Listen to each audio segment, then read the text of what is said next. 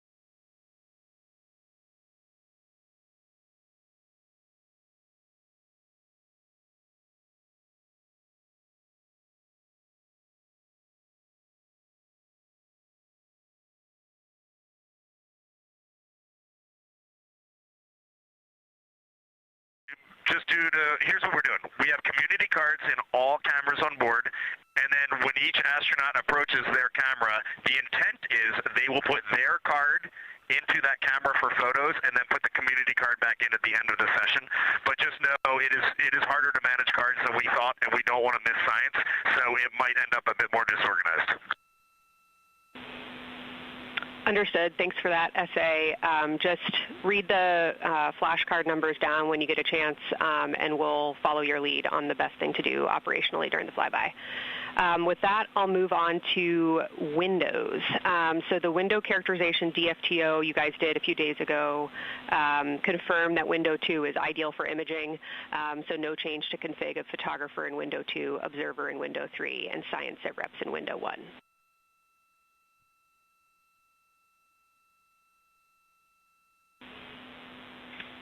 Coming up on a handover. Be back. Hang on, Kelsey. The way we have it configured, tell us if this is going to be wrong. Window 2 is the long lens with a shroud. Window. As you heard, science officer called to the crew. We are now in a handover time period. We will regain communications with the crew very shortly. These are tracked. And we are currently on the Deep Space Network.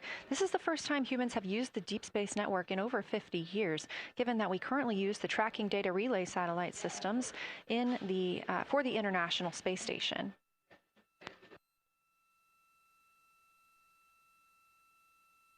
This view from Artemis Mission Control on the right is Kelsey Young. That's who you hear speaking with the crew. Young is the Artemis Science Flight Operations Lead, and we also look forward to speaking with her here today.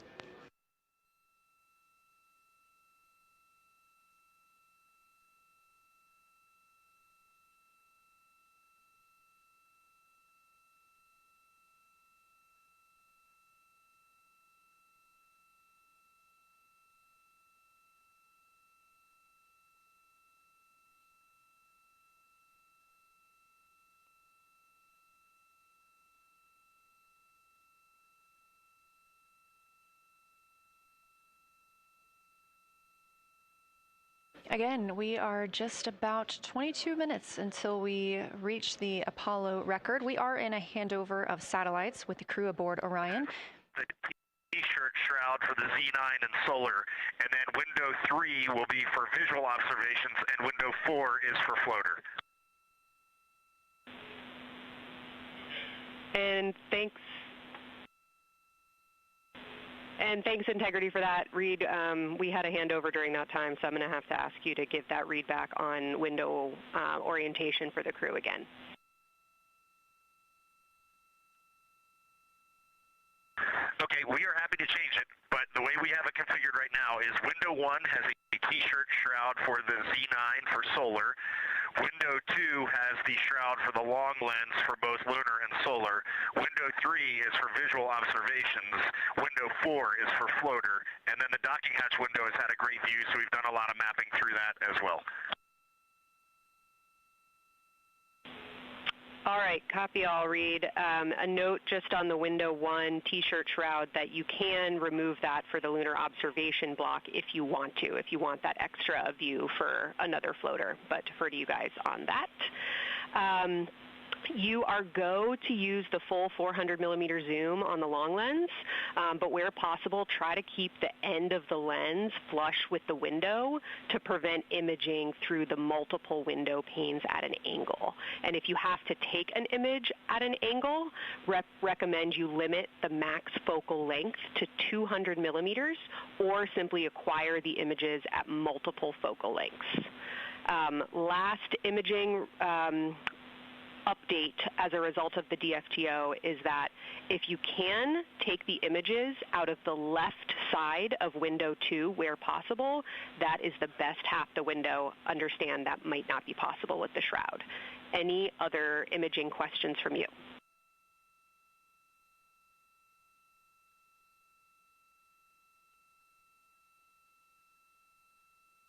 Okay, copy that. Okay, last couple reminders. Don't forget the ability to take the WAV files to tag imagery that you are wanting to follow up on using the FN3 button on your camera. And then a couple quick notes on your LTP. We have refined your precise flyby timing since generating the LTP. Optimus has the correct timing for the LOS and AOS, but the LTP identifiers for LOS and AOS are roughly 2 minutes later than they will be in reality. Final LTP timing update is that the green line on your LTP should start automatically 45 minutes before the flyby.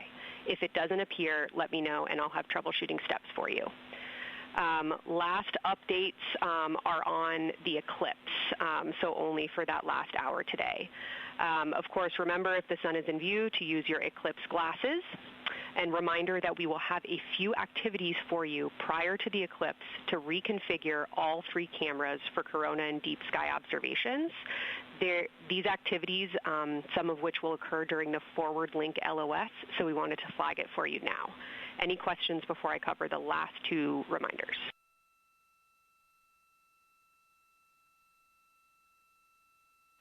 No, we have no questions on that.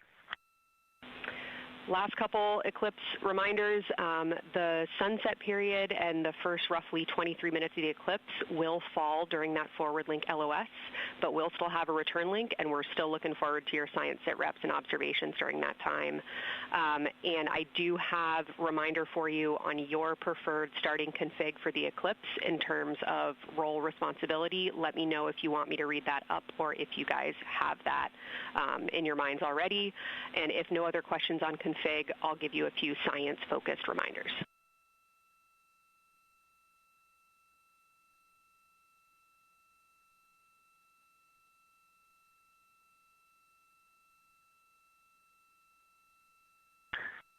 Give us a quick high level, but we see it in Optimus, and I think we got it squared away. But give us your quick Kelsey high level. Okay.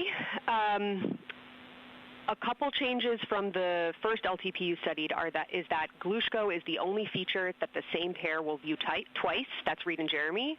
That's why that's the only target you see that is marked as 1 of 1 and 1 of 2 and 2 of 2. So Ohm and Oriental are in there twice, but they're by different pairs, which is why you don't see them marked accordingly. A note from feedback on your observations so far over the last couple days, a reminder that if you note structure and texture as well as color and albedo, please note any correlation between the 2, and also a reminder that negative observations are still valuable science. So a lack of color or a lack of structure associated with color is also valuable. A reminder also that your observations so far indicate it will likely take some time for your eyes to adjust. We especially heard that around your Terminator observations and your color observations. So reminder to know that your eye adaptation is going to kind of come in throughout your shift, and let us know when you start to see that nuance. Last reminder is around Earthset and Earthrise. When you're viewing us back here at home, you'll be looking directly at Asia, Africa, and Oceania. So I'm sure people watching from those places here on Earth will want to give you all a wave as you take their picture. Any other questions for me?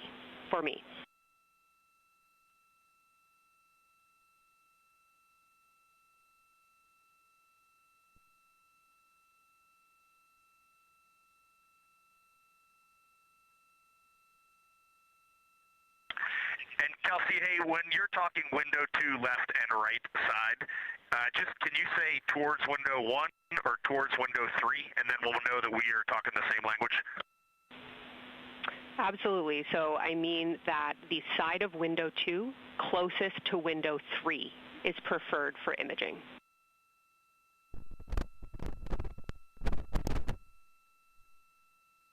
Okay, the side of window 2 closest to window 3 is preferred for recording. Stand by, we'll talk to the crew.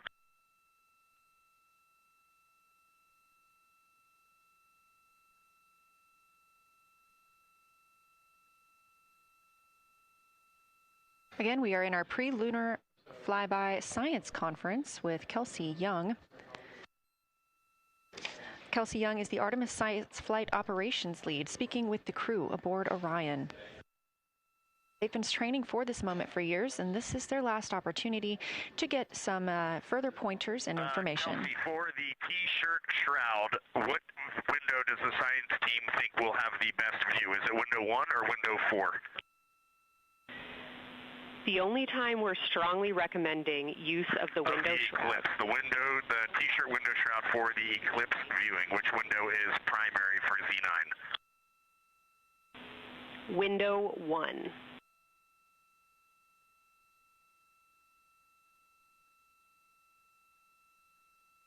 Okay, awesome. So we have got that all set up. And just to be 100% sure, window 1 is the most port window by the food warmer.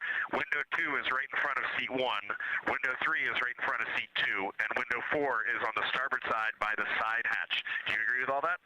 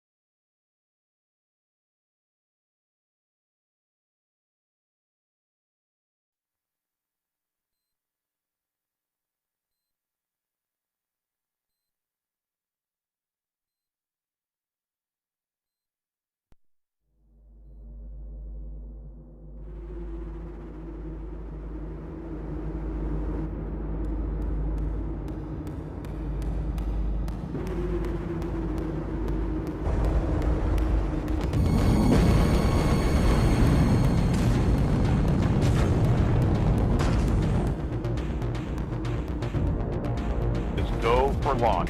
Full.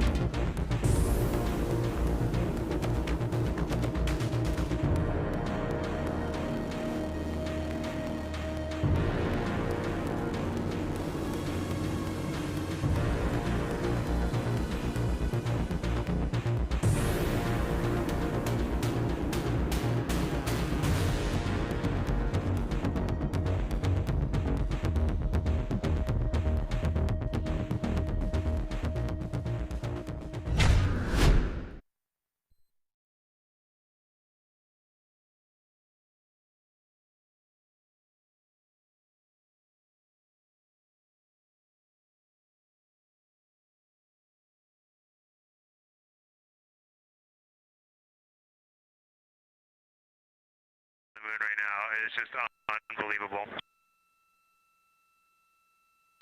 Kelsey, and to the whole Lunar Science team, all of you, all the work you put into this, we're just grateful. Can't wait to get going. And thank you for the tipper, for Carol Crater, and for Integrity. We can see them, and we've imaged them, and can even see with the naked eye. Quite impressive. Thank you so much. Beautiful words, you guys. Thanks so much. And I got video of the science team right now, and they are all absolutely buzzing. Looking forward to today.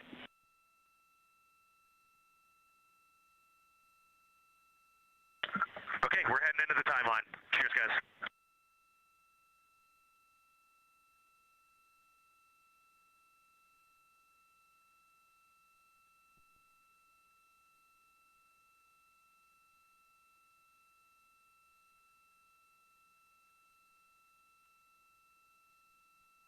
Of the pre-lunar flyby science conference with Dr. Kelsey Young.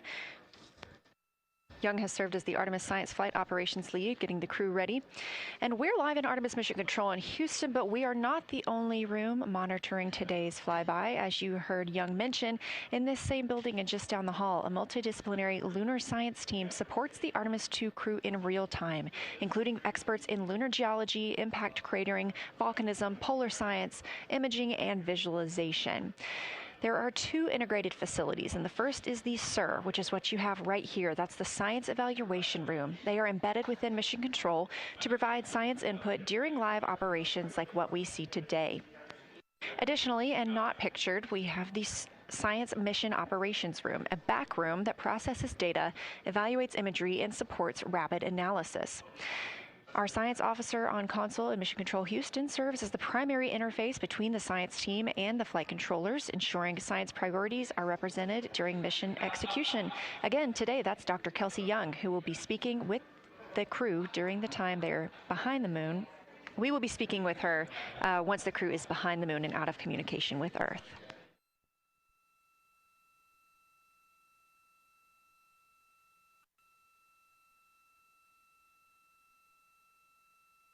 Back inside the Orion spacecraft on your left, closest to the camera, NASA astronaut Christina Cook. To her left, NASA astronaut Reid Wiseman. To his left, Canadian Space Agency astronaut Jeremy Hansen. And all the way in the back, NASA astronaut Victor Glover, our Artemis II crew.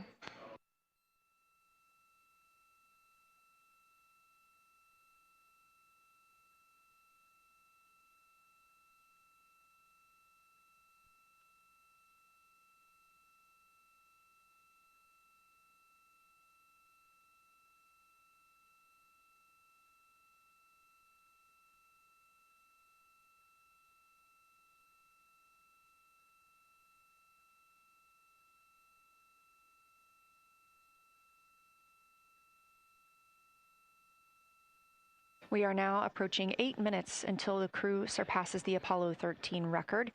Currently 12,599 miles away from the moon, 248,507 miles away from Earth.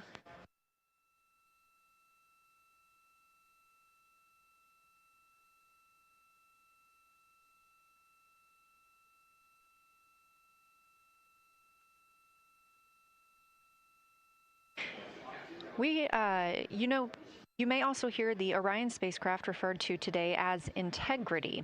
This was named by the Artemis II crew. It is Integrity crew. We have Reid's family in the viewing gallery. You're welcome to say hello.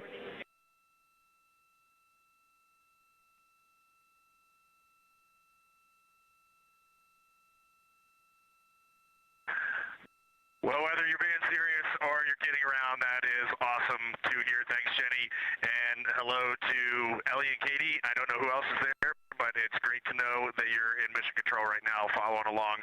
We are having a blast up here, and the view of the moon is absolutely amazing.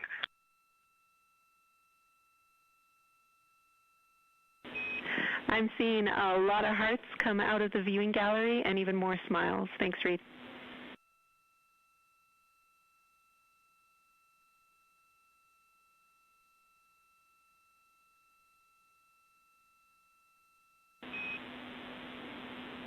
Copy heart, copy bracelet.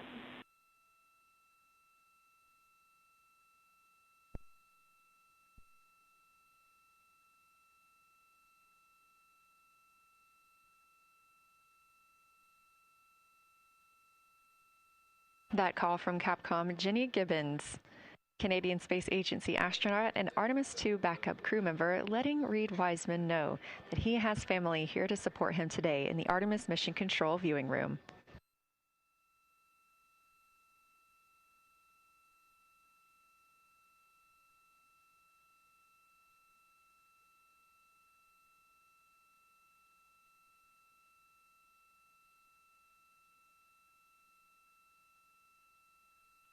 As I was mentioning, we have the Orion spacecraft flying today. However, the Artemis crew members named their Orion spacecraft Integrity, so you will hear calls to this entire crew with the name Integrity. They say that the name Integrity embodies the foundation of trust, respect, candor, and humility across the crew and the many engineers, technicians, scientists, planners, and dreamers required for mission success.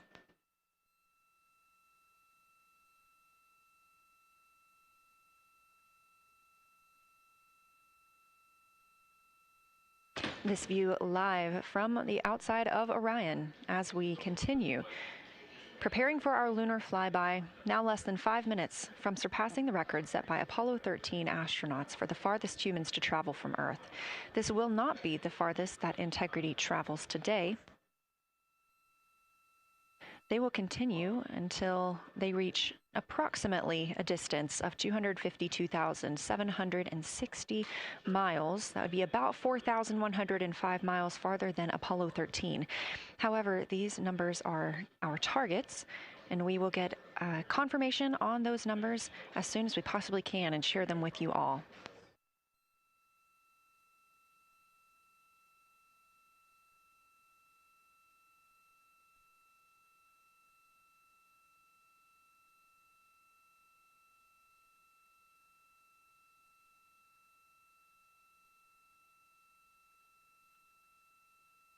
We've talked a little bit about what to expect from the crew, whether that's taking photos or making audio recordings.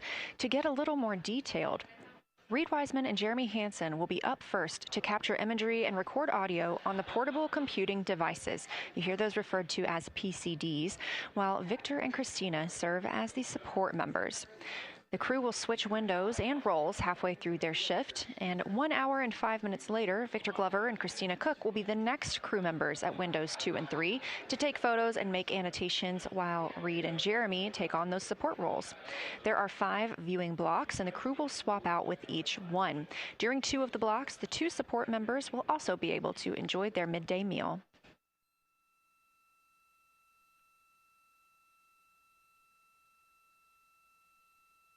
At least 3 times per block is a science sit rep. Again, situational report. This is partially an operational status, reporting back if they missed any targets or gotten any specific ones, if they have issues with their camera or any other operational items. The other part is an actual description of the moon.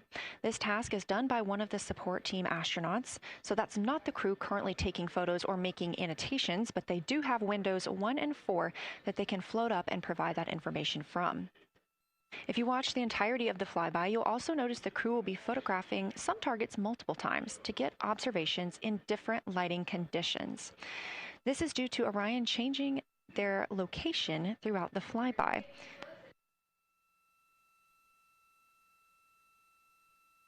What this crew will be able to capture in a couple of hours of the same targets in different lighting would take orbiters years to do because of solar and spacecraft positioning. This crew has studied the moon extensively, and they're also familiar with what the science team calls the Big 15. These are 15 features that they've memorized, so at any time, they'll be able to see 5 of those and help orient themselves and where they are around the moon. Those targets are diverse and complex in their geologic history, and observations of them could help answer some big picture science questions.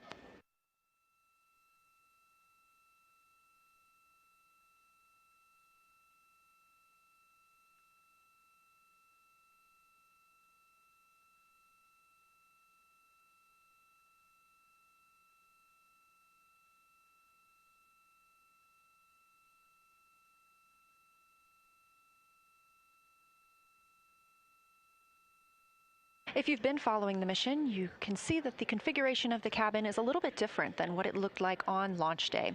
After ascent, the crew were allowed to reconfigure their spacecraft, and you can see that they've taken down seats. They have also taken away footrests. This gives them more opportunity to move about the spacecraft.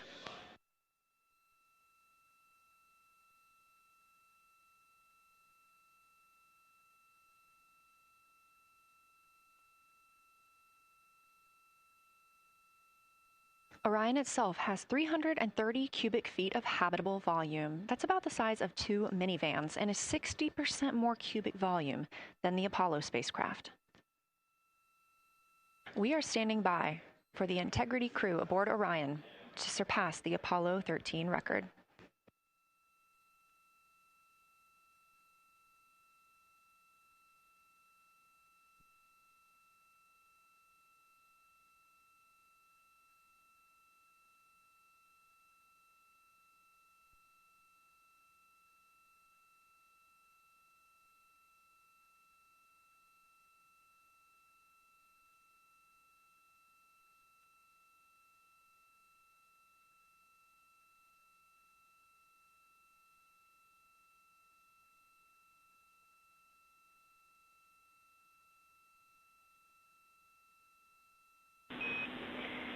Integrity crew, on April 15, 1970, during the Apollo 13 mission, 3 explorers set the record for the farthest distance humans have ever traveled from our home planet. At that time, over 55 years ago, Lovell, Swigert, and Hayes flew 248,655 statute miles away from Earth. Today, for all humanity, you're pushing beyond that frontier. Integrity, over to you.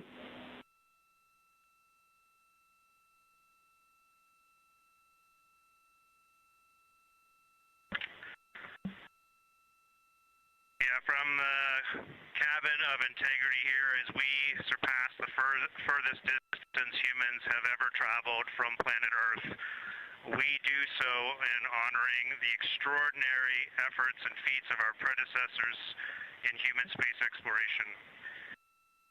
We will continue our journey even further into space before Mother Earth succeeds in pulling us back to everything that we hold dear. But we most importantly choose this moment to challenge this generation and the next to make sure this record is not long-lived.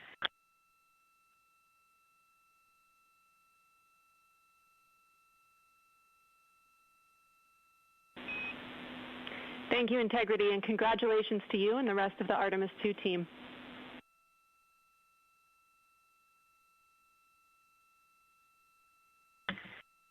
Thank you, Houston. We have a couple more things we'd like to take this moment for. Our science team helped us out with a couple of relatively fresh craters on the moon that have not been previously named, and our crew would like to propose a couple of potential names for those items or those areas. And we spent a bit of time this morning looking out the window, and we're able to see them now both with our naked eye and through the long lens, and so we feel this is a good time to send this down, and a special shout out to Kelsey for helping us with this. The first one we'd like to suggest is a named crater in honor of our great spacecraft Integrity. And so if you were to look at Oriental on the far side and then draw a line straight up to Ohm on the far side, relatively in the middle is an unnamed crater, and we would like to suggest it be called Integrity in the future. And the second one, and especially meaningful for this crew, is a number of years ago we started this journey in our close-knit astronaut family, and we lost a loved one. And there's a feature in a really neat place on the moon, and it is on the near side, far side boundary. In fact, it's just on the near side of that boundary, and so at certain times of the moon's transit around Earth, we will be able to see this from Earth.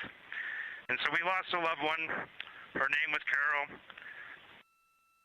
the spouse of Reed, the mother of Katie and Ellie. And if you want to find this one, you look at Glushko, and it's just to the northwest of that, at the same latitude as Ohm, and it's a bright spot on the moon. And we would like to call it Carol, and you spell that C-A-R-R-O-L-L.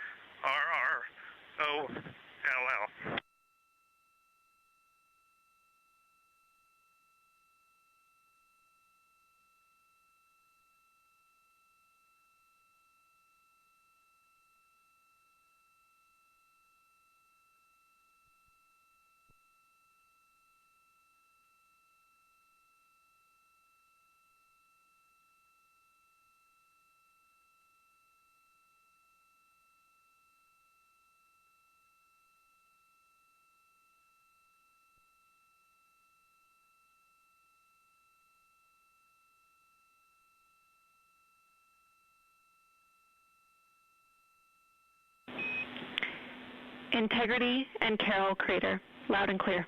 Thank you.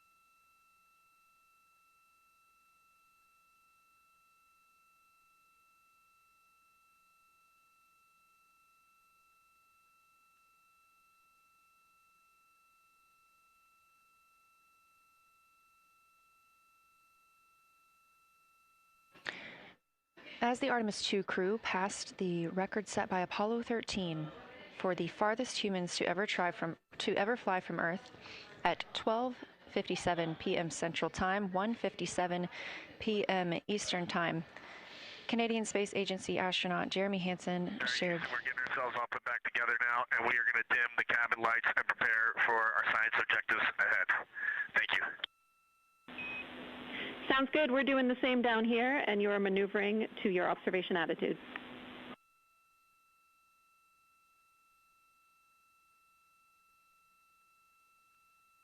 As we pass that Apollo 13 record of the furthest humans to ever fly from Earth at 12:57 p.m. Central Time, 1:57 p.m. Eastern Time, the Artemis II crew shared some poignant words, specifically Canadian Space Agency astronaut Jeremy Hansen. The crew also called down 2 craters not yet named that they would like to name. One, Integrity, in honor of their spacecraft, which they have named. That's near the Ohm crater. Another near Glushko, which is a bright spot, named Carol, in memory of Reed Wiseman's wife.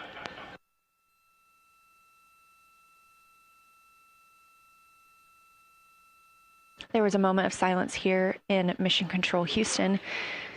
And now the team and the Artemis II crew are ready to begin their lunar flyby.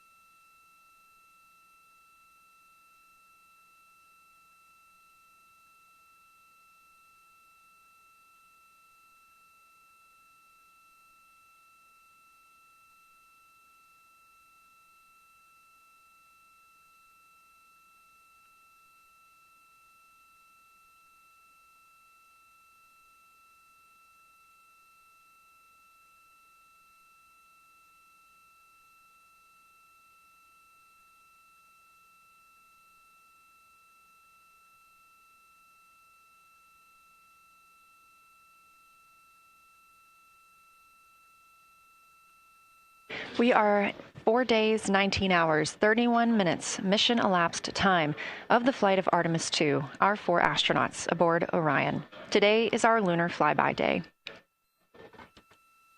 The spacecraft is currently about 12,000 miles away from the moon, and you can keep up with the distance from Orion to the moon and Earth by visiting nasa.gov/trackartemis, or you can just stay with us here because we're going to be telling you throughout the day. They are currently 248,834 miles away from planet Earth.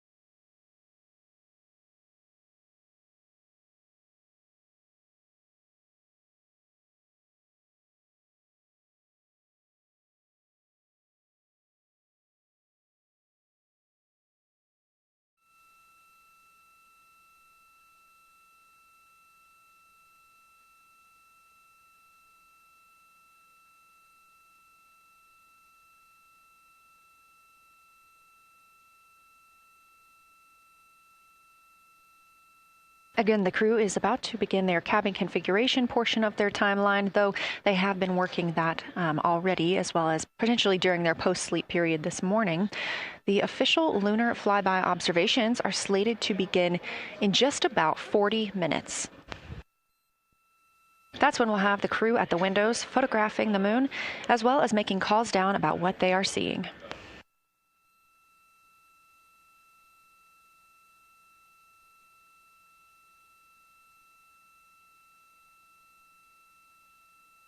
Again, we are live here in Artemis Mission Control for the duration of the flyby. Currently, the Orbit 1 flight control team is on console. This room is staffed 24/7 from the time before the astronauts step foot on the rocket until the time they splash down and are safely recovered in the Pacific Ocean on flight day 10.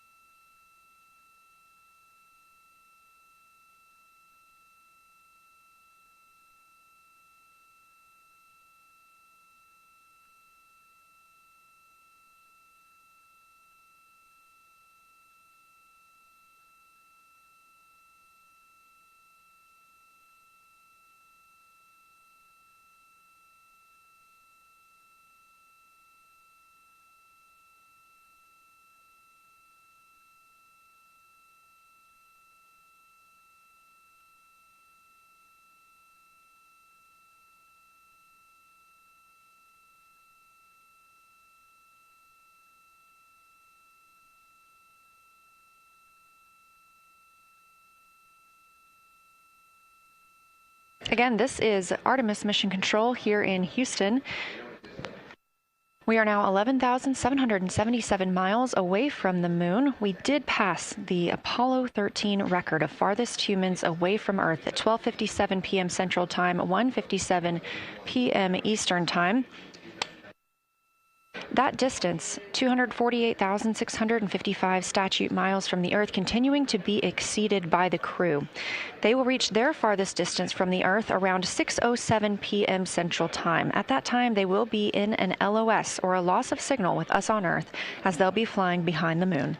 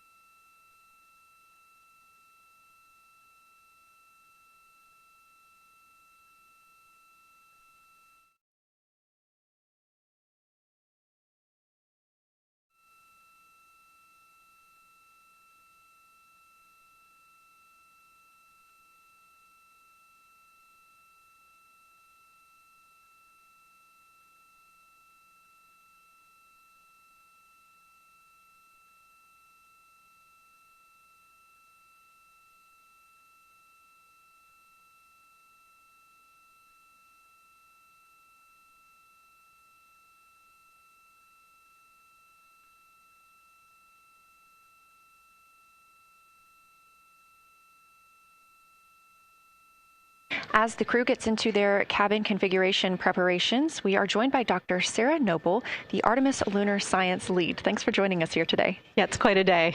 Yeah, we are very excited. I can only imagine how you guys are doing over there. So tell me a little bit about yourself and what your role is for Artemis II. Sure. So I'm the Artemis Lunar Science Lead, so over the entire campaign, and my job is basically to make sure that as we have this big adventure back to the moon, we actually learn new things about the moon. Fascinating. So why is the moon such an important destination today? Yeah, so the moon is a pretty amazing place. It is a great place to learn about basic fundamental processes that happen on like all the planets, like cratering and volcanology, and also it is part of our Earth-Moon system, and the Earth recycles its rocks pretty well, right, through plate tectonics and weathering and whatever. Most of the rocks on the Earth are geologically young, but on the moon we have the entire record that goes back 4.5 billion years since we formed. And so if we really want to learn about what was happening in that period, like the moon is really the only place we can go. We're also thinking about going back to the moon, and we want to go to the lunar South Pole. So what makes that such an interesting destination? Yeah, the South Pole is cool, right? It's far away from the places we went during Apollo. It's different kinds of rocks there, some of the oldest rocks on the moon. It's also a place where we think there might be resources like water. There are craters that really never can see the sun because of the low sun angles there, and they get very cold. And we think that water and other things can build up in those craters, and so we're very interested to see what that might do for us. I'm very interested as well. So for some of our viewers who might be new to this, what does lunar science look like during an Artemis mission?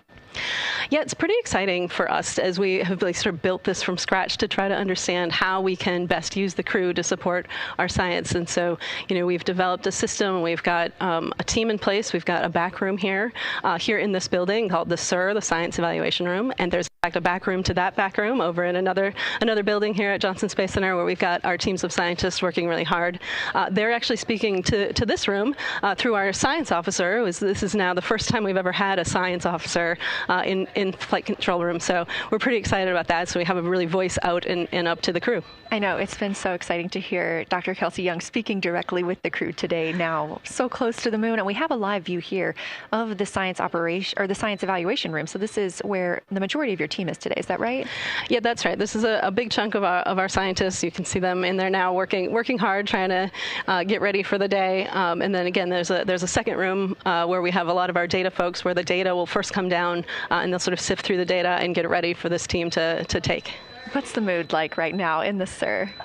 It is, I would say, giddy. I think we've worked very hard for this. They have done simulation after simulation. They have worked really hard over the last couple of years to get ready for this moment, and I think everybody's just really excited to see. Even already we've had some descriptions from the crew coming down, and it's so great to see their joy and our joy, our love for the moon come through. Yes, we are in for a real treat today if it's been anything like their observations the past couple of days. So how are the lunar science teams using this test flight to prepare for future missions to the moon? Yeah, absolutely. This is the way that we are building our foundation for the future, from everything from, how do you train a crew to be a geologist, right? And so, working through that, getting them classroom training, field training, building the science team, building these physical rooms that we are in, designing the software that the teams are using, and then, figuring out what happens to that data. They're going to take this data and it's going to come down, and how do we get it out to not only our team, but out to the world and the rest of the science community. Yeah, that's a great point, because when you hear these crew members talk, you would never know that they're not geologists. Your team has trained them so well. They have been very good students.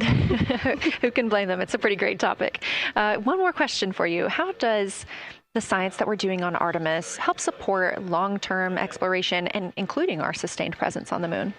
Yeah, you know what? We have a saying in the Science Mission Directorate that science enables exploration and exploration enables science, right? So you need the scientists, because we are the ones who are the experts in, landing site and doing analysis of landing site and making sure we can find a good place to land, to understanding the properties of the soil so we can, design our systems to manage that, understanding the radiation environment, keeping our astronauts safe, all of these things, right? But, in return, you provide us with opportunities where now we're going to be able to collect this data and collect samples and deploy our instruments and all of that. So it's a symbiotic relationship. That makes perfect sense. Well, Dr. Sarah Noble, Artemis Lunar Science Lead, thank you so much for joining us here today. Best of luck to you and your team, and I hope that you get to enjoy today too.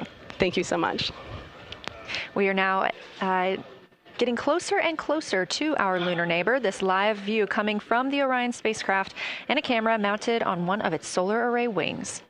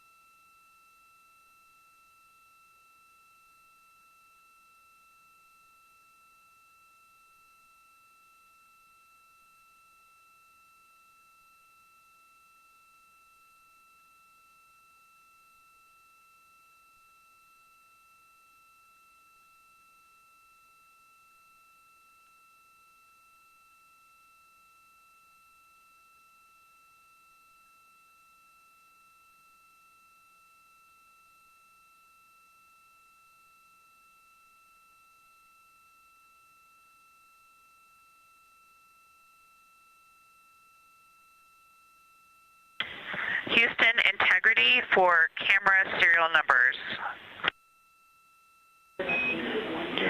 Ready to copy.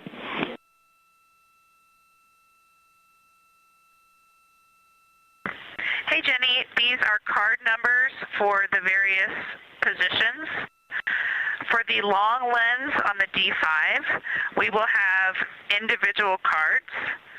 Victor's 1008, Jeremy 1019, Reed 1012, myself 1015. For the Z9, we will have one card that is dedicated for today, serial number 1007. For the cabin camera D5, we will have one dedicated card for today, serial number 1022. Down some of the cameras that they will be using today.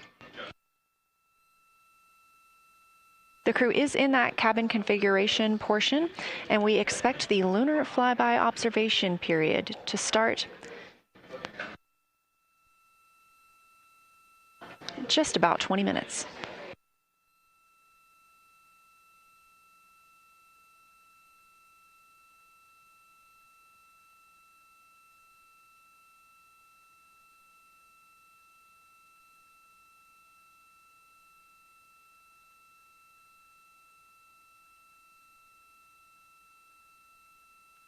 Checking in on Orion's distance and speed, they are currently traveling 1,071 miles per hour, 249,159 miles away from Earth, 11,293 miles away from the moon, and continuing to grow closer.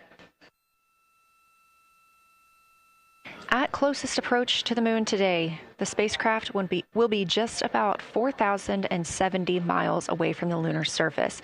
This will be during our loss of signal with the crew as they travel behind the moon, and we will await their return to get the official number for you for how close they come to our lunar neighbor.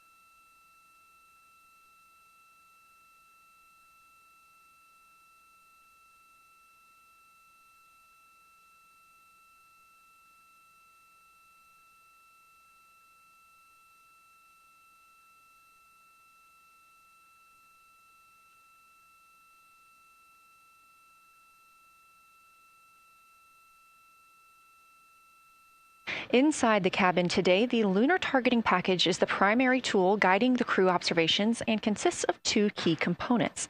The lunar geography review helped the astronauts study major lunar features in advance and help learn how to orient themselves during the flyby. Because, of course, the moon is not actually labeled like it appears here when we look at this map. The lunar targeting plan provides a detailed timeline of observation targets, background science context, and specific instructions for the pictures the crew should take, as well as the verbal descriptions that will be helpful to the science team reviewing them later. This is a screenshot from their lunar targeting package, and a screenshot specifically of that lunar... Integrity for attitude. Go ahead.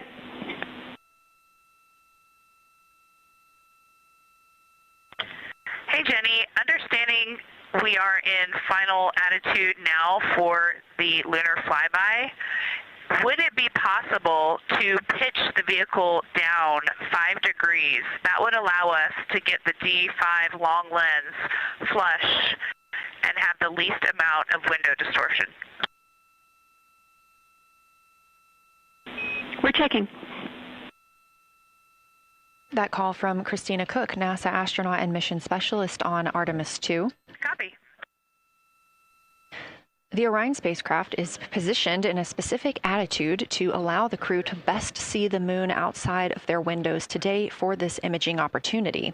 That call was a request for a potential attitude shift just slightly, another 5 degrees, to give them a better view and to give them a better opportunity to use their long lens camera. They'll also be using that lunar targeting package we were discussing. I am following along with that real time, so I'll be able to share with you exactly what targets the crew is looking at and when. They also trained with a lunar science passport. It's a little reference guide used on Earth to reinforce recognition of key lunar features. It is not on the flight, but it was a significant study tool for the crew to get them ready for launch. The apparent size of the moon will change throughout the flyby, and it'll appear roughly like a basketball held at arm's length at the crew's closest approach. That reinforces the need for careful planning and practiced observation techniques.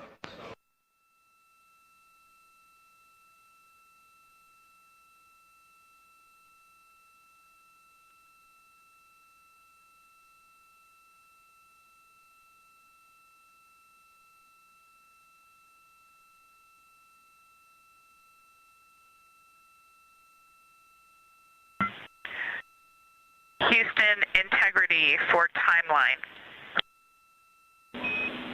Go ahead.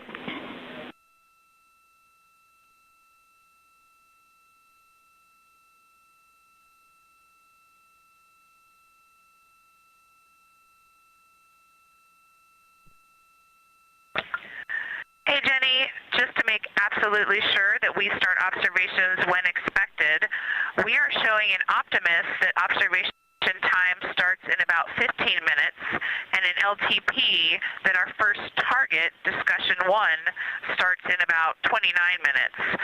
Can you confirm you'd like us to start discussion 1 in 29 minutes at 1900 GMT?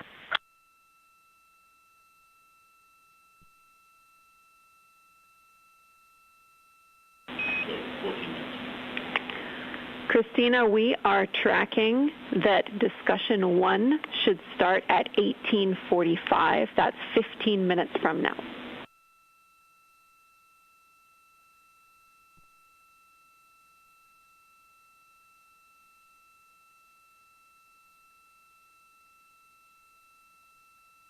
Okay, copy all. It may be a granularity issue with LTP, but understand that we start that observation in 15 minutes, and I bet when we get there, the green line in LTP will match the start of the white band for discussion 1.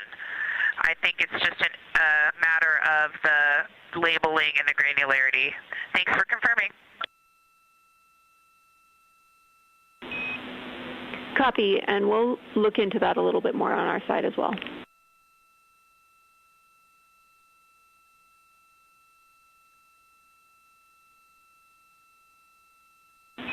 Christina, can you verify for us that your green line is moving on the timeline page of your LTP?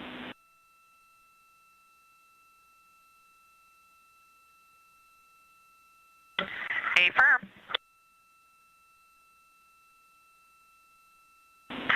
Jenny, I do think we're good. Looking closer, I see the labels are just not aligned with start or end times of the white visible bands. It fully makes sense now, so I think we are all set. We'll look forward to starting some observations in about 13 minutes. Copy. Thanks, Christina.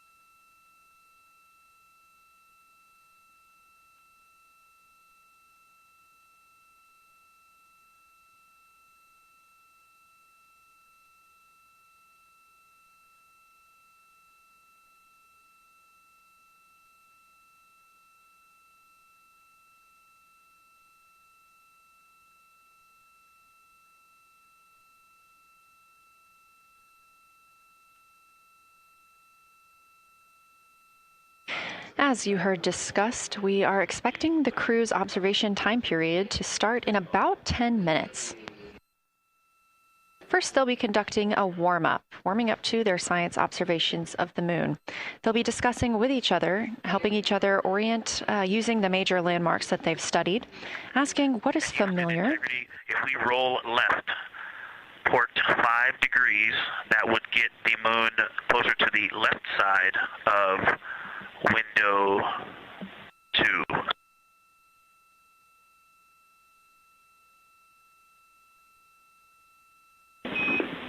Copy, Victor. We'd like to know if it's pitch and roll or one or the other.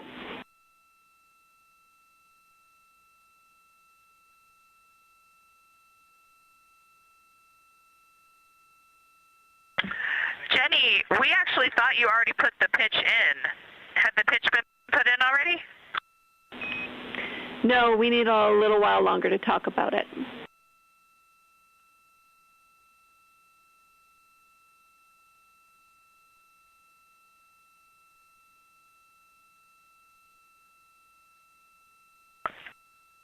So, Jenny, I guess what's happening is just as our orbit's changing, where it is in the window is changing, so maybe these fancy little adjustments aren't worth it. It's going to continue to move in the window. Or is the spacecraft going to keep the moon at the same point of the window if we adjust the attitude? I assume the previous.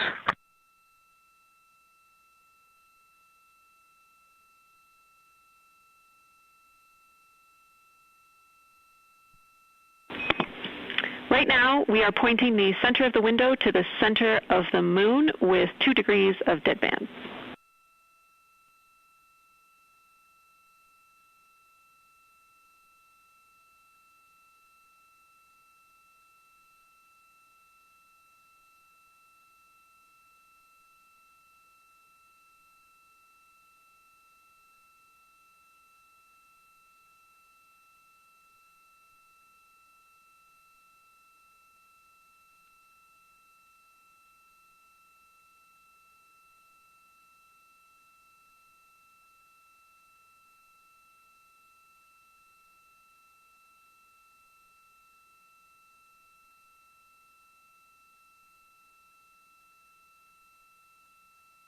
The conversation you hear happening now between the astronauts aboard Orion and Artemis Mission Control here at Johnson Space Center in Houston, Texas. They are in the center of your screen, seated at the Capcom, or Capsule Communicator Console.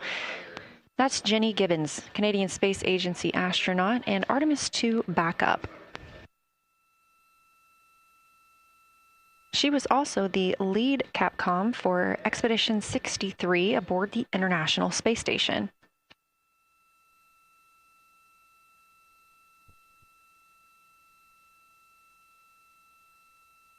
The crew is requesting some attitude changes to the spacecraft to allow them to better image the moon, our priority for today.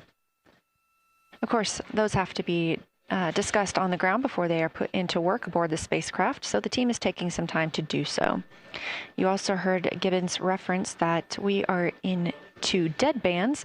Dead bands are essentially keeping us in the lane in which we're traveling. If you're familiar with lane assist in your car, very similar in this case.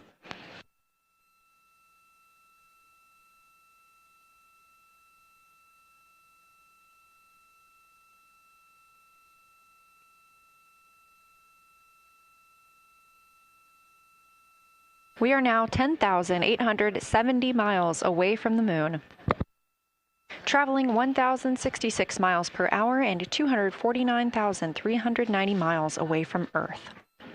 Again, we recently surpassed the Apollo 13 distance record of farthest humans have ever traveled. And upon calling down some words during that milestone, Canadian Space Agency astronaut Jeremy Hansen noting that he hopes that this record that they are setting today is soon broken by future explorers.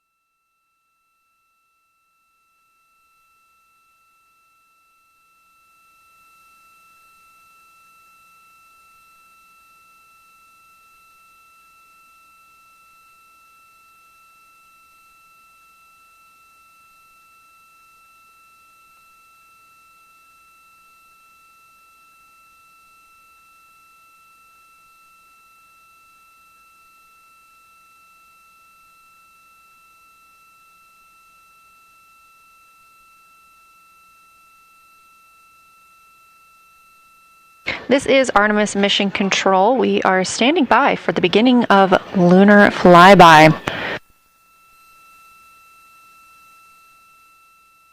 Expecting that to start in just a few minutes when the crew will begin a warm-up discussion, preparing for the day.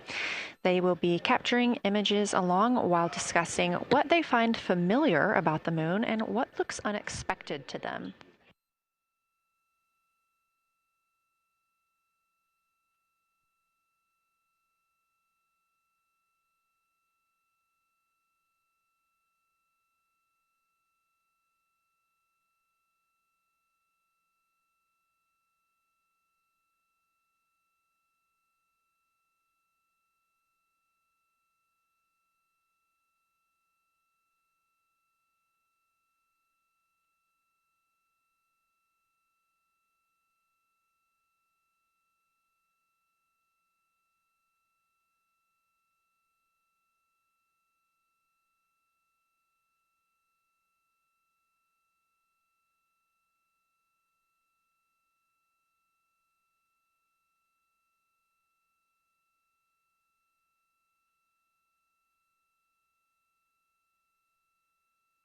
Again, just minutes away from the official start of lunar flyby, or when it is timelined for the crew. We are currently 10,726 miles away from the moon. This view on the left side of your screen coming from the camera on one of Orion's solar arrays.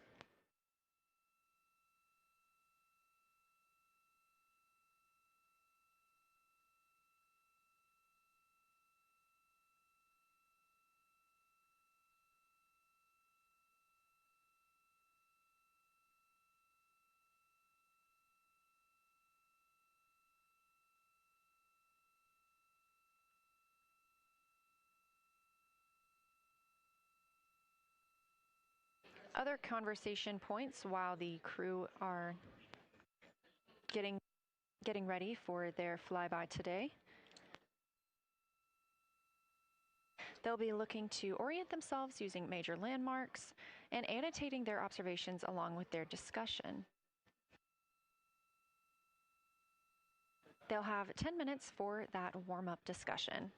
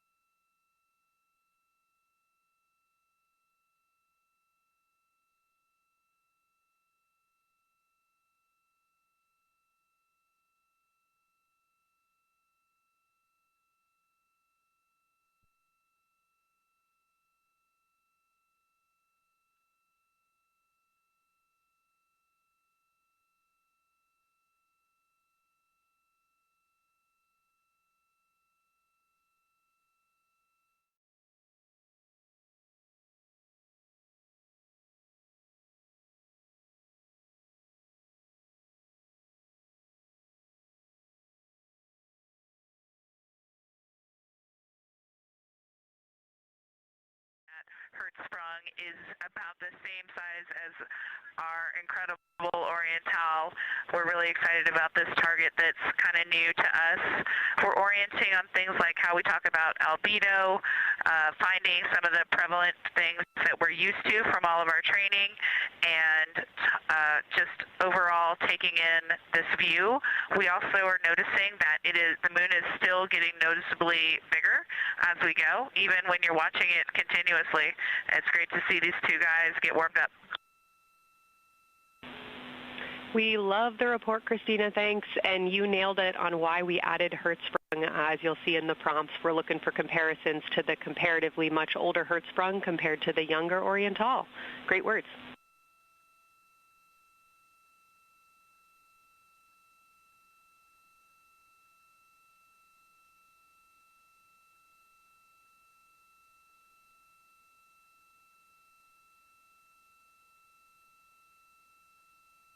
This is Artemis Mission Control. That was the voice of Dr. Kelsey Young speaking with the astronauts aboard Orion as they begin their observation period and lunar flyby. NASA astronaut Christina Cook reporting their view of Hertzsprung Basin. The team here is looking for centered images of the basin at a full zoom, and they're hoping that the astronauts can image and describe the inner and outer rings. This is considered a degraded basin with a floor, rings, and ejecta compared to a younger Oriental basin.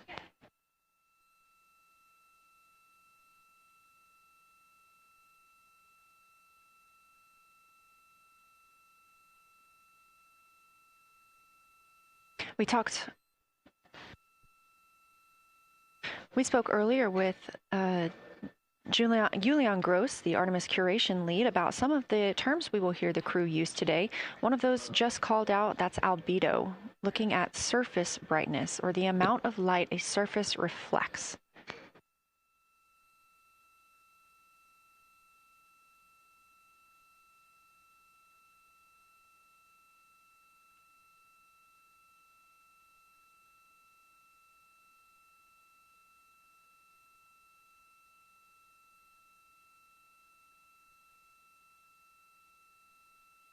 A few more terms that we hope to hear today during the crew's sit-reps or situation reports include embaying. This refers to one feature that surrounds another. That usually is a higher relief feature.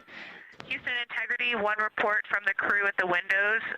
We can actually see the moon and Earth at the same time right now. It's interesting because the Earth looks way brighter, so the Earth itself seems to have a much higher albedo than the moon. We think this is independent of our eyes focusing because, of course, the Earth is much smaller than the moon in our view, so you could think that your eyes focus for the darker sky, and that means that it only has apparent brightness more than the moon, but since we're seeing both in the same view, we do think that this can be inferred as the Earth as a whole has a higher albedo.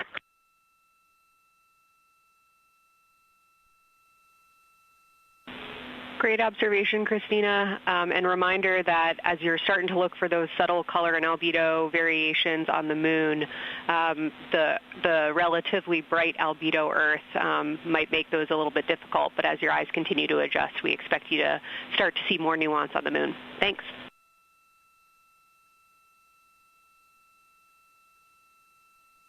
Great call. Thanks for the reminder. We're all going to be experts in lunar terminology by the end of the day. Another one we expect to hear is mare. These are dark regions paved or filled by volcanic deposits. You also can hear them called seas, oceans, lakes, or marshes, or other bodies of water.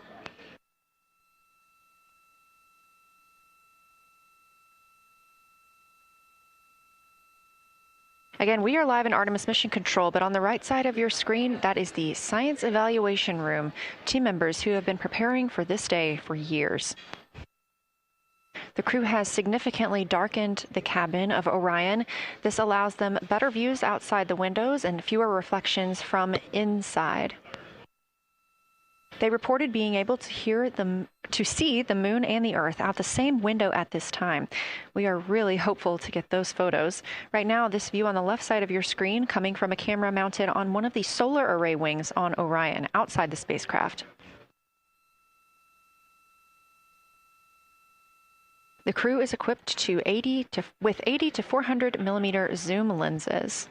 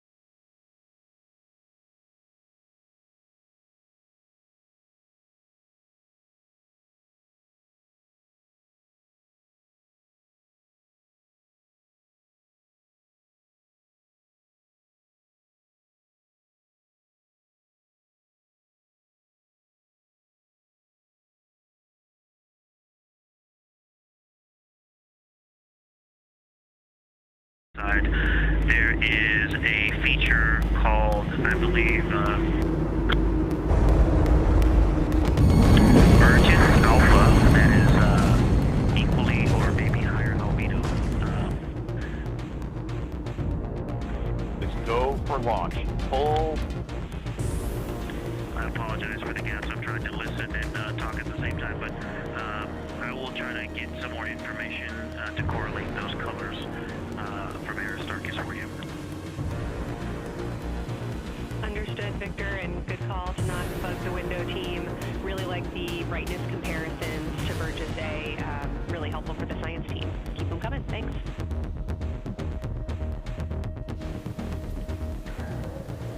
¿Listo?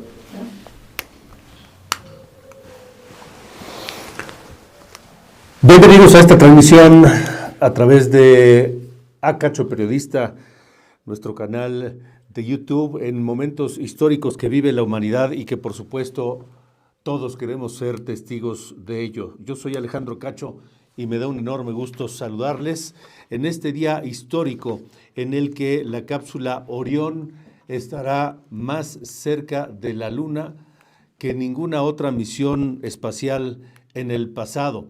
Solamente hubo una ocasión en que el ser humano logró estar tan lejos de la Tierra y fue en 1972, cuando por un accidente realmente la tripulación de aquel Apolo, les repito, en 1972 el Apolo 13 llegó a una distancia casi tan lejana como la que vive hoy el Orión con esta misión, el Artemis II.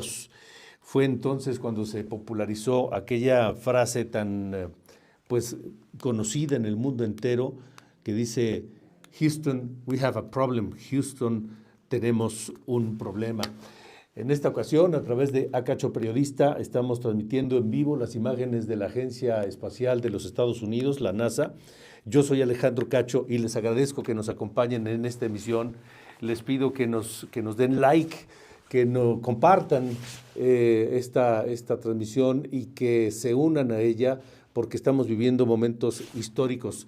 Y ya de paso que se suscriban a este canal para estar en contacto permanente y en donde estaremos ya pronto transmitiendo distintos contenidos para que ustedes nos acompañen y formen la comunidad de YouTube de Cacho Periodista. Lo que estamos viendo son los momentos en los que la cápsula Orión, que es la parte, digamos, habitable de la misión Artemis II, tripulada por Reid Wiseman, por Victor Glover, por Christina Koch y Jeremy Hansen, llevan a cabo el momento culminante de su misión, que es el momento en el que están haciendo el sobrevuelo lunar. Desde hace cosa de un par de horas, la nave Orión, la cápsula Orión, ya entró en la órbita lunar, ya se encuentra en la órbita lunar, recorriendo nuestro satélite natural y se acercan a la superficie de la Luna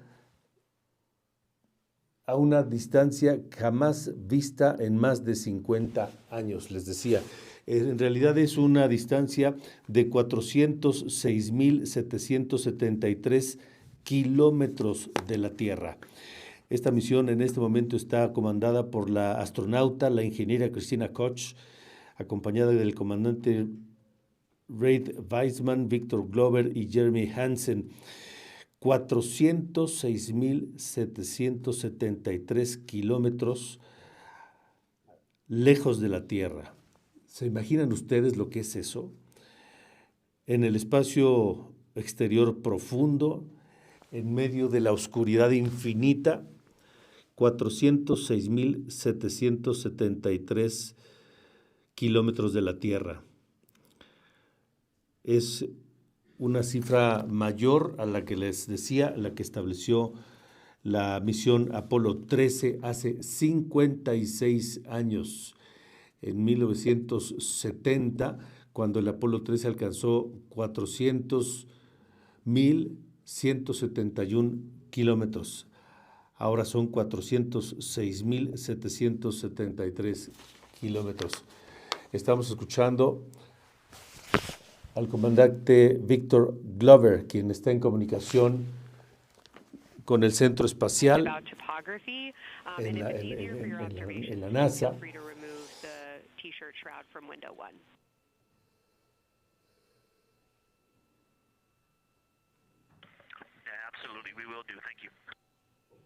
Y están en esta comunicación los tripulantes de la nave Orión, hablando con el Centro Espacial de cómo van a llevar a cabo esta serie de captura de imágenes, de fotografías de la NASA, que por cierto, les debo decir, vivirá un momento extraordinario, pero al mismo tiempo aterrador.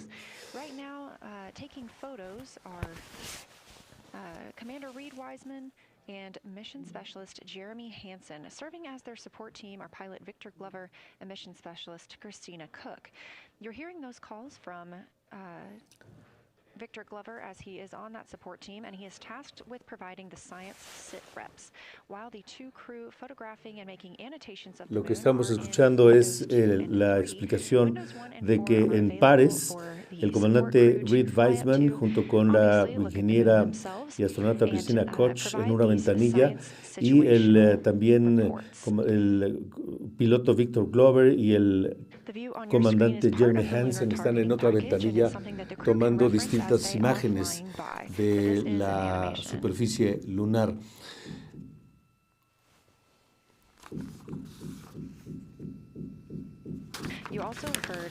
Y están tomando, déjenme decirles que están tomando estas imágenes, fotografías con 32 cámaras y dispositivos que llevan a bordo de la nave Orión, de la cápsula Orión, y entre esos dispositivos hay dos iPhone 17 Pro Max. Como dato curioso, entre los 32 cámaras y dispositivos que llevan los integrantes del Orión, de la nave Orión, son 32 cámaras y dispositivos, y de ellos hay dos iPhone 17 Pro Max. Pero aún así, la NASA, los científicos de la NASA, han dicho que la mejor manera de observar y de apreciar la superficie lunar es a través del ojo humano, porque el ojo humano y el cerebro son particularmente sensibles. A pesar de todos los avances de la tecnología, de la óptica, ninguna lente, ningún telescopio ha logrado imitar la sensibilidad que tiene el ojo humano y la sensibilidad que tiene también el cerebro humano, que son capaces de ver no solamente una gama mucho mayor de colores, de tonalidades, sino también de texturas y de muchas otras características en la superficie lunar, por lo que esta observación que llevan a cabo en este momento la tripulación del Orión es muy importante, porque pueden aportar detalles que escapan a la capacidad de las cámaras, de los telescopios, de los lentes o de las lentes. Official numbers once that closest approach has been reached.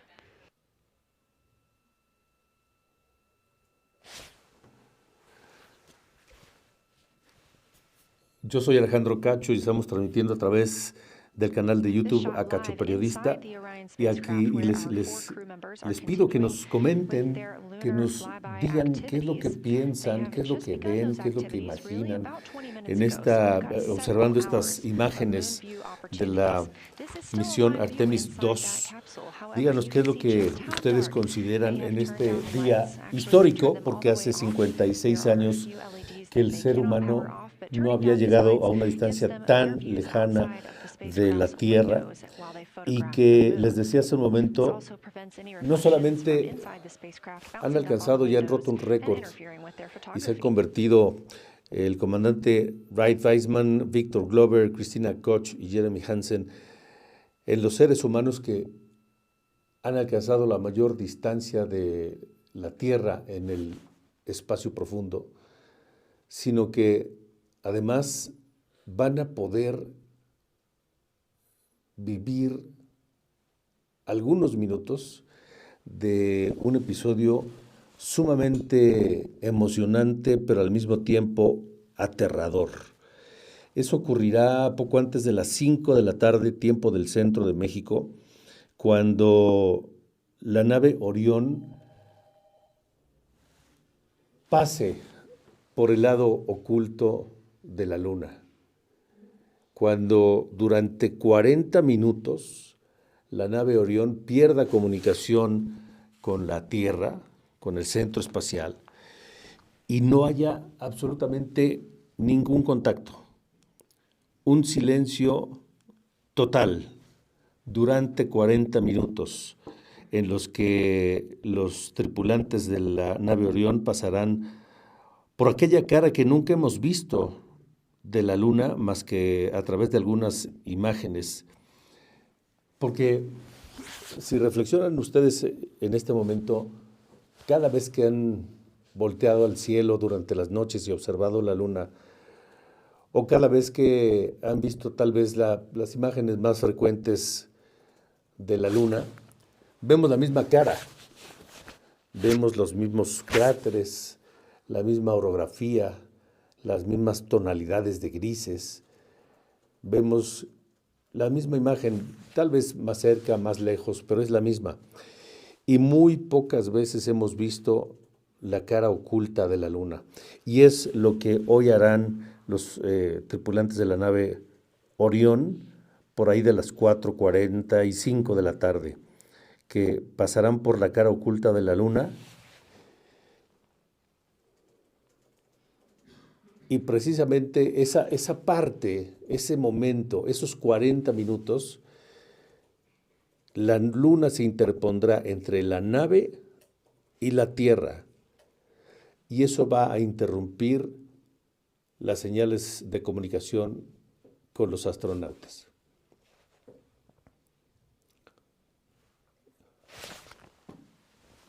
En este momento están explicando a través de la transmisión de la NASA que los tripulantes están haciendo observaciones físicas a través de sus ojos, además de estar tomando fotografías, por supuesto, y al mismo tiempo están haciendo grabaciones de audio sobre sus impresiones.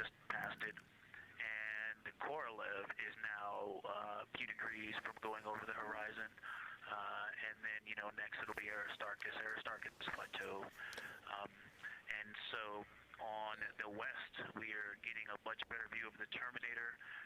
Looks like we have about 80% illumination of the moon. And Vavilov and one Vavilov diameter to the west is where the Terminator is. Y es lo que estamos escuchando justo en este momento. Uno de los tripulantes está describiendo lo que ve, cómo la superficie lunar tiene un 80% de iluminación solar.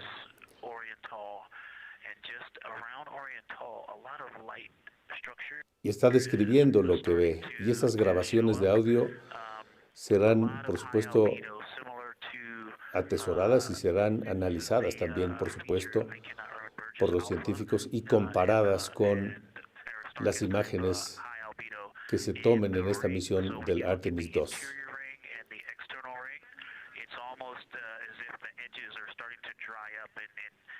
White. If it was something that was wet and got dry, the edges would be the part to dry first. You just kind of outline all the topography in the interior of that wall is like it was dusted with chalk or started to dry, or maybe dusted with snow. If this was the Earth, I would say there was snow dumped on some of the ridges on the interior of the rings. El comandante está tratando de explicar las distintas tonalidades y que si se ven dunas, si se ve polvo lunar y por supuesto lo que ve en los cráteres. como dato adicional, esta tripulación del Artemis II bautizó a un punto lunar de la superficie de la Luna, un punto específico muy brillante. Lo bautizó en honor a la esposa del comandante Reid Weissman, la señora Carol Weissman, quien muriera recientemente, y en honor de ella ha sido bautizado ese punto brillante de la superficie lunar.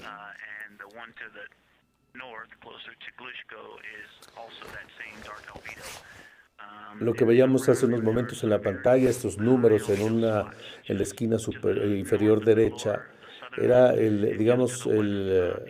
la línea de tiempo de la misión. Hasta este momento han transcurrido 4 días con 20 horas y algunos minutos desde que despegó del Centro Espacial Kennedy en la Florida, el Artemis II, y está llegando en este momento a su punto culminante, a su punto más importante, al punto en el que alcanzaron ya la distancia más grande que ningún ser humano había logrado desde la superficie de la Tierra.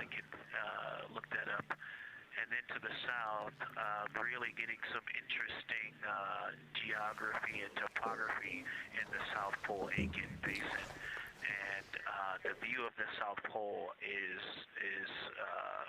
quite amazing. We've got some Terminator there, as well as the limb view, and there is a very distinct crater right at the South Pole. And I'm going to go look up, I don't believe that is Aiken, but I'm going to go look up the name of that one because it's also giving a lot of good topography due to the shadows that I'm seeing. But that's, I was trying to bound the view that I'm seeing for you and got distracted by all of these interesting albedo variations that are popping up in the interior. But that's the view that we see just a Vavilov diameter to the west beyond is where the Terminator is. Just beyond, I think Copernicus is the easternmost feature that we can see. A very nice ringed, very nice structure crater to the north with a great high albedo central uplift to the north, and the south is dotted by a very characteristic crater with a lot of terrain, shadow features, and I will go try to find some landmarks to put names with those. Any questions for the observation team?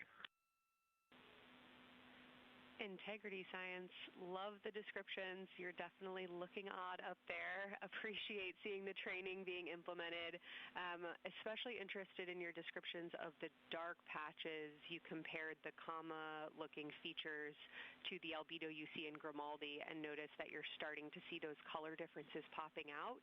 Any observations you want to make, especially when you get on, the PCD in a little bit, would really help us tease out the differences in those dark mare deposits. Great description, Victor. Keep them coming.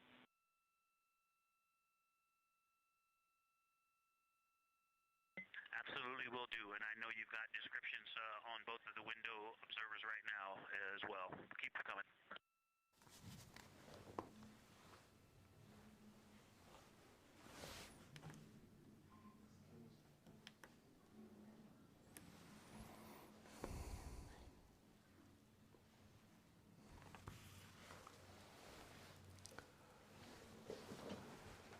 La expectación es grande porque no se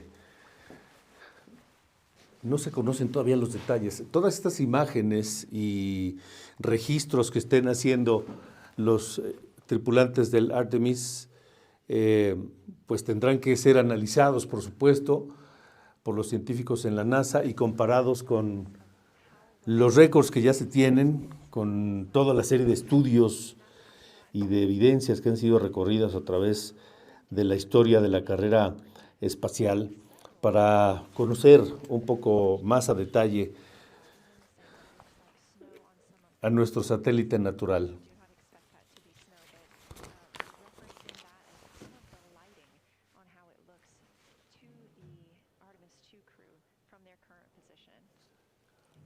En este momento, la tripulación del Artemis II, o mejor dicho, la persona que está describiendo lo que vemos en pantalla, dice que los tripulantes del Artemis II han descrito, quiero pensar que son esos puntos brillantes que vemos en la imagen, que los han descrito como algunos cimas, algunos picos de algunas montañas que parecieran nevados. Y dice la persona que está interpretando y está narrando para la transmisión a través de redes sociales al mundo entero, que es la voz oficial de la NASA, dice, evidentemente no esperamos que eso sea nieve, porque si fuera nieve sería evidencia de que hay agua en la Luna y sería una evidencia de que existe vida fuera de la Tierra. No se espera, por supuesto, que sea nieve, pero la descripción que hicieron los tripulantes del Artemis II es cómo se ve visualmente, cómo parece a la simple vista la brillantez de esas cimas, de esas montañas en la Luna, cuyos picos pues pareciera que tienen una mayor luminosidad que el resto de la superficie.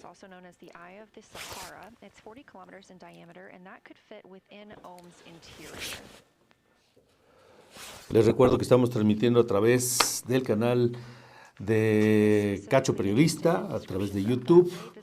Yo soy Alejandro Cacho y les agradezco que nos acompañen y que nos den like, que compartan, que comenten lo que están viendo.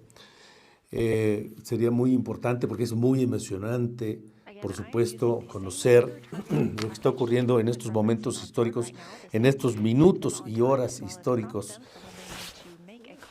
de la humanidad que está llegando a la Luna y que hará un recorrido, les decía, fascinante, emocionante, pero al mismo tiempo aterrador. En un par de horas más, a través de la cara oculta de la Luna, cuando la nave Orión pase por detrás de la Luna y durante 40 minutos, que es lo que se calcula durará ese trayecto, entrará en la sombra de la Luna. Y para los tripulantes del Orión, pues a sus ojos vivirán un eclipse lunar, porque ellos estarán de la cara oculta frente a la Luna y la Luna tapando la línea de visión, digamos, de la Tierra. Y esa obstrucción que hará la masa lunar interrumpirá la comunicación de las señales de radio, de las señales que permiten la comunicación entre la Tierra, entre el centro espacial Kennedy y entre la cápsula Orión.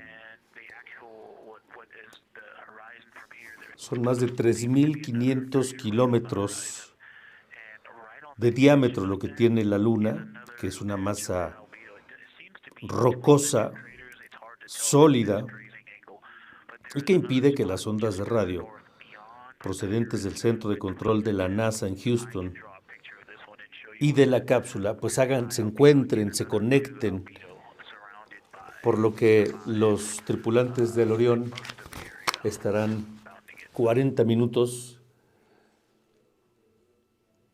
en el silencio total, en total desconexión con la vida en la Tierra y con la comunicación en la Tierra. ¿Se imaginan qué momento tan emocionante, pero al mismo tiempo escalofriante? Gracias a Laura Montt, dice momentos emotivos y trascendentes. Qué gusto que lo compartan. Gracias, Laura. Y gracias a todos los que están conectados a través de esta transmisión de YouTube. ¿Con qué toman las fotos? Toman las fotos a través de distintas cámaras que llevan a bordo del Orión. Pero lo destacable de esto es que además de las cámaras que llevan 2 teléfonos iPhone. iPhone 17 Pro Max. ¿Por qué escogieron el iPhone 17 Pro Max? No lo sabemos. No sabemos si es por la calidad de las imágenes que registra ese teléfono o porque es un teléfono de manufactura norteamericana. No lo sabemos, pero el dato curioso es que llevan esos dos teléfonos. Víctor Franco, gracias Víctor, dice increíble, un gran paso para la humanidad gracias a los animalitos que enviaron, Felichete y Laika, todos aquellos que dieron su vida por estos avances, dice Takis, gracias Takis Morado. Magali, hay momentos que se vuelven historia y este es uno de ellos. Hoy con Artemis II, la humanidad está más lejos que nunca de la Tierra, pero al mismo tiempo más unida que nunca mirando al cielo. Tienes razón, tienes toda la razón, Magali.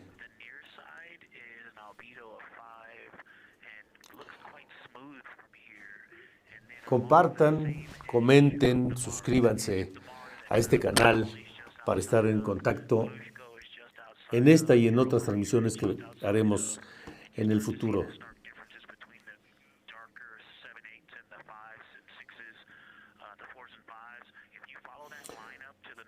Tengo aquí una información de Jared Isaacman, administrador de la NASA, quien explica por qué decidieron llevar el iPhone 17 Pro Max a esta misión lunar. Y dice que esta decisión responde a la necesidad de contar con herramientas modernas, ligeras y con una interfaz familiar para los astronautas. O sea, que sean un aparato fácil de manejar para los astronautas. Y que el objetivo es permitir que la tripulación capture momentos íntimos para sus familias y genere contenido inspirador para el público de todo el planeta. Pero, detalle importante, esos dispositivos, esos iPhone 17 Pro Max que van dentro de la cápsula Orión y con los que están tomando distintas imágenes los integrantes de la tripulación, tienen desactivado el Bluetooth y no se conectan a Internet. Son dos datos curiosos, pero me parece trascendentes.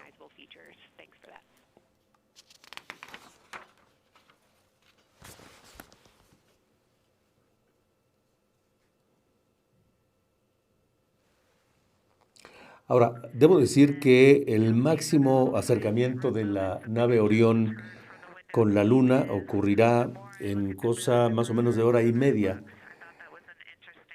en donde se ubicará a 4.600 millas, que son aproximadamente 7.400 kilómetros de la superficie lunar. 7.400 kilómetros de la superficie lunar. Ese será el momento en que haya la mayor cercanía entre la cápsula Orión y la superficie lunar.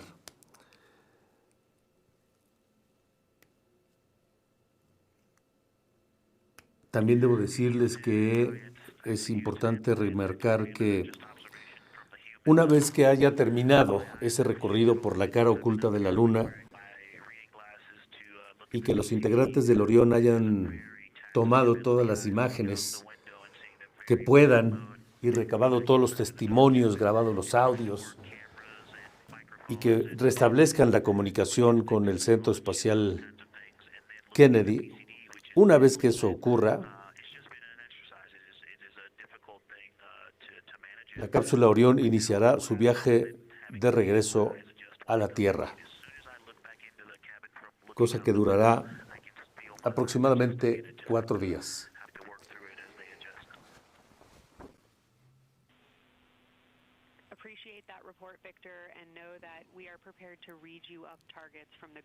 Y seguimos escuchando las descripciones que hacen los integrantes del Orión, esa voz que escuchábamos era de Victor Glover, describiendo lo que podía ver a través de las ventanillas de la cápsula.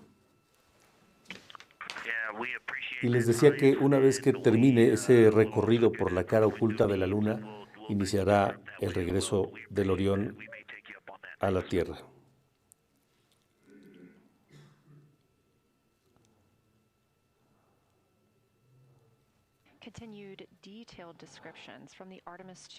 Fueron 4 días en los que el Orión salió de la Tierra y llegó a este lugar, a este punto, a este momento, a este instante en el que se encuentra más lejos de la Tierra que ninguna otra misión espacial tripulada, quiero decir, es decir, que ningún otro ser humano ha llegado a estar tan lejos de la Tierra como los 4 tripulantes del Orión en este momento. Y serán 4 días más que tome el viaje de regreso a la Tierra.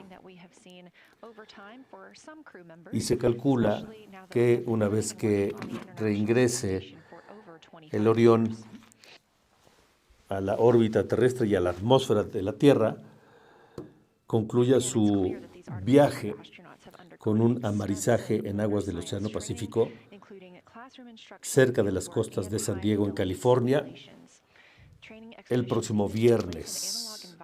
Like the Icelandic Highlands and the Kemasasin impact crater in Labrador, where crews practiced identifying and describing geologic features under varying conditions.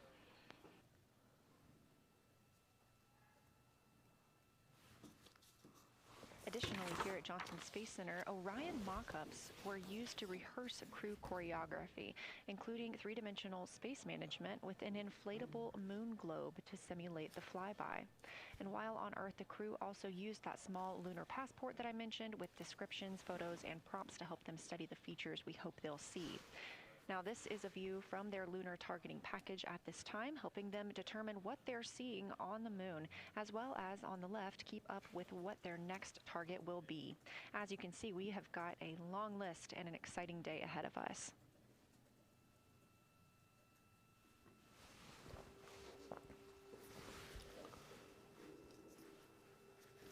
Y vaya que ha sido emocionante el día para los científicos y para los que no somos científicos y que simplemente somos, pues, terrestres, que volteamos al cielo y nos hacemos muchas preguntas que los científicos nos ayudan a entender.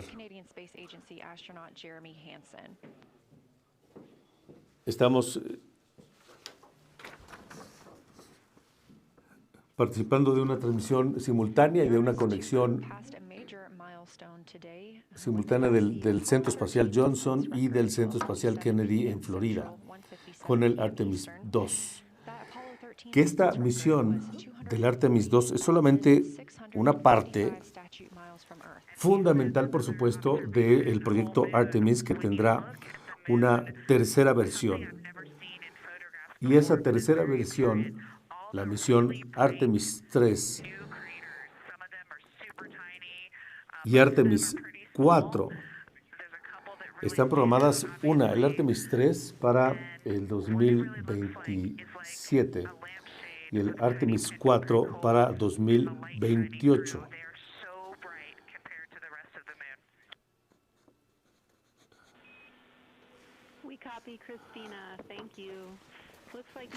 Y esta misión Artemis de la NASA tiene como objetivo llevar nuevamente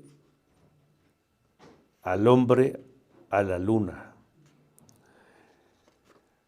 Pero no solamente se trata de que llegue a la Luna nuevamente, como ocurrió en 1969, sino preparar futuras misiones tripuladas y llevar al hombre a Marte. Es parte de una serie de vuelos progresivos, de viajes al espacio, cuya meta principal será llegar a Marte, cosa que tal vez podemos calcular que ocurrirá después de 2030. ever closer. At its closest approach, it'll be about 4,070 miles away, and we will make sure we confirm what that distance ends up being. This is an approximation and an estimate ahead of that moment. We're anticipating them to make that closest approach at 6:02 p.m. Central, 7:02 Eastern, when they are in a loss of signal, transiting behind the moon. They will be the first humans in over 50 years to fly behind the moon and lose contact with Earth.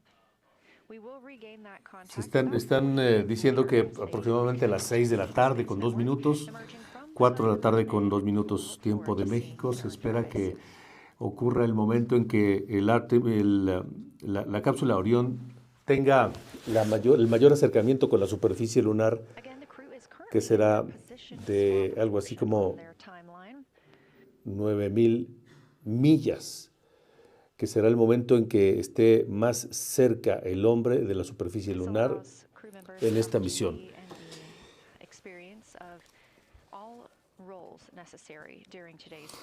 Y hablando más del sistema del Artemis, de estas misiones que comenzaron con el Artemis I en el año 2022, fue una misión no tripulada, el Artemis I.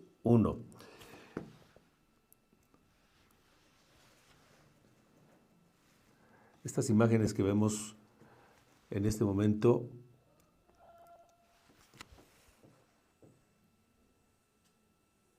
son los objetivos que tienen contemplados los tripulantes del Artemis. Son los objetivos que habrán de fotografiar y de registrar en distintas imágenes de la superficie lunar.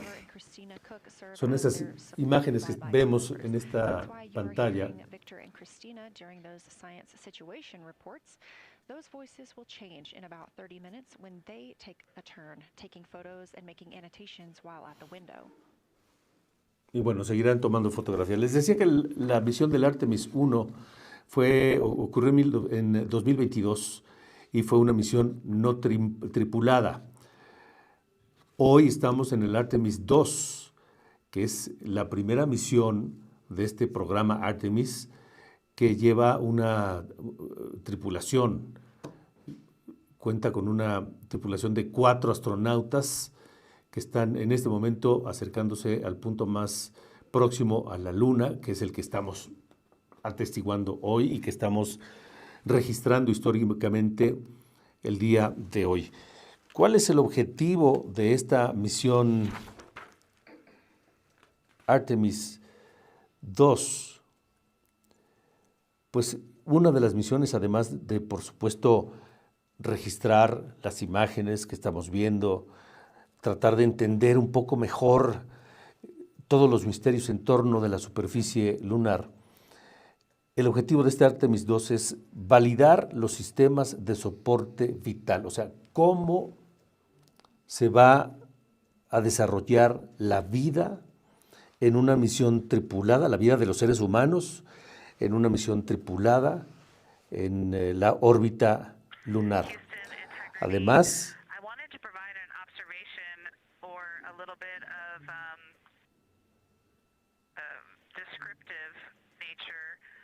something that we saw on the first day we had good moon views. This is when we saw more of the near side, and the ground helped me out with identifying Mare Imbrium. Mare Imbrium, when you have the western limb also in view, looks completely different than the normal view we have of the near side. Estamos escuchando a la comandante Cristina Koch describiendo lo que ven a través de las ventanillas y cómo notan diferencias entre las imágenes que ven hoy los astronautas de la cápsula Orión y lo que vieron anteriormente a través de las imágenes.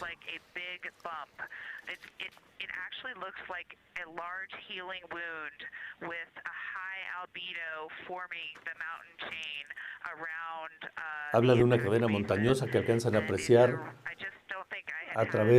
alrededor de unos cráteres que logran ver en la superficie lunar. Les decía que el objetivo de esta misión es probar y validar los sistemas de soporte vital, los sistemas de comunicación también entre la cápsula y y la Tierra, comunicación que, como les he dicho ya anteriormente, se interrumpirá durante 40 minutos cuando la cápsula Orión empiece su trayecto a través del lado oculto de la Luna. Y también parte de la misión o del objetivo de esta misión es validar los sistemas de navegación de la cápsula Orión en el entorno del espacio profundo. Y estos datos serán vitales, fundamentales para la misión Artemis III. Esta misión que, como les digo, es donde podría llevarse a cabo el regreso físico de los seres humanos a la superficie lunar. Sin embargo, el primer alunizaje de esta misión Artemis se llevará a cabo hasta la misión Artemis IV en el 2028, que es cuando se calcula que se llevará a cabo el primer alunizaje en más de 60 años, o casi 60 años, cuando en 1969 llegaron los tripulantes del Apolo 11 a la Luna.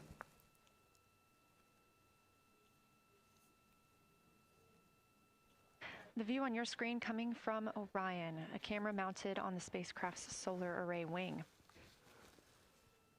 Toward the right of your screen, the near side is the hemisphere we see from Earth. That is identifiable by those dark splotches, which are ancient lava flows. Science integrity. A question and a comment. Question is it possible that we're seeing a Schrodinger Basin from this vantage point in the Terminator at the South Pole? And the comment is the rays coming out of are less distinct. Nosotros vamos a seguir transmitiendo a través de este canal de YouTube, a donde les pido y les recuerdo que nos sigan, suscríbanse al canal, pónganle like, comenten y díganos lo que piensan de esta transmisión especial, que les digo es una de varias que estaremos llevando a cabo, pero permanezcan en ella. Compartan la transmisión, denle like y suscríbanse. Comenten lo que ustedes opinan de lo que están viendo a través de esta misión especial, el Artemis II. Estaremos en espera de que ocurra el momento, les decía, más escalofriante, más emocionante, pero al mismo tiempo aterrador de esta misión, que será cuando la cápsula Orión pase por detrás de la Luna, por la cara oculta de la Luna, y se pierda toda la comunicación con la Tierra. 40 minutos será lo que dura aproximadamente aquello. Y como dato curioso, por ahí, de pronto, entre las imágenes que se han conocido de esta misión del Artemis II, de la cápsula Orión, se vio volando un frasco de Nutella. Y por supuesto, ya se considera que ese fue el mejor comercial improvisado de la historia.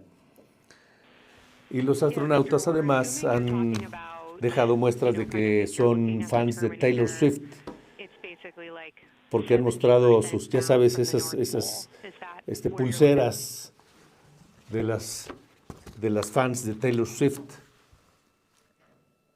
que llevan a los conciertos. Bueno, pues ahora una de esas pulseras o varias de esas pulseras llegaron ya a la superficie o a la órbita lunar, no a la superficie, a la órbita lunar.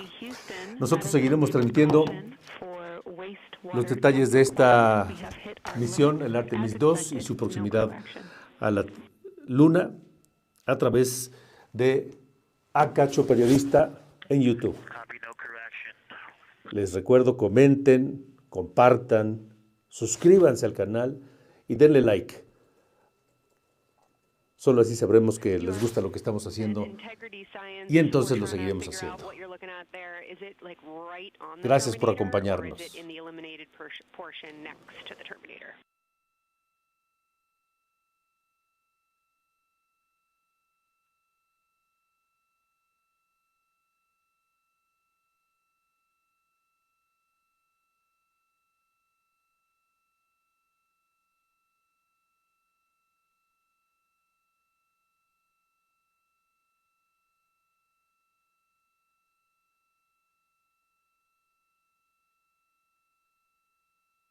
While we wait for a response from the crew, the Terminator is that difference between day and night, or brightness and darkness, that you see on the moon.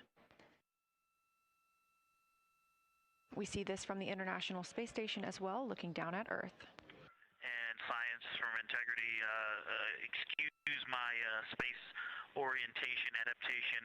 If you draw a line between Glushko through the center of Oriental, and then another line from Glushko through the southern tangent of Oriental, that line would almost perfectly intersect tangentially the crater that I'm talking about, and it is on the Terminator. So yeah, I think I'm not looking at the South Pole. I was a little twisted. That line description was really helpful. I have eyes on the SIR right now, and they are actively discussing lunar geography. We will be back with you shortly.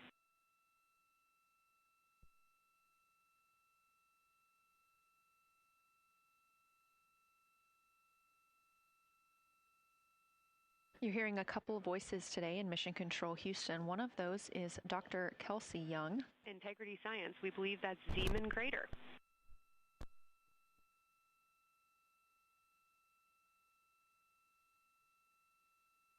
Oh, I floated away from the speaker. Say it again, please. We believe that that is Zeeman Crater.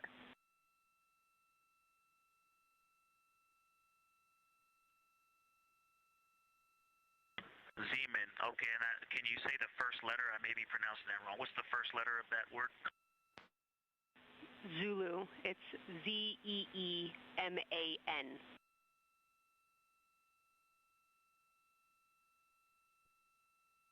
Copy. Thank you for that. Yes, we've got a great view of that. And when I went back to the window just now, the view has completely changed. Our trajectory is taking us to a new view, and I'm looking more into Babalov. I've got a nice, great view into Babalov. I'm actually away from the window right now, so I'm going to go try to give you some bounding words on the view that we're seeing, but I've got to get back to a window in a minute. Understood, Victor. You're defining new views of the moon in more ways than one.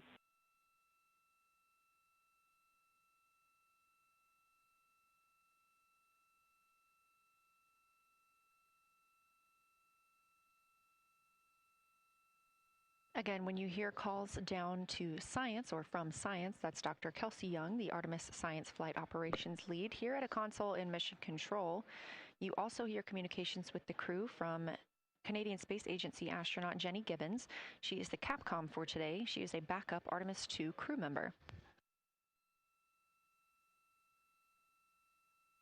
Those calls from pilot Victor Glover asking about a feature he was seeing, specifically a crater on the moon.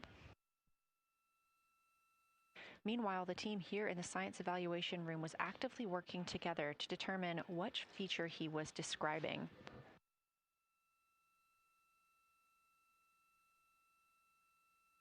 The teams at the window have continued to move through their targets, including Ohm, Aristarchus Plateau, Reiner Gamma, and we are preparing for the cabin and window teams to swap.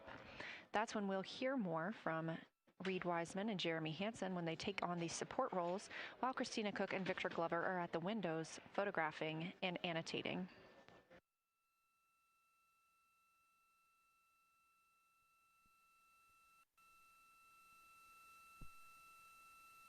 As we briefly mentioned, if you look towards the right side of the moon, essentially,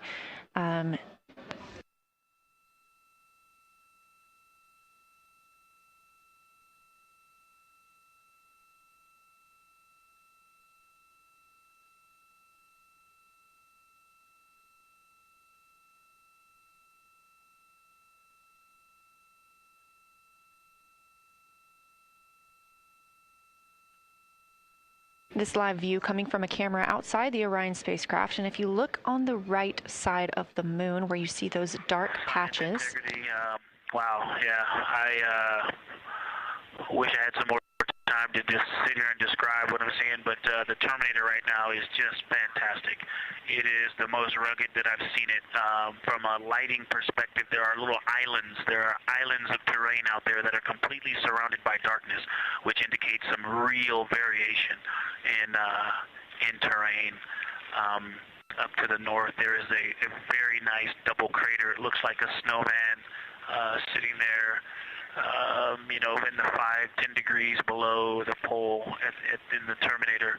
And then on the southern edge, there's almost like a hole. Looks like a hole, and it's the diameter of Vavilov size, just blackness, and then a wall of bright, and then it goes back to the black beyond the Terminator. So there's it looks like there's just a gigantic hole right there, 1 Vavilov diameter east of the Terminator. And as you go south, the Terminator is not a nice smooth arc. It's just jagged. There's almost a 110-degree turn in the shadow as opposed to the nice smooth arc, again indicating some really interesting variations. And I'm sure we'll get some photos of that. And then one of the craters further to the south of Vavilov, maybe halfway down to the South Pole, is not only looks like just a deep hole, and then there's like 2 island rays pointing off to the west and north that indicate very high ridges and very deep canyons coming up out of that crater. So again, just some really interesting visual illusions going on with the shadows there. Like I said, there look to be islands out beyond the Terminator, because some of the things, maybe even a Vavilov diameter into the Terminator are catching sunlight on the peaks up to the north and to the south. It's very, very interesting to see. Integrity science, oh my gosh, that was an amazing picture you just painted. I glanced over at the SIR video and I literally saw fist pumps in the air. Those types of observations are things that humans are uniquely able to contribute, and you just really brought us along with you, so thanks for that.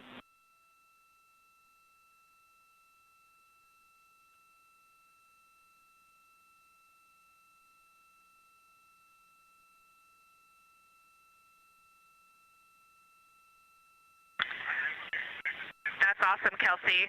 Did you get a sit rep updating you on a slight change in logistics for PCD use? Christina, this is Houston. We did not, but we will take it now.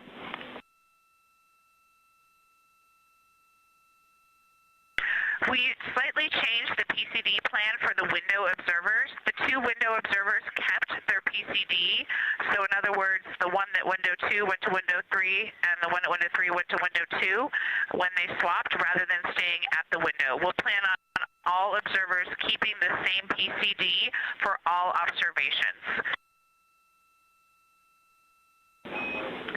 Copy, Christina. That makes sense to us, and good plan. We are coming up here on a cabin and window team swap. Let me know when you're ready for a quick vehicle status.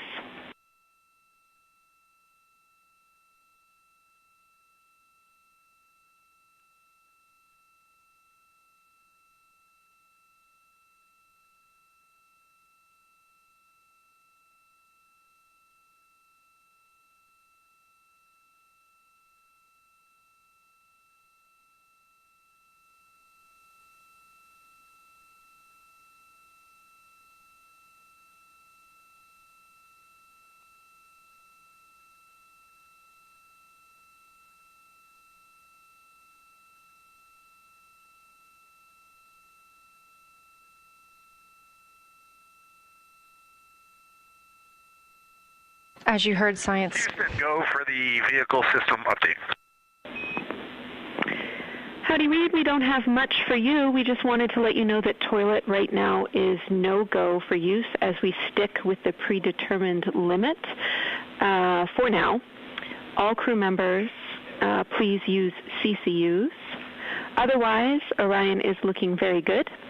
And you have 15 minutes in this handover time where we expect Victor and Christina to switch to the windows and you and Jeremy to be in the cabin assisting.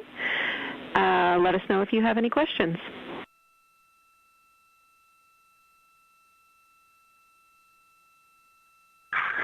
No questions at all, and they're in the swap right now. The first thing I'll tell you, I floated up to the docking hatch window and just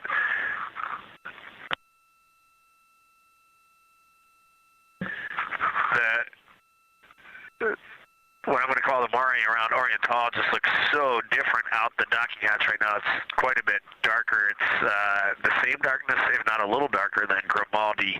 But it's cool after just being in the 400 mil for the last half hour, looking up close. I got pictures of everything Ike was just describing on the Terminator. It really is a fascinating Terminator.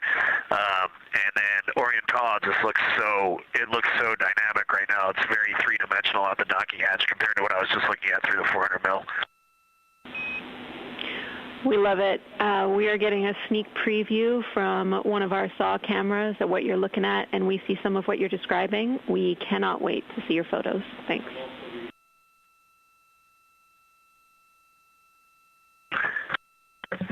Yeah, Jenny, I wish you had some longer lenses on the solar array so you could see the whole moon, but man, it is, or the up-close moon, not the whole moon, but it is just fascinating here. It's so cool. All right, MPO and INCO, take notes. We want a zoom lens on those saws next time. Thanks, Reed.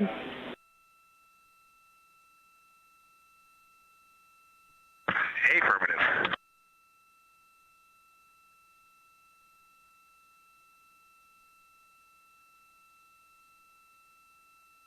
As the crew gets ready to switch positions from the window crew going back to the support crew and the support crew flying up to the windows, this view inside the room, Capcom Jenny Gibbons speaking with the crew, Canadian Space Agency astronaut. The crew has continued to provide excellent descriptions of what they are seeing on the lunar surface. In this picture, or in this live view actually, from Orion and a camera mounted on its solar array wing, if you look at the dark portion on the right side of the screen, those are visible from Earth. That's considered the near side.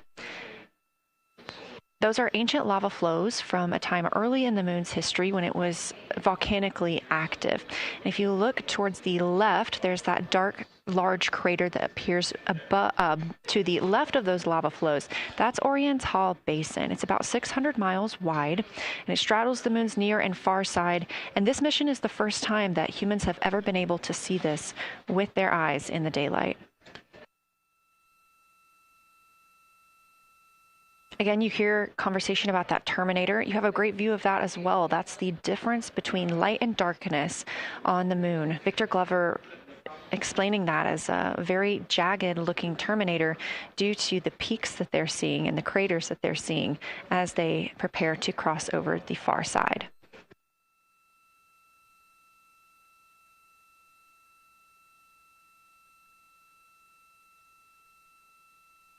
You also heard science officer, the Dr. Kelsey Young, Artemis Science Flight Operations lead, sharing with Victor Glover that his responses are truly something that only human eyes can discern or provide. So we've previously discussed how having humans observing the moon on this mission is being combined with lunar robotic data to help us maximize what we know about the moon. So part of that data comes from the Lunar Reconnaissance Orbiter, or LRO. This orbiter provides the robotic foundation that makes Artemis II lunar science possible. LRO has been orbiting the moon for 17 years, which makes it the longest operated lunar orbiter in history. And it's also the only American spacecraft dedicated specifically to lunar science and exploration.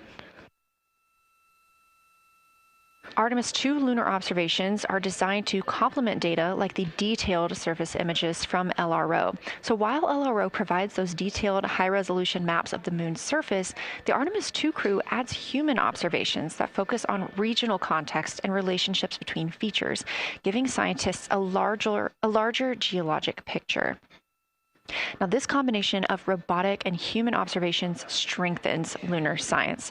LRO delivers precise and repeatable measurements over long periods of time, while the Artemis II crew contributes real-time visual descriptions and context that robotic instruments alone cannot provide. The best description I've heard while preparing for this mission is to compare the difference in looking at the moon with your own eyes on Earth and trying to take a picture with a camera.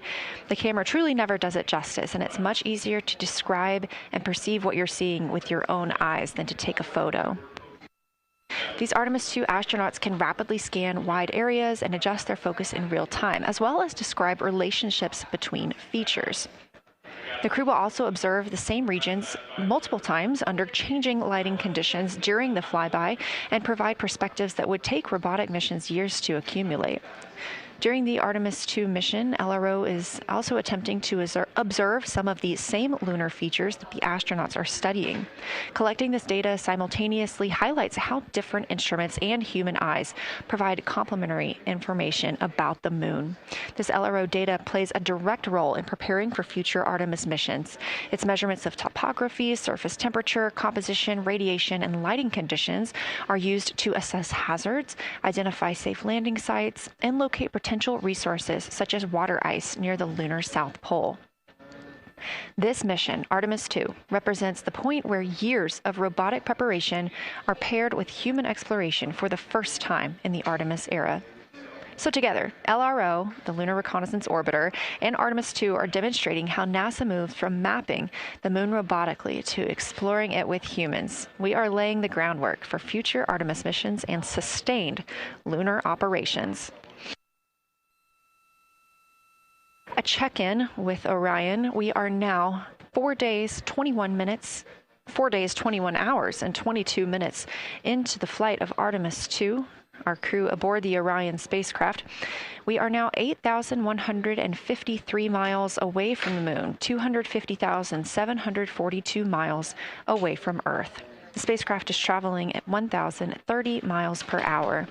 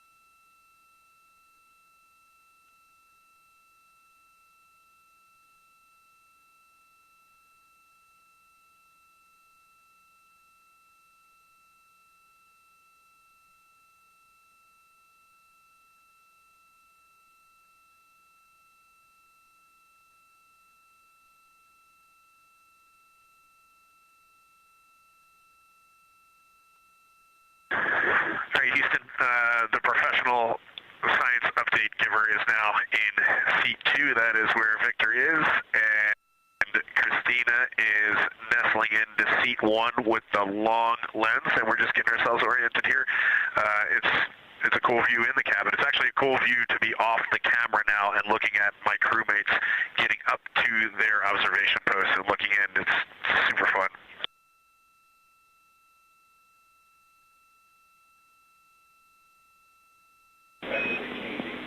Copy, I'll read. We like it.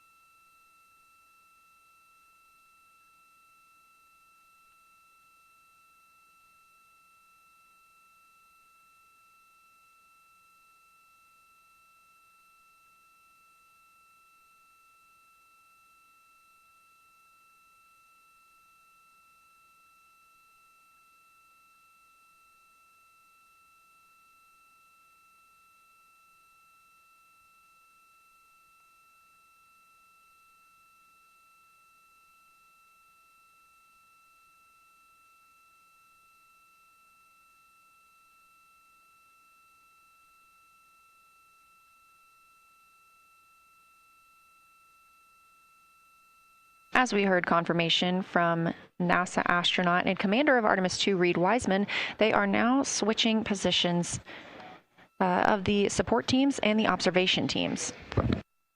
So initially, Reed Wiseman and Jeremy Hansen were at windows 2 and 3 in the Orion spacecraft, taking photos and making annotations in their PCDs, portable computing devices. They were also giving audible descriptions into their PCDs, wearing headsets with microphones, and providing recordings that the science team will be able to listen to later. We were hearing from NASA astronauts Christina Cook and Victor Glover as they made observations as part of the support team. Now, as these teams are swapping, we anticipate hearing more from Reed and Jeremy as they'll be on the support team, while Victor and Christina will be at the windows taking photos and making annotations.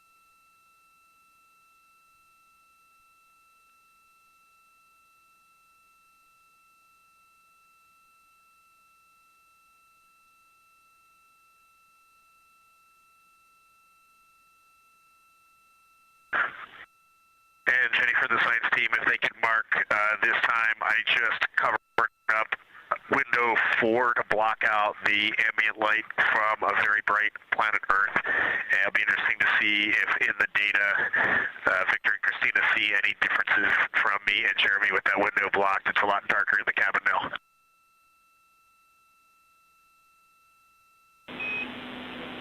Copy, Reed. We're taking note, and we'd be curious too.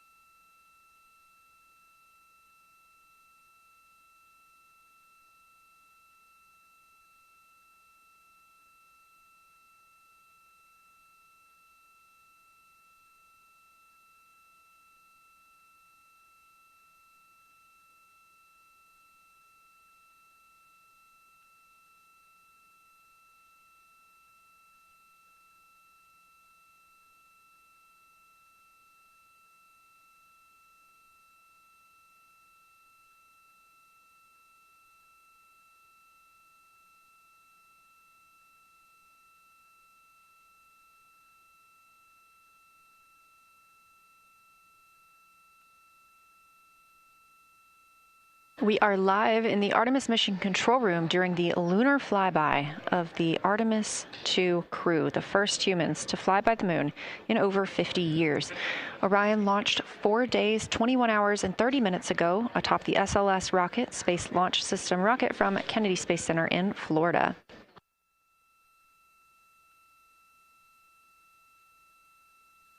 Our 4 crew members inside the spacecraft are transitioning their positions. The cabin and window teams have swapped. Currently at the window, we have Victor Glover and Christina Cook, NASA astronauts, and serving as support, Reed Wiseman and Jeremy Hansen.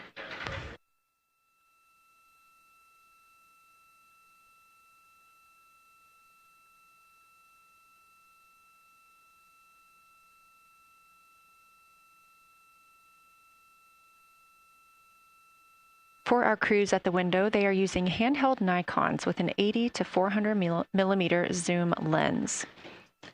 There are also GoPros on each of the solar arrays on Orion, and that's where this view is coming from right now. We have an interior camera of the crew as well, but they have dimmed the cabin lights. They've actually turned off the cabin lights to allow them to better see outside of the spacecraft. This also helps prevent any reflections from lights inside the spacecraft reflecting onto the windows while they are photographing the moon.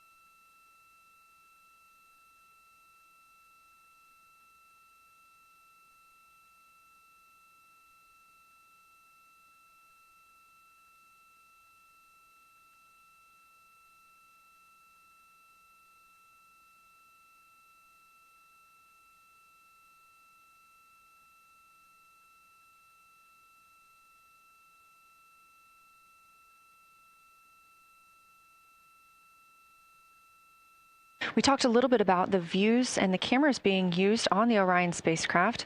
And again, we do have GoPros on the tip of each solar array wing. Now, the bandwidth is a little bit limited because having a crew on board, we do have to downlink a lot more data. That includes their environmental control and life support system. We are not the only data, this view that you see, coming down from the spacecraft, and so we do rely on sharing some of that with the other flight controllers in mission control. This helps the team monitor all systems aboard the spacecraft and ensure the safety of our astronauts.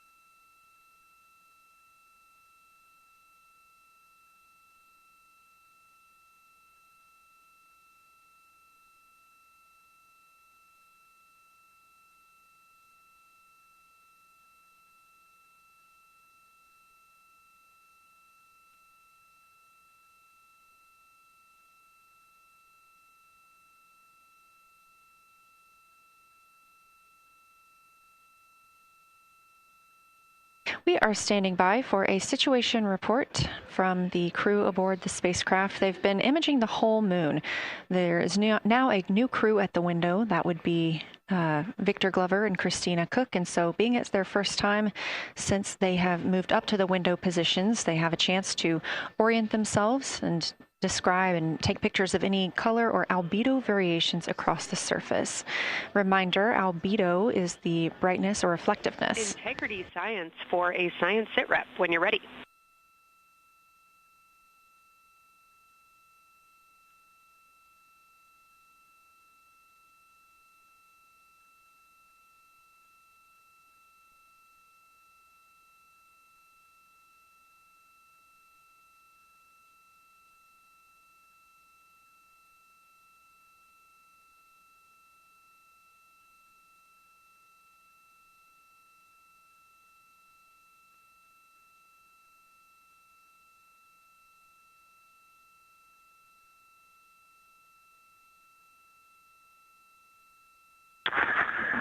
Houston Integrity, we have no external view of the moon right now for the floating crew members, so my only science sit rep is that we have Victor in window 3 doing observations and Christina in window 2 with the long lens.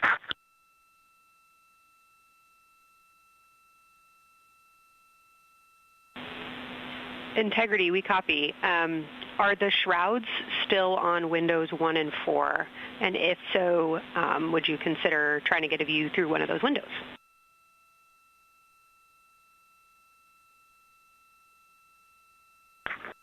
We cannot take the shroud off of 4 because the Earth is too bright and it's impacting Ike's peripheral vision. And then I can get a grazing glimpse out the docking hatch window. I can see Oriental south down to the South Pole. And the primary thing that I see from Oriental right now is just the long trenches that come out. And, you know, when you come out the north side of Oriental, the ejecta kind of boulders across the northern half of the far side. But coming out the southern half of Oriental, I just see those large, here they look like gorges. They're almost like rain when it comes down the Grand Canyon and fingers off into the desert, kind of what it looks like. Also, Burgess Alpha is extremely bright. It's the brightest thing that I can see. Even brighter now than Aristarchus, which is heading off to the Terminator. It's almost impossible now to see Aristarchus, the thing that Jeremy and I looked so much at. I can just barely see the crater rays from Ohm, and I would say for albedo right now, I would go back to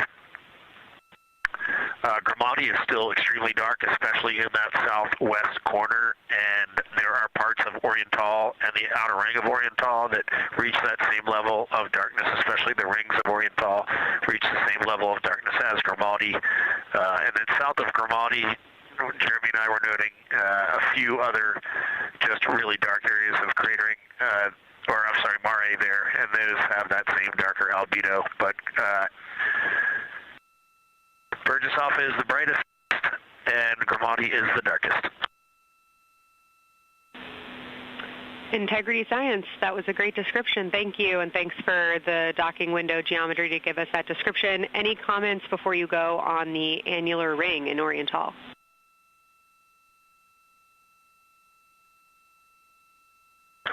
The annular ring, which I think everybody kind of describes as like a pair of lips or a kiss on the far side of the moon from here, is very circular in nature. The northern part of it is wider, darker. The southern part is much lighter. It is very neat looking, and but it is far more circular than I remember it looking in our training. The darkness of the northern side of the annular ring is the same darkness from here out this docking hatch window as the center Mare in Oriental. Not quite as dark as Grimaldi, but it is probably only because dust and lunar regolith has kind of impacted over time. Reed, that's exactly what we were looking for. Thanks so much. You have heart hands coming out of the SIR.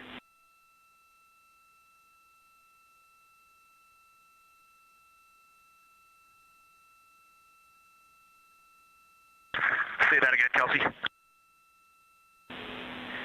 just saying that the SIR was really excited about that. That annular ring was something we were really eager to hear about, so thanks.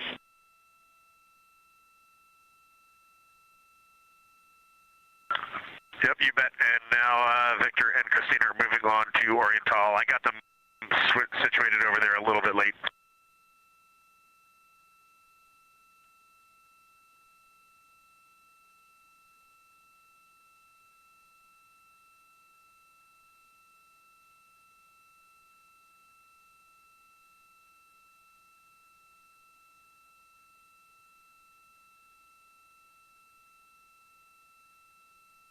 That was NASA astronaut Reed Wiseman, now providing a science sit rep as he is away from the windows most of the time. He is working as the support person along with Jeremy Hansen in the spacecraft, as Victor Glover and Christina Cook are now at windows 2 and 3, able to photograph the moon.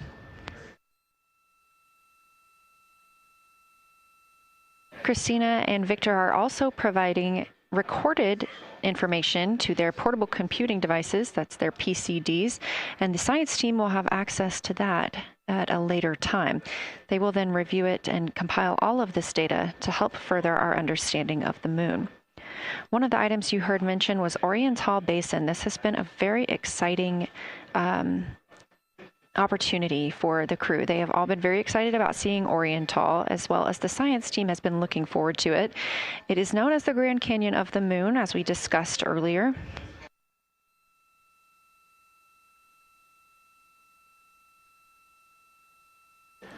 From the pictures, the science team is hoping that the crew will take centered images of the entire basin and surrounding craters in a single frame, but also use those 80 to 400 millimeter zoom lenses to create a mosaic entire basin.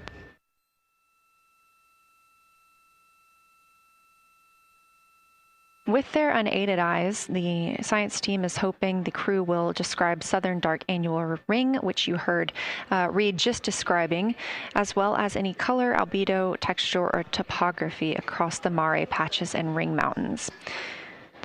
Science team reports that the observations will be used to study the geologic evolution of the youngest lunar basin and to inform formation hypotheses for the annular ring.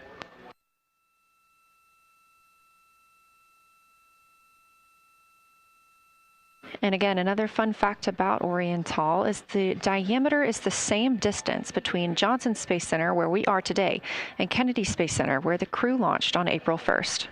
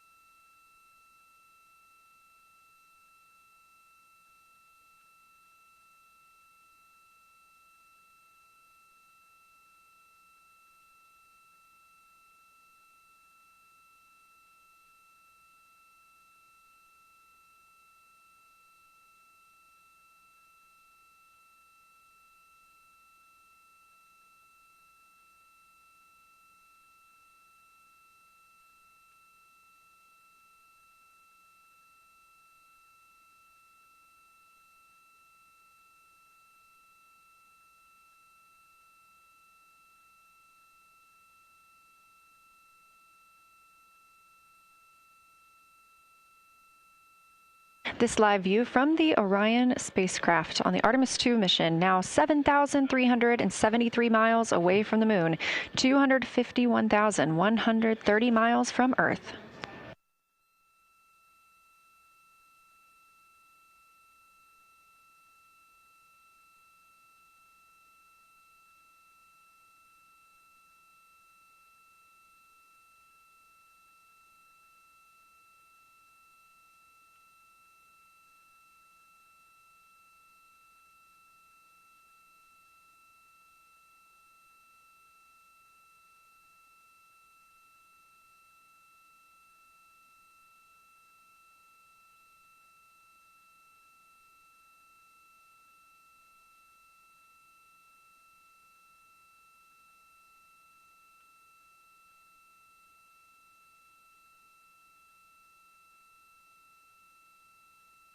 Again, the Artemis II crew passed the Apollo 13 record of the humans farthest from the Earth today at 12:57 p.m. Central Time, 1:57 p.m. Eastern Time.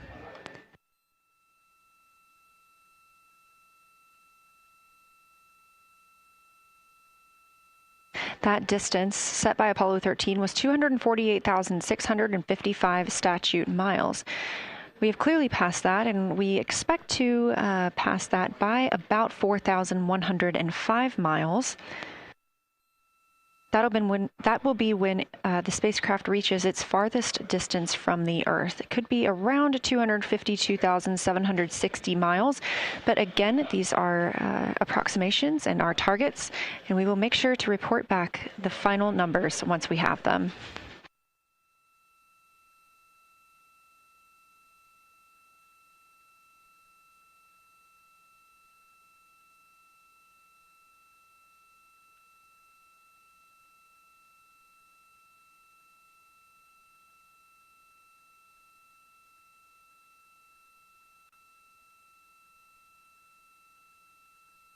We have some refined times of when we expect to have Earth set of Earth behind the moon while Orion flies behind the moon. That would be about 5:41 p.m. Central, 6:41 Eastern. The spacecraft would make its closest approach to the moon at 6 o'clock Central, 7 Eastern, and that would be about 4,066 miles. And then at 6:02 p.m. Central, and the spacecraft will reach its farthest distance from the Earth. We anticipate that'll be about 252,755 miles, which would be 4,111 miles farther than Apollo 13. We would see Earthrise again at 6:21 p.m. Central Time, and a few minutes later, regain communications with the crew.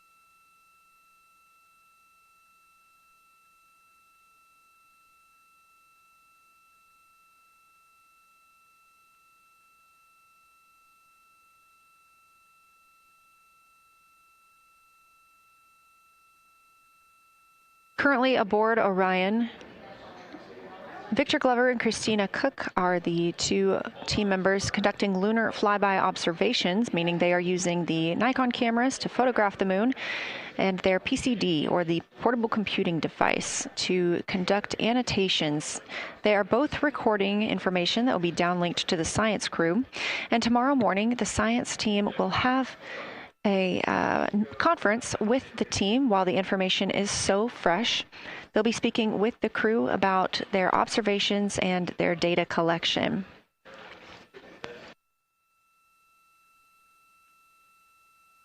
Otherwise, most of tomorrow, Flight Day 7, is considered an off day.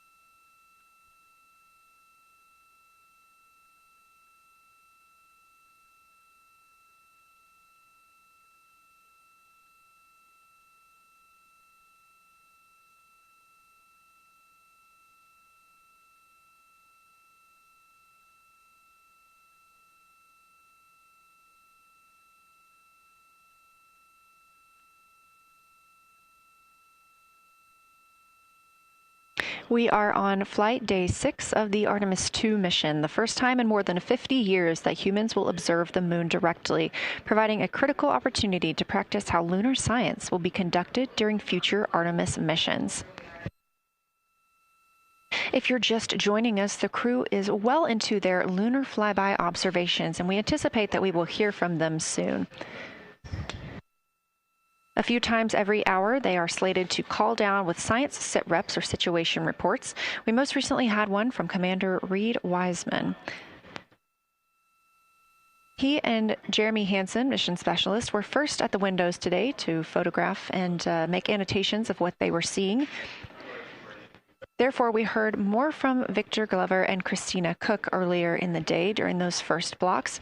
But now that Reed Wiseman and Jeremy Hansen are on the support side, they are the ones calling down what they are seeing from windows 1 and 4. Earlier, we heard that the Earth is so bright in window 4, they have had to temporarily cover it with a T-shirt.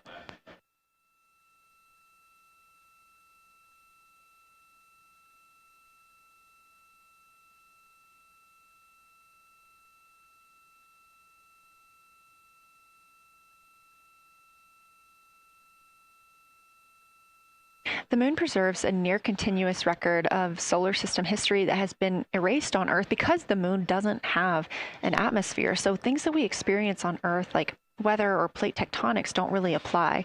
So the lunar surface retains evidence of ancient impacts, volcanism, and solar activity that scientists can study today. And studying the moon helps scientists understand how planets formed and evolved, how the moon influenced our own planet Earth's history, and how the sun shaped conditions across the inner solar system. The moon also serves as a unique platform for studying the broader universe. Artemis science is designed around questions best answered by humans, working alongside robotic systems, combining decades of robotic lunar data with real-time judgment, context, and adaptability that only humans can provide.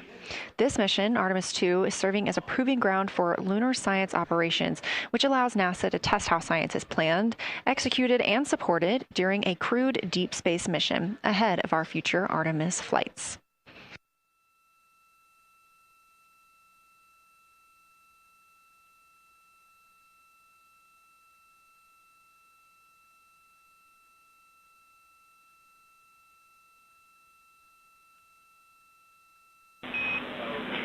Integrity, time for a window team position swap.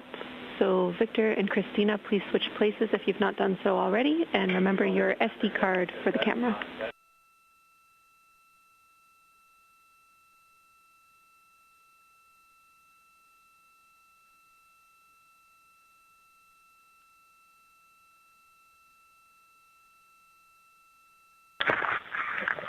We're in the swap right now. They're wrapping up their last comments, and they'll switch over and change guards in the long lens. Copy.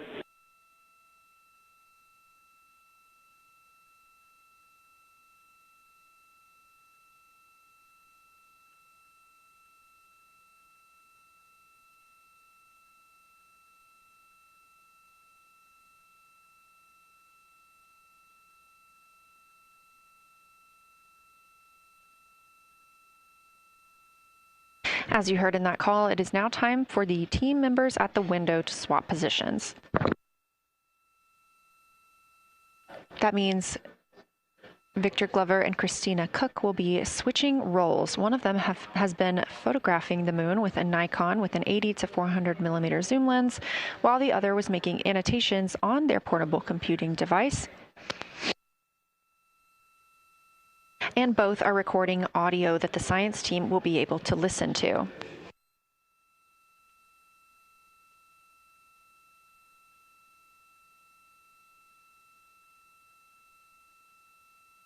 We are now 2 hours and 10 minutes until we expect to lose signal with the spacecraft as they fly behind the moon. And the next target for the crew is considered a crew choice event. They have the option to focus on any regions or patterns or features that interest them. The science team has asked the crew to capture pictures that illustrate their choice, as well as at different zoom levels, and to describe why those certain features or regions caught their eye.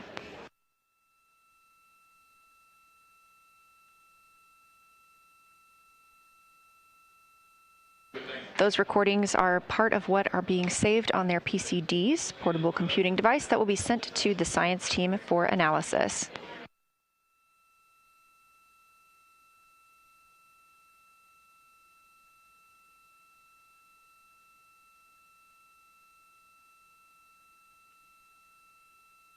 The crew has been allotted 8 minutes for this crew choice event, and it's also a time for a scheduled sit rep or situation report. So we expect to hear them calling down what they are seeing soon.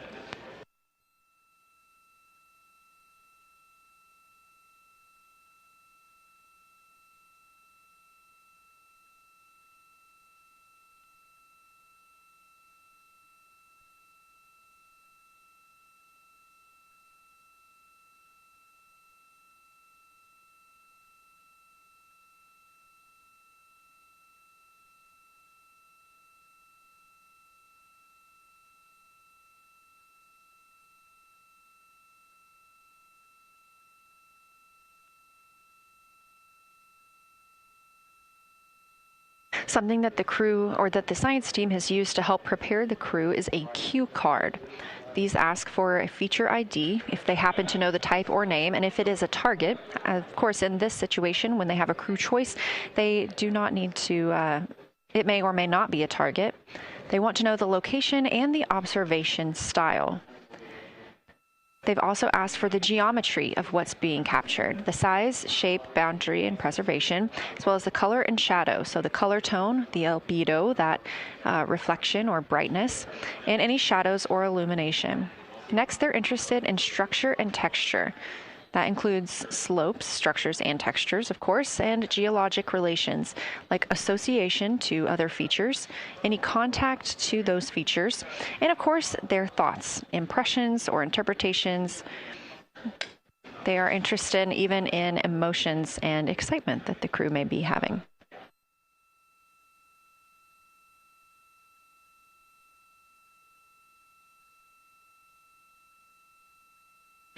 This flyby day has been practiced in many ways, even in sims here in Mission Control Houston. The team also conducted some field work, learning how to look for specific geologic features.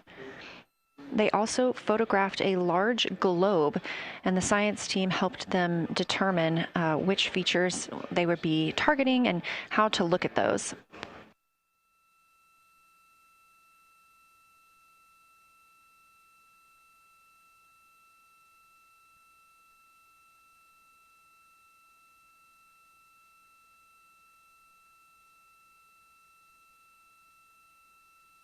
We have a few more minutes that the crew would be photographing their crew choice. Again, this is NASA astronauts Victor Glover and Christina Cook at the windows. They will then move on to another discussion portion. This is for the far side albedo, that reflectiveness, and color that they are seeing. We heard earlier about some browns seen on the moon, which is very interesting, especially here from Earth, where we are just seeing whites, grays, and maybe even black at some points. When they get into that discussion for far side albedo in a few minutes, the theme is looking to know how that color and albedo is, what those variations look like across the far side.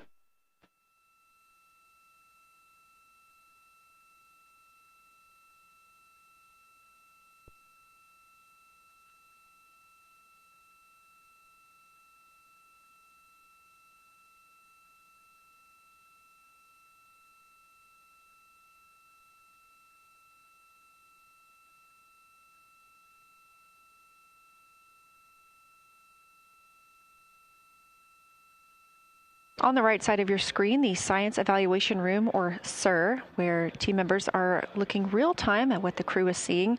And even earlier, we're... Houston Integrity, you ready for science zero? We'll take it.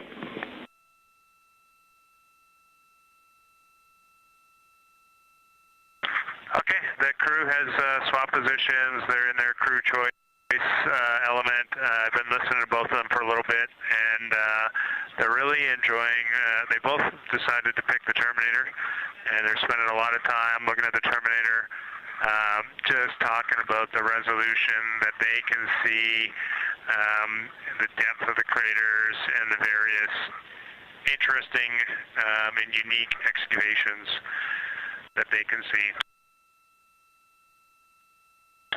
So Victor is on the long lens, and Christina is just looking out the window, and I'm sneaking a peek in T-shirt window.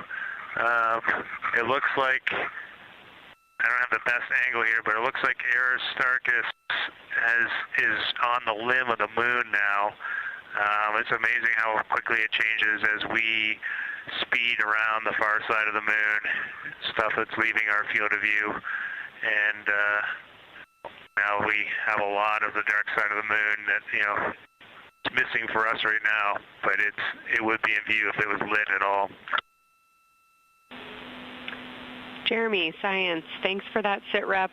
Do have a question. A few times we've heard you and the other crew describe change during the course of your flyby. Would be interested in future descriptions of more verbosity about how it's changing. Thanks for the great sit rep.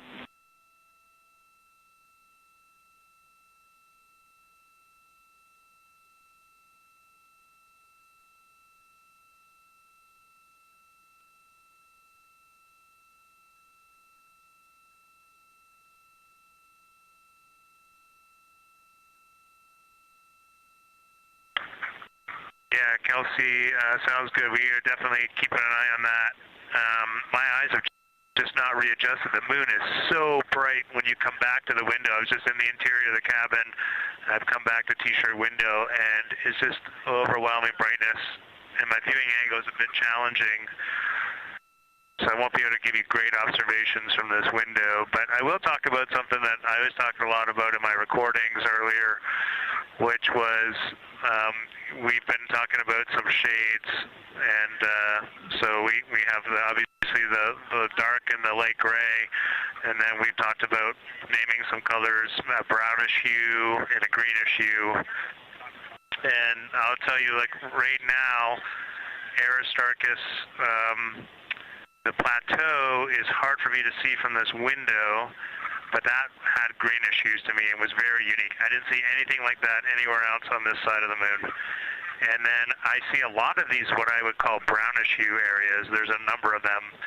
And they, for example, in the northwest corner of the highlands, to me it looks like the brownish hue is caused by ray or ejected material landing on the highlands, and then we obviously see the ray areas as a lighter albedo, but in between the rays where the deposit would be thinnest, that is what it looks like is causing the brown to me. So I saw that in the northwest side of Aristarchus, or sorry, that dark area of the highlands, northwest side of the highlands. I saw it in the highlands to the east of Glushko, and then I see those same brownish hues west of Oriental, and I drew a contact there on one note, but that's a huge region, kind of like a piece of pie with the point of the pie pointing at Oriental and then going up towards the northern side of Hertzsprung. And that is an area that just looks like a different, that brownish albedo. That was fantastic, Jeremy. We had heard rumors of the green and brown hues, and so you really read my mind on asking about those. Understand they likely didn't have any contact with each other the way that you described them, but please correct me if I misunderstood that. And then last thing, I'll make the same offer we made to Victor earlier. If it would be helpful for us to verbalize any targets so you can stay at the windows and keep your eyes adjusted to the moon, please let us know.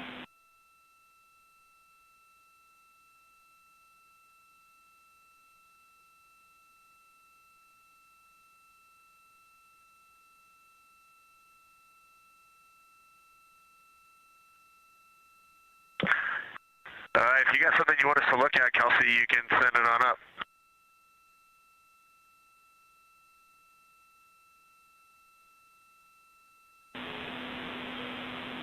Definitely not looking to interrupt your flow, Reed and Jeremy, only offering assistance if you guys want to keep your eyes off of the PCDs.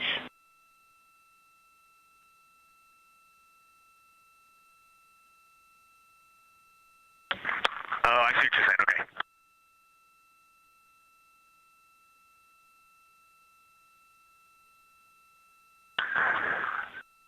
Not really science related, and we definitely learned this at Apollo, but the thing that is just most fascinating, I think, to me and Victor right now is even as rugged as the far side looks, when you look at Oriental and Home, it's rugged, but man, when you look at the Terminator, it is just like impossibly rugged, and it reminds you that the whole far side is that way, and just the Terminator is really bringing out the shadows and the hills and the valleys, and it is just, it's unbelievable. It's like no surface of the Terminator is not marked by meteor impact, and it's just, it is very impressive to look at that, and you realize that that is true across the whole far side. You just can't see it due to sun illumination right now.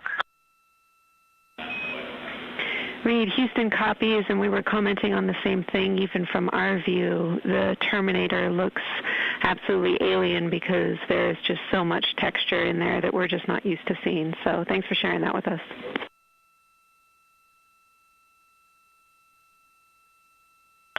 There's also, I don't know the name of it, coming out the south-southwest of Oriental, right on the southern Terminator, is just a massive crater. I don't know the name of it. Maybe you can look on the solar array wing video and tell me it's right. It's the southernmost crater you see on the Terminator right now. We're looking for you.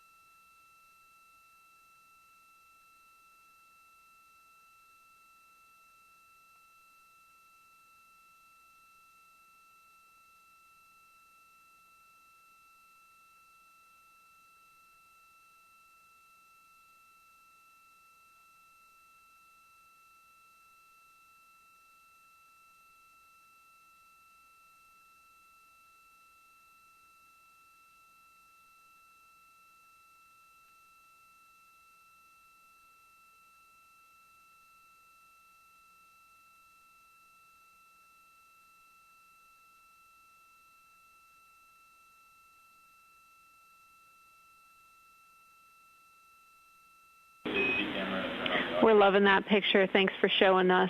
And Reed, as an answer to your last question, we believe that that is Chebyshev crater.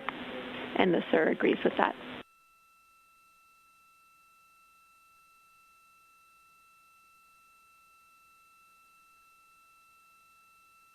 Okay, that picture I was just showing you is an 8X iPhone out the docking hatch for the high grazing angle. It's just amazing. We love it. Thank you.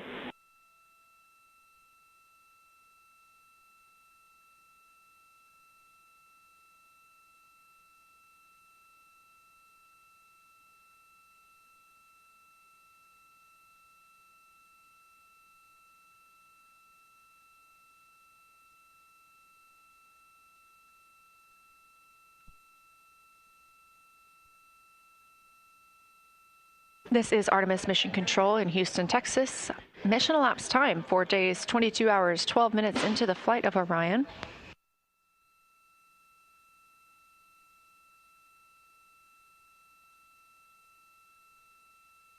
This is Lunar Flyby Day for the crew aboard the spacecraft. Reed Wiseman, Victor Glover, Christina Cook, and Jeremy Hansen are now the farthest people to have ever traveled from Earth.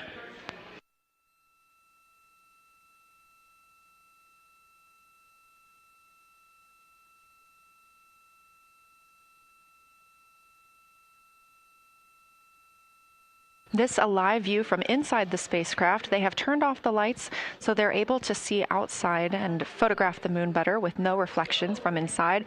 And for a very brief moment there. Integrity Science, thanks for those iPhone views. It's helpful to see what you're seeing.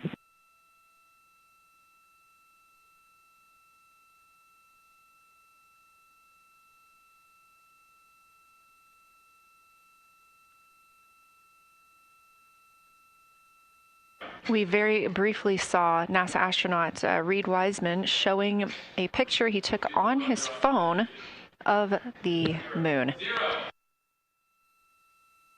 We do expect to get all of the photos that the crew is taking today, and we cannot wait to share some of those with you.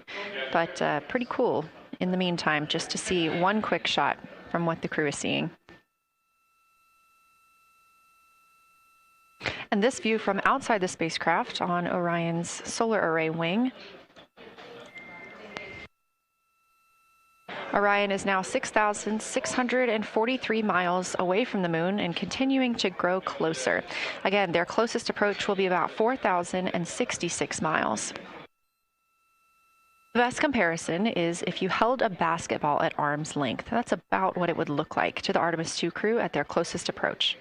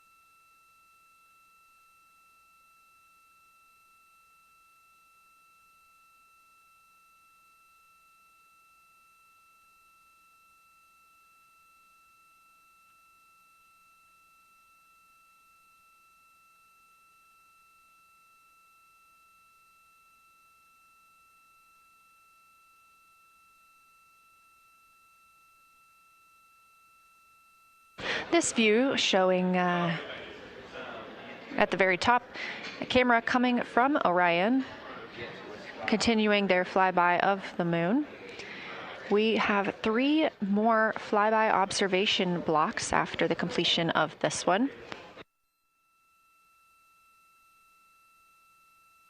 Down on the bottom left of your screen, that's the SIR, the Science Evaluation Room, where team members are continuing to work through all of the targets that the crew is photographing today, and they've helped identify some of the craters and some of the other items that the crew has seen on the moon's surface.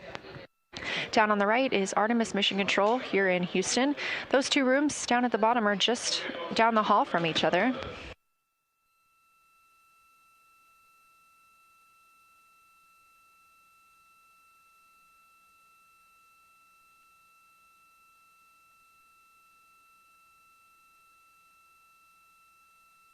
And we are just a few minutes away from the next cabin and window team swap. That means Victor and Christina, who have been at the windows, will fly to the cabin, the background essentially, and be their support crew for Reed and Jeremy. Reed and Jeremy will move back up to the windows.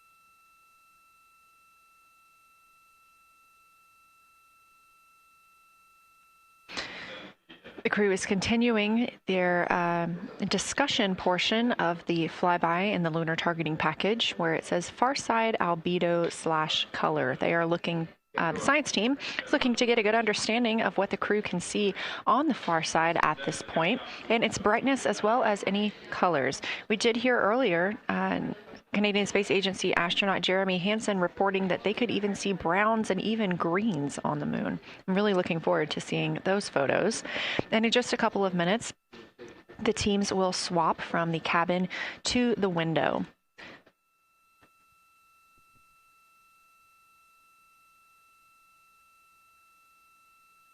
Another rundown of just how this flyby is choreographed inside the spacecraft today. So these activities have been timelined, and there are these 5 blocks of time during which the crew is going to be observing the moon from Orion's windows.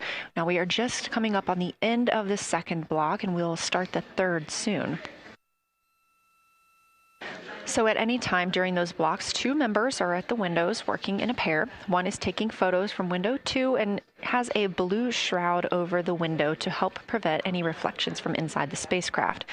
They are also using an 80 to 400 millimeter zoom lens. And the other astronaut on the window team will be in window 3 using their portable computing device to make annotations.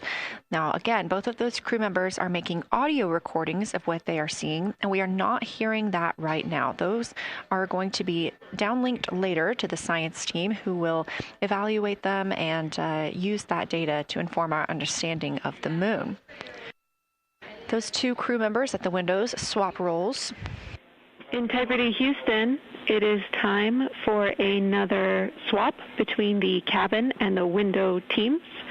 So we have 15 minutes of handover time, and then we will expect Jeremy and Reed at the windows and Christina and Victor at the cabin.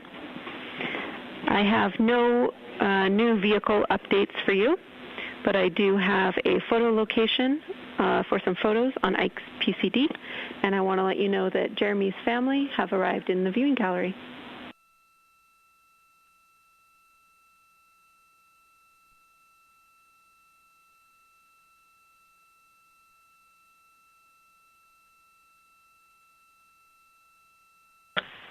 Okay, Jenny, we copied most of that. The only thing we're missing is what you meant about the photo location on Victor's PCD. And hello to my family. I think that must be Catherine and Devin that are there. And I'm glad they made it into the viewing room. And we copy, it's time for crew swap. The A team's coming out of the windows and the B team's going in. Okay, copy. All I meant to pass for Victor's PCD is that there are some late load photos that were requested that are now in his favorite photos folder. And you're exactly right. We have Catherine and Devin here. They give you a big wave, and they're super excited and happy to see part of what you're seeing.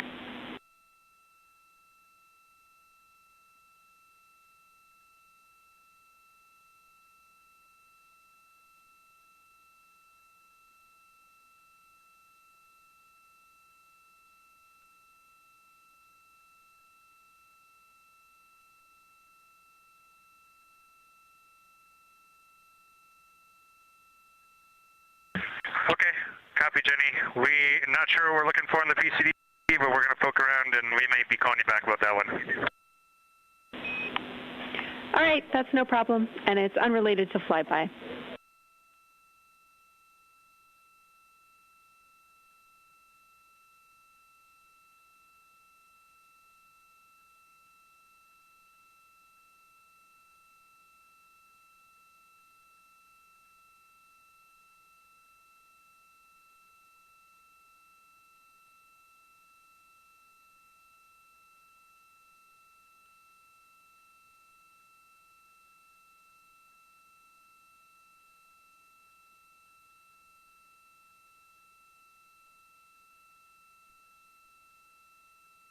This is Artemis Mission Control here at Johnson Space Center in Houston, Texas. And as you just heard, Capcom, or Capsule Communicator Jenny Gibbons, Canadian Space Agency astronaut and Artemis II crew backup, relaying to the teams in Orion that it is time for a swap from the cabin to the window teams.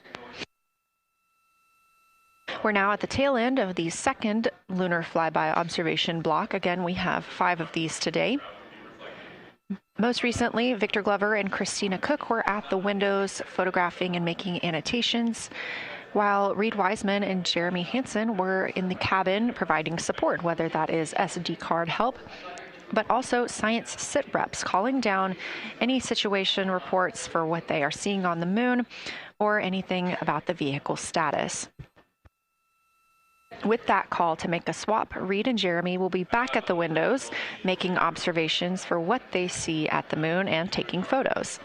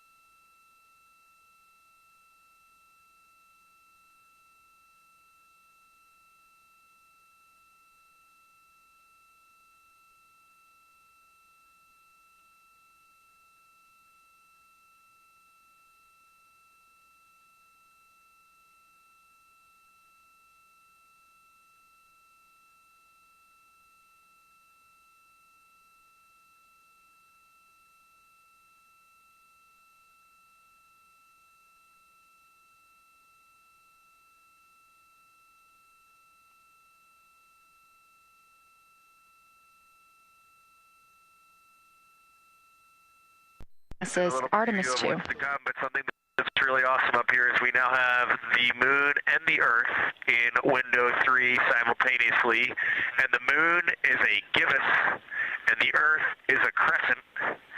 And I'm guessing in about 45 minutes we'll have 2 identical crescents as we change our position in the universe. That is pretty darn cool. Thank you.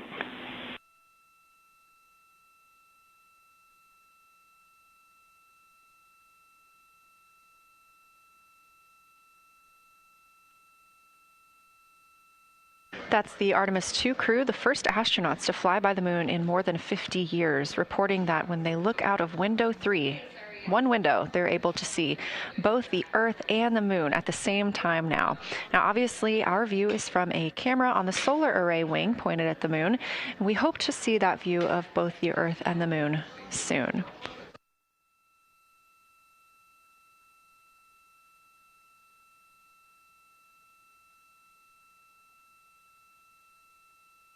Some upcoming times for what you can expect. In about an hour and 40 minutes, we will have Earth set. And during that time, we will have a view of Earth going behind the moon. Shortly after, just a few minutes later, we will lose signal with the Orion spacecraft. This is tracked as it is going behind the moon and out of reach of the Deep Space Network. At 6 o'clock p.m., the spacecraft will make its closest approach to the moon at a distance of about 4,066 miles. At 6:02 Central, the spacecraft will reach its farthest distance from Earth at about 252,755 miles. Of course, these are approximate, and we will make sure to provide you with the final distances once those are confirmed. At 6:21 p.m., we will have Earthrise from the Orion spacecraft, but we will not have communications with the spacecraft until 6:25 p.m. Central, when we expect to acquire signal with them after they've emerged from behind the moon.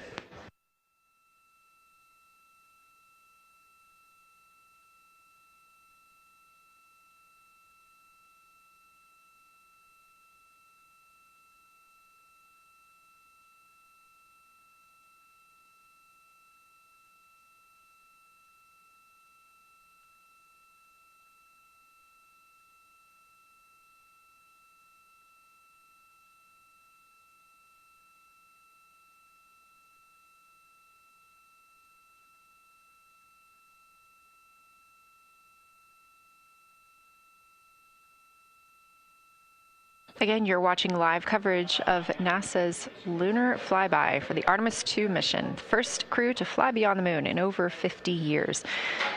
The astronauts inside the spacecraft are switching positions, 2 at the windows and 2 serving in support roles, before they start their third timelined flyby observation for today.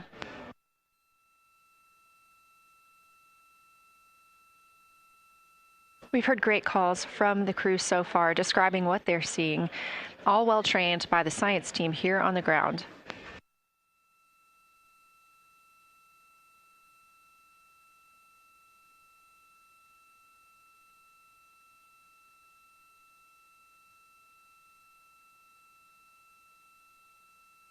Another major milestone for the crew today will be to experience a solar eclipse from their capsule.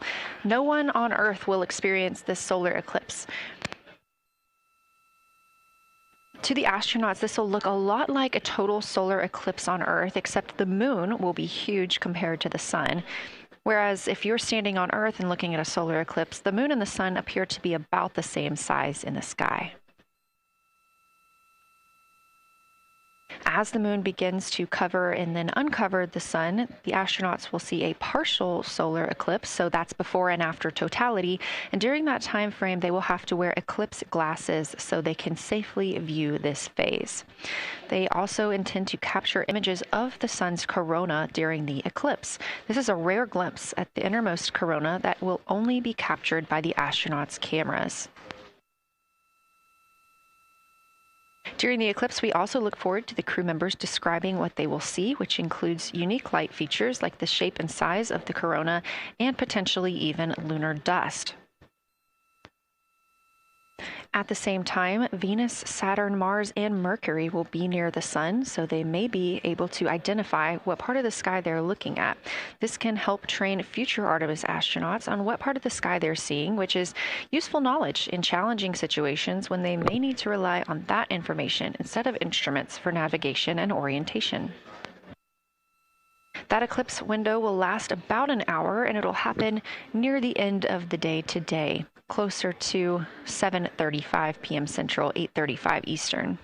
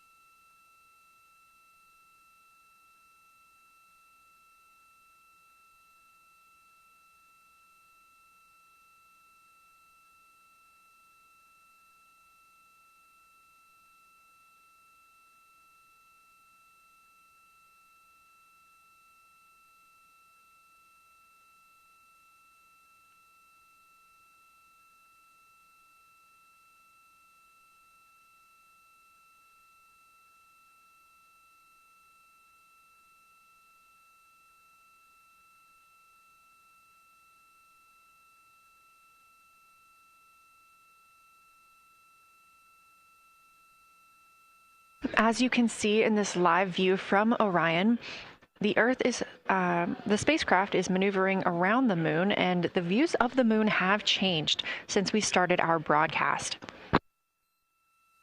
The near side is now very far to the right side of your screen. This is the side that we can see from Earth. That darkened portion are ancient lava flows.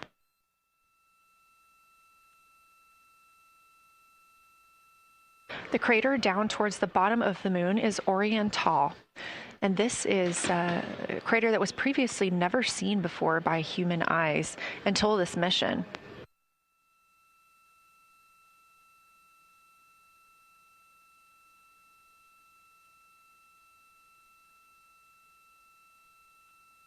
Everything to the left of Oriental is considered the far side. and this is what we typically do not see from Earth.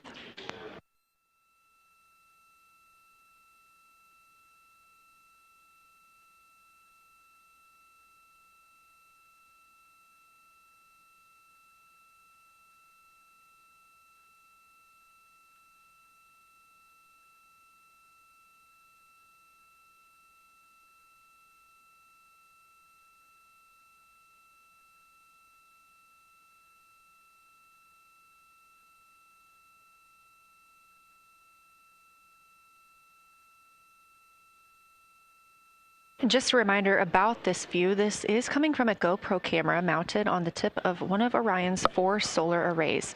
Each solar array has a camera mounted on it, and the bandwidth is limited due to we have a crew on board, and this is our first flight of crew aboard the Orion spacecraft. So having a crew means we have to have an environmental control and life support system. There's a lot of data around, a lot of data to bring down for the crew members to keep us up to date on everything happening aboard the spacecraft. So we have to share our bandwidth when it comes to imagery and data.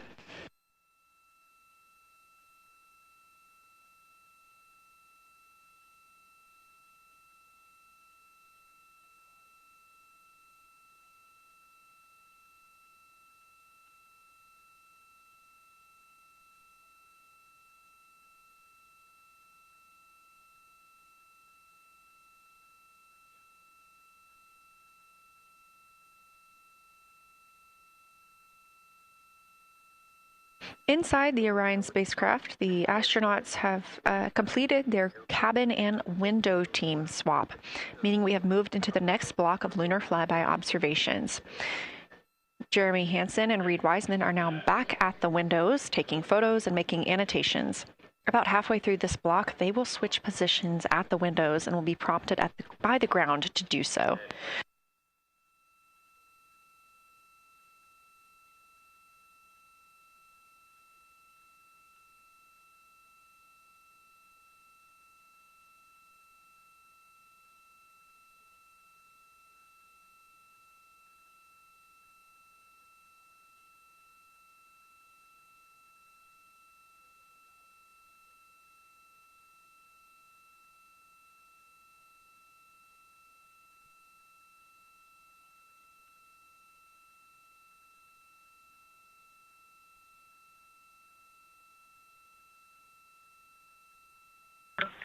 Houston integrity for SITREP. First of all, I'll just talk about the experience that I had during Victor and my observation time. It was an incredible experience. We definitely noted how much more you can see with the zoom lens. Even though we have a great visible eye image, there's just a lot of texture that just pops right out at you when you can zoom in. So almost just using it like a telescope, the camera lens. We really enjoyed our discussion time. That was a great innovation on the lunar targeting plan. We were both able to describe a lot more kind of with flow, I would say, when we were talking to each other. And it was also, we sort of were able to bounce ideas off of each other and come to new conclusions. We had, I think, a very successful talking through of some contacts between different color areas, both in the mare and in the highlands, and we identified some really unique texture areas as well. At one point, towards the end of the images of my time in window 3, I just had an overwhelming sense of being moved by looking at the moon. It lasted just a second or two, and I actually couldn't even make it happen again.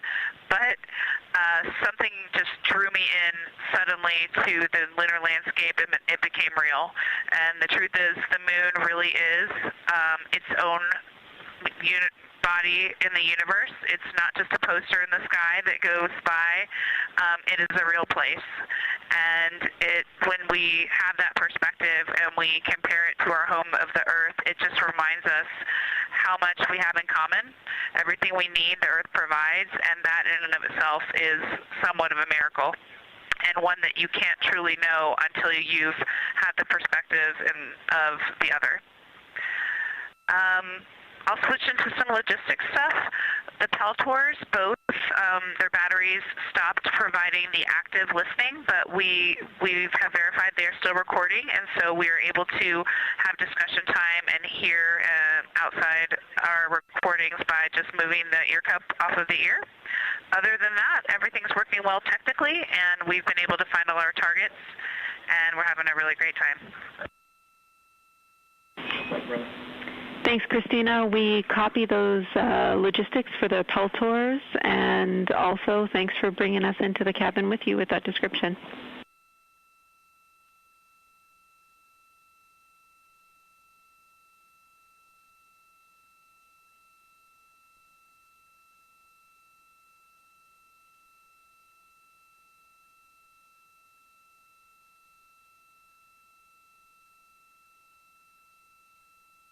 Right on time. NASA astronaut Christina Cook, a mission specialist for Artemis II, calling down a science sit rep, a situation report. Good news, reporting that she and her teammates have been able to capture all targets that were listed.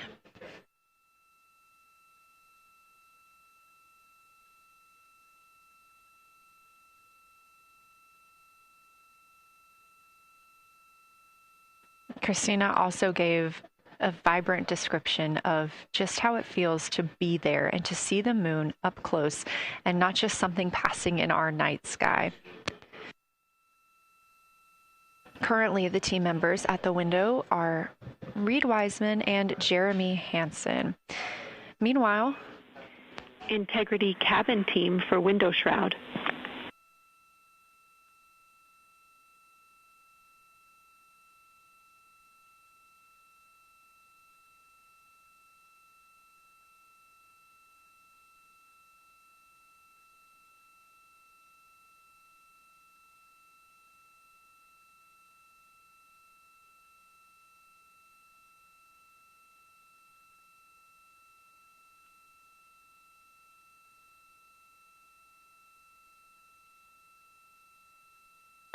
We're listening. Go ahead, Jenny. Hey, Victor, we have a temperature constraint on the windows, and the shroud might be getting us close, so we just want to check on the state of window 4's shroud, whether you believe it's still necessary because maybe things have changed with our viewing, and if so, we would like to request to have the shroud removed.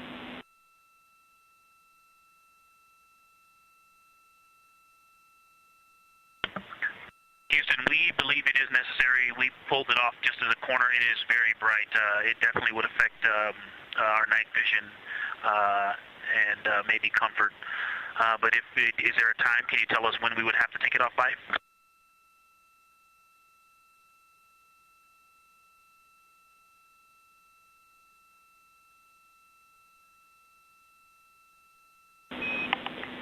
Unfortunately, since it's been on for a while, we are going to have to request that the shroud is removed, and we can recommend something that could block the light but just create a bit of distance between the window and whatever is covering it. Something like a T-shirt would do the trick and help.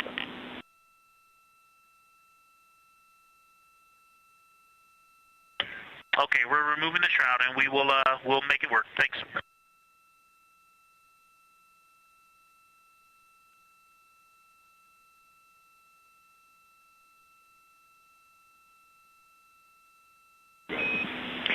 Thank you, Victor.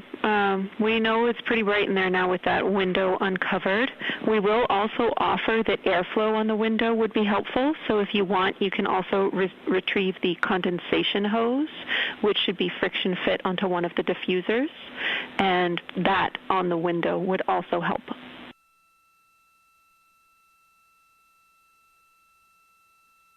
We can easily point a diffuser at the window, so we're going to start with that. And it's pointing at the window now.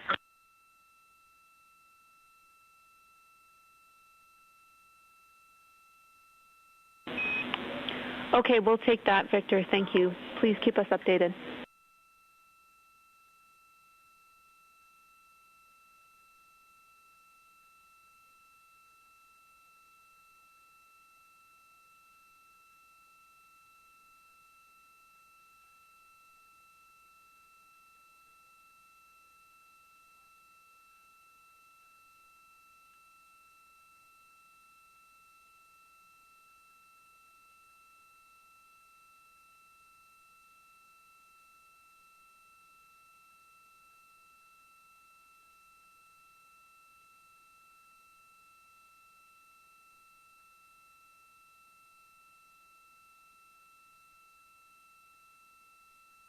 That call from Capcom Jenny Gibbons, CSA astronaut and Artemis II crew backup, to the crew aboard Orion, letting them know that they will need to remove the window shroud they had placed on window 4.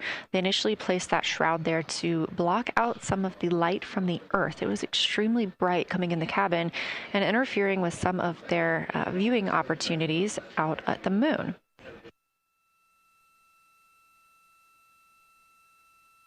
This was a request from ground teams to ensure that they are protecting other systems, and the crew has been offered the opportunity to use something else to cover the window.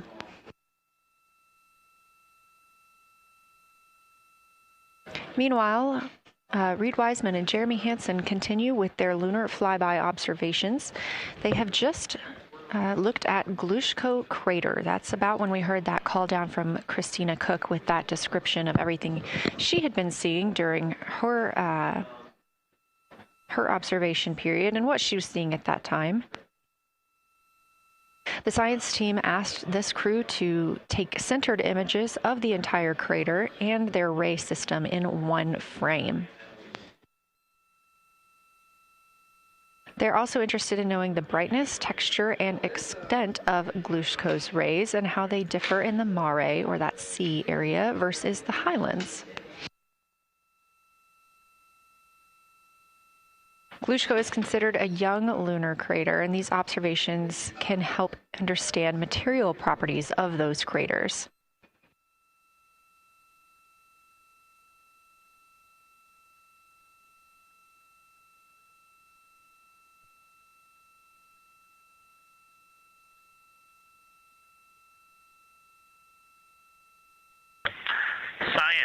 Integrity.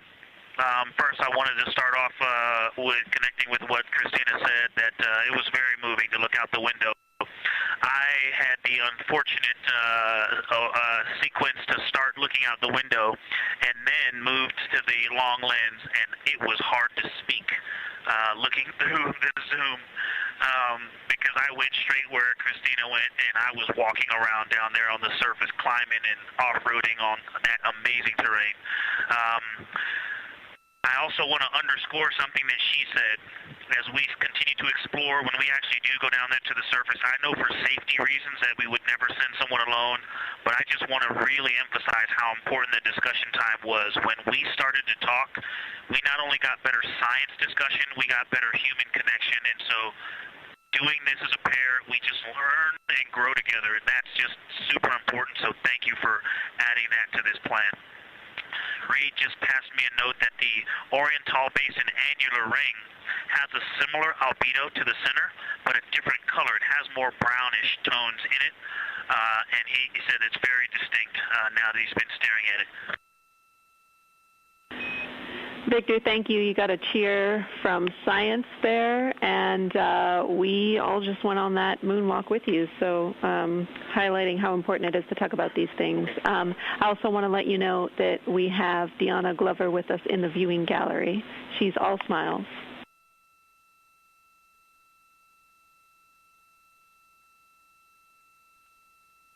Well, you just got a bunch of cheers up here. Hey, babe. I love you from the moon. We love that we got a hey babe too, and we also have one of your lovely daughters here watching you guys work.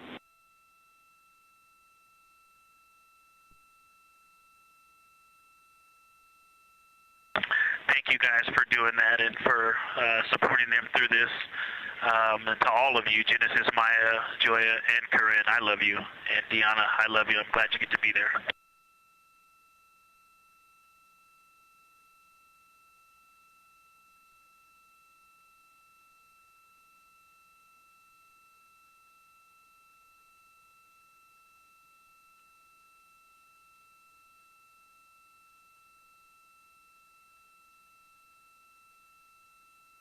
We've had some really sweet words from the crew members aboard Orion today, as their families have been able to filter in and out of the viewing room here at Artemis Mission Control at Johnson Space Center in Houston.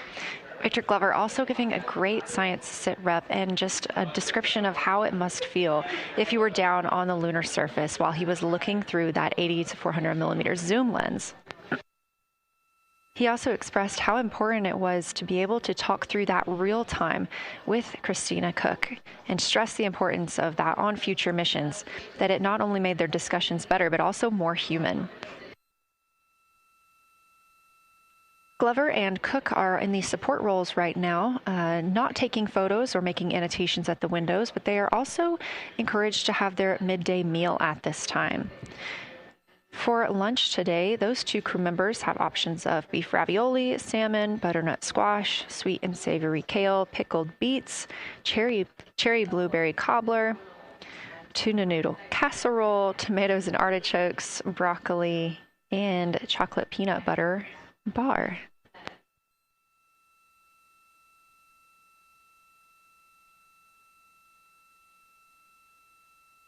Once Glover and Cook return to the window portion of their flyby today, Reed Wiseman and Jeremy Hansen will get into their midday meal.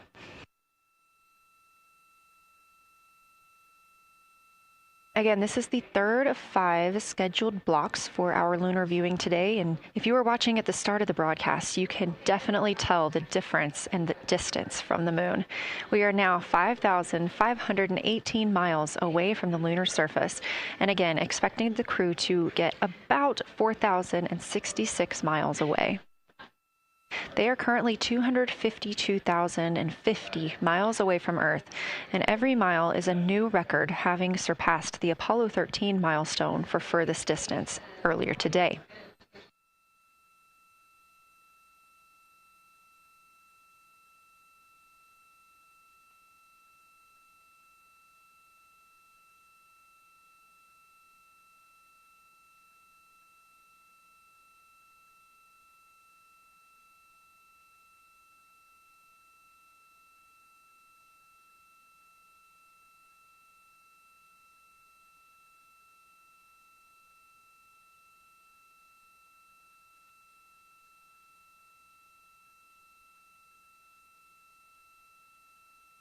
If you look down to the bottom right of the moon in that darker looking area, that is Oriental Basin.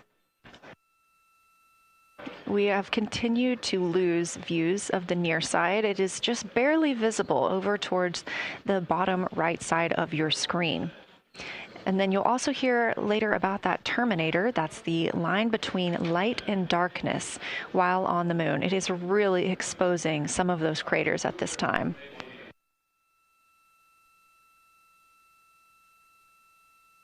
A couple of the other features in view right now are Hertzsprung Basin and Vavilov Crater. Hertzsprung Basin is nearer to the center of the moon, closer to that Terminator line right now, and Vavilov Crater is just on the outskirts of it, closer again to the Terminator.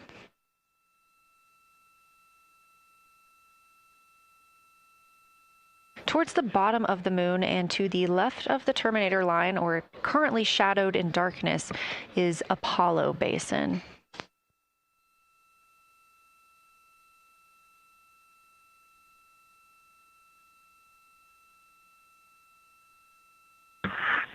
Science from integrity.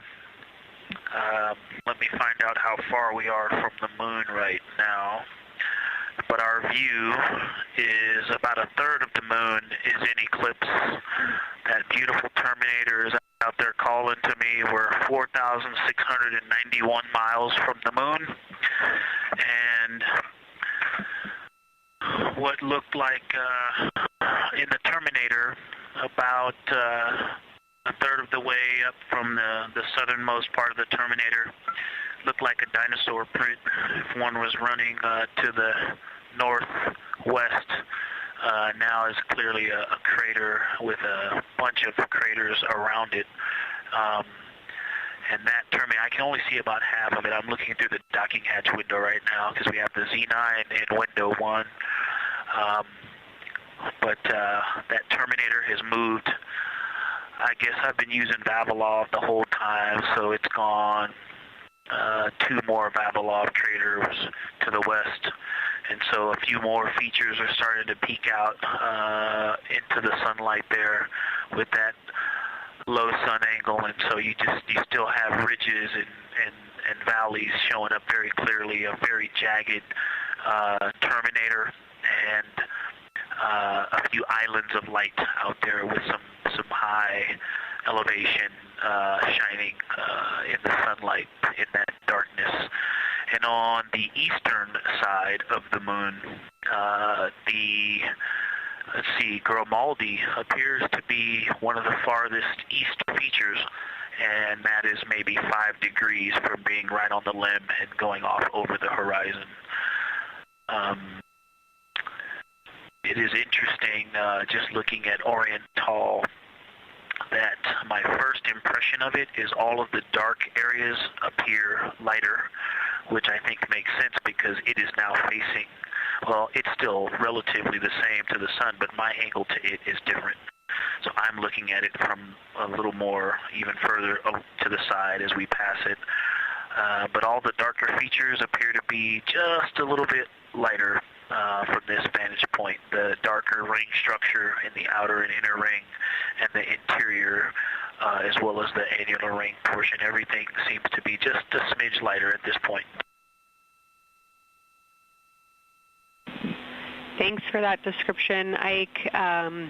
Any additional words you can provide on Oriental would be wonderful, as that is such a high priority target for us. And while I have you, as we get closer to target 15, which is the Terminator target, if you can find Zeeman crater again that you were looking at earlier, everything to your left of Zeeman would be getting into the South Pole Aiken area to help you orient yourself.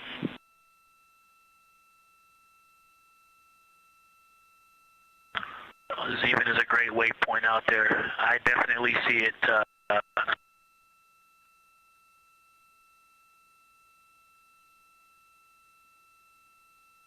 Yeah, Zeeman is very easy to find, and that is awesome. Thank you for pointing that out. Feel free to do that as often as you think of things.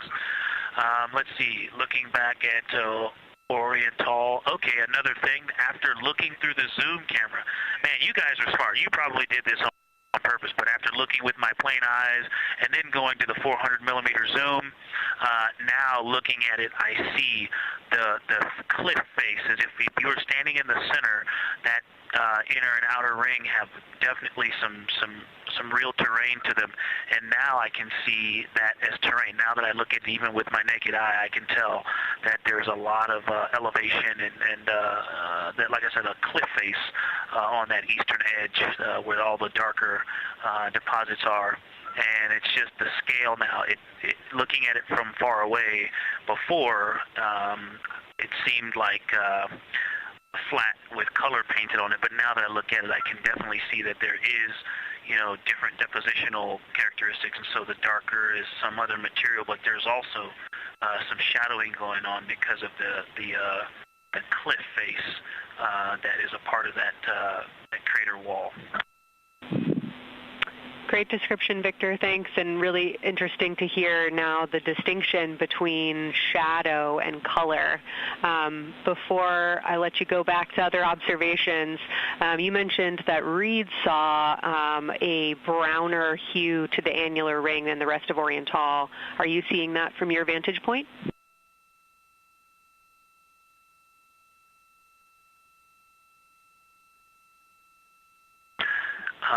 The way that I'm looking at Oriental, again, I'm still in the docking hatch window. There's like a thermocouple right here in the center of the window, and it is the orange Kapton tape color, and so it is unfortunately, it's like trying to look at stars, next to a metropolis. I think it's drowning out any color that I could pick up from the moon. I am not able to see that color, but I have not looked at it through one of the forward face, from one of the windows 1 through 4. I think when I get away from this Kapton tape strip that I would be able to see the variation that Reed's talking about. That is great feedback operationally. Thanks, Victor. I'll leave you to it.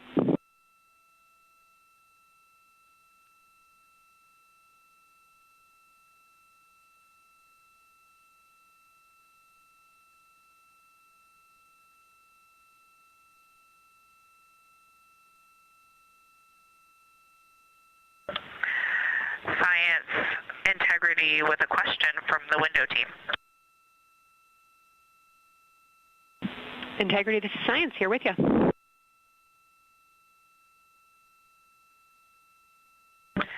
Yes, they have a question to help inform a theory that they're sort of tossing back and forth.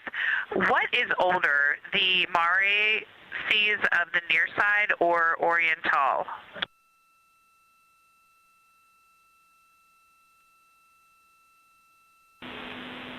Stand by, Integrity. We're going to get you a little geologic history here.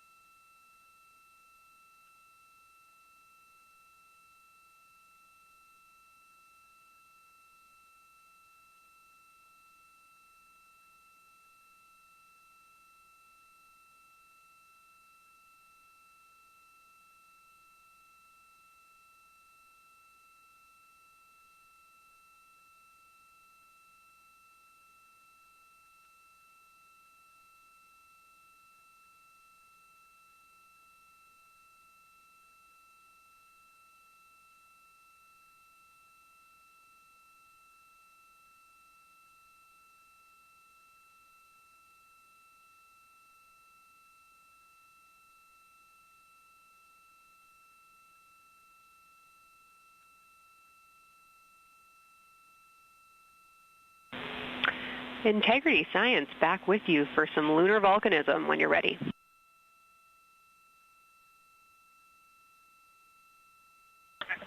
Go ahead. You're making our day down here getting to talk about lunar volcanoes. Oriental, as far as Mare go, is younger than almost all of the Mare on the near side.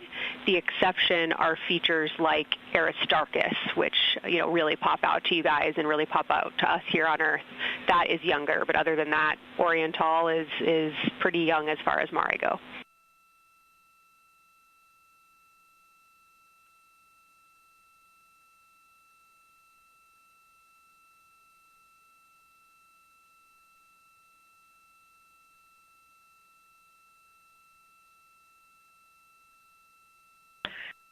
And Kelsey, thanks for that. We love lunar volcanism too. How about when the actual crater was formed?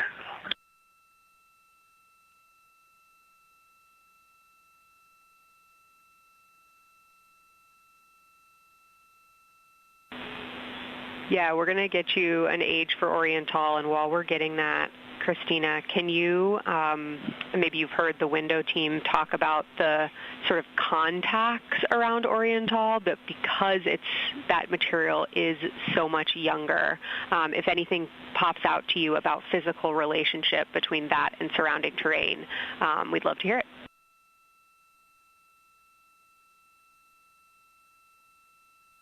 Yeah, definitely. They are discussing a contact relationship that could explain some of the color that they're seeing in certain areas. And so it was really about the ejecta of the creation of the basin and understanding the superposition of its ejecta and Mare on the near side or other features. So thank you. We'll take the insight when you have it.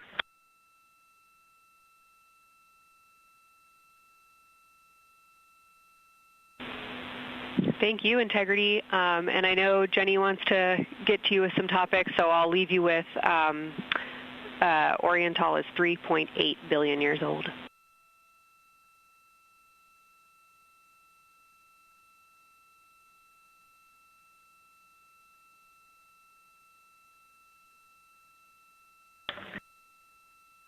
Copy that. So that's on the older side. The actual basin is very old. Correct, as is the case with a lot of mare. Typically the big basin formed and then the, volcanic eruption was able to punch through the crust where it was weakened by that basin formation.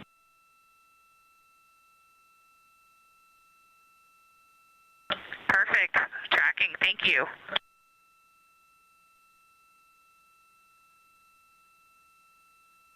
NASA astronaut Christina Cook calling down some questions to the science team on console. The voice you're hearing with those answers is Dr. Kelsey Young. She is joined by Trevor Graff on console today. Christina asking about the age of Oriental, and specifically the mare regions. Those are those dark regions that you see. They are paved or filled by volcanic deposits.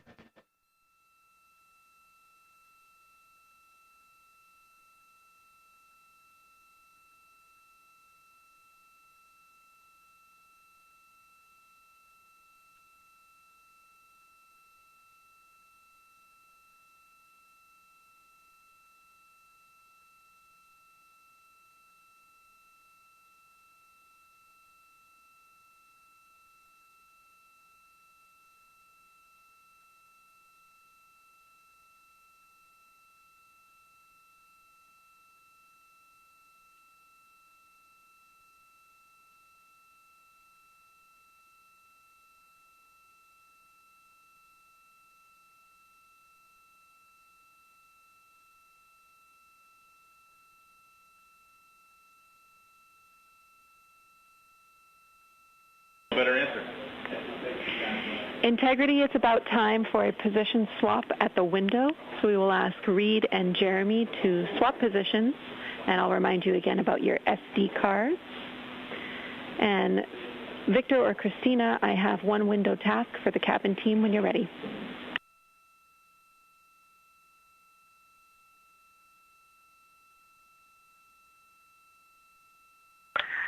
They are swapping, and I'm ready. All right, Tina, we found a way that we can reinstall the shroud on the window. We understand it's pretty darn bright compared to everything that you're looking at. So in order to reinstall it, we will ask that you retrieve the condensation hose and you install it on a friction fit on the cabin air outlet port. That's right by one of your diffusers. You're going to point that little condensation hose such that the air is flowing over the window pane. Let me know when you're ready for the stowage location.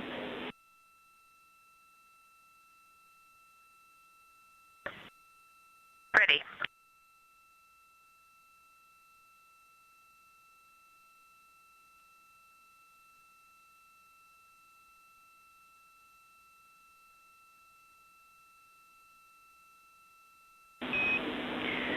Christina, the hose is in locker A1.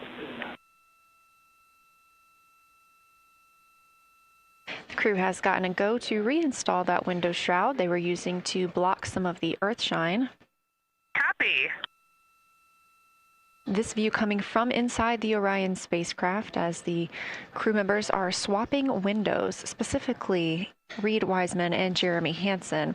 They've been our crew members at the windows taking photos, making annotations, and making recordings that'll be downlinked later to the science team for review.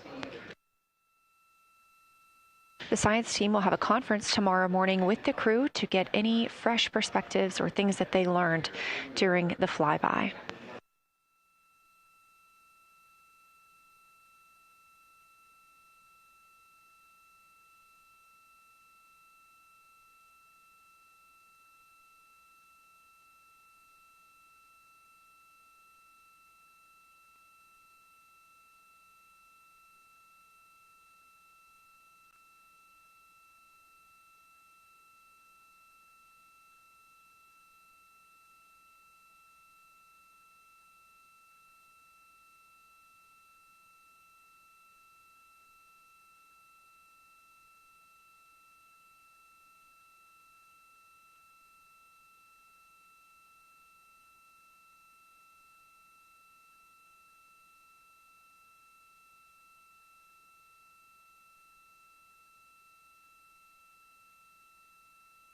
Again, we are now in the third of 5 observation blocks for the crew scheduled for today.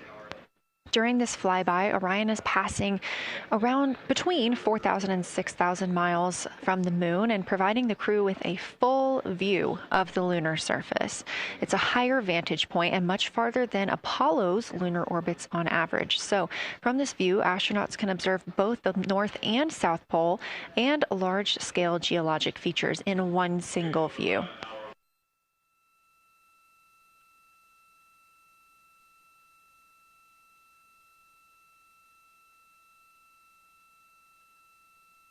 We are now just under an hour until Orion passes behind the moon, and we lose communication with the crew. They will be out of reach with any of our deep space network antennas. That loss of signal will last about 40 minutes, and we expect to regain communications with them once they fly behind the other side of the moon. While they are behind the moon, they will also reach their max Earth altitude as well as their closest approach to the lunar surface.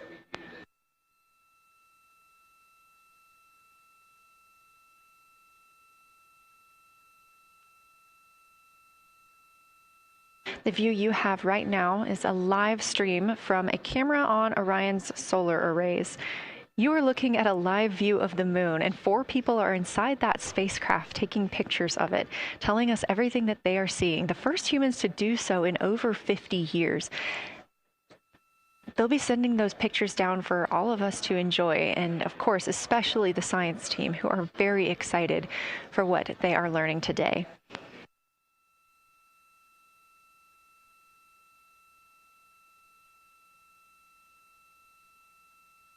It appears the Artemis II spacecraft, Orion, is now under 5,000 miles away from the moon.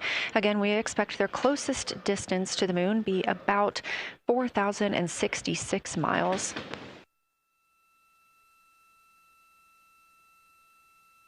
That is an estimate at this point, and we will make sure to share that closest approach distance once we receive it.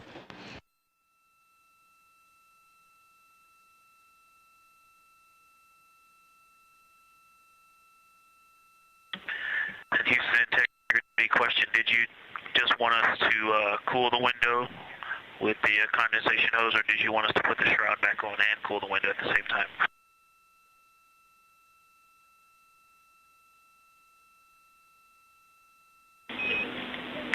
Victor, we definitely want you to cool down the window with the condensation hose. It's crew preference whether you put the shroud back on. The hose will allow you to do that if it helps with your lunar flyby.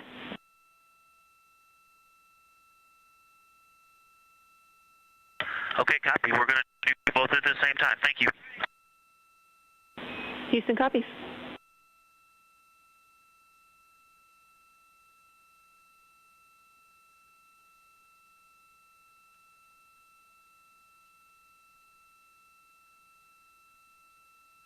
Houston, thank you for that suggestion. The cabin is darkened again, and that makes a big difference for the imagery.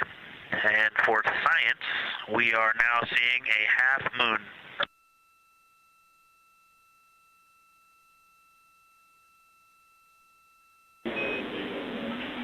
Thank you, Victor. We're happy to hear it, and we see half moon, full moon joy still.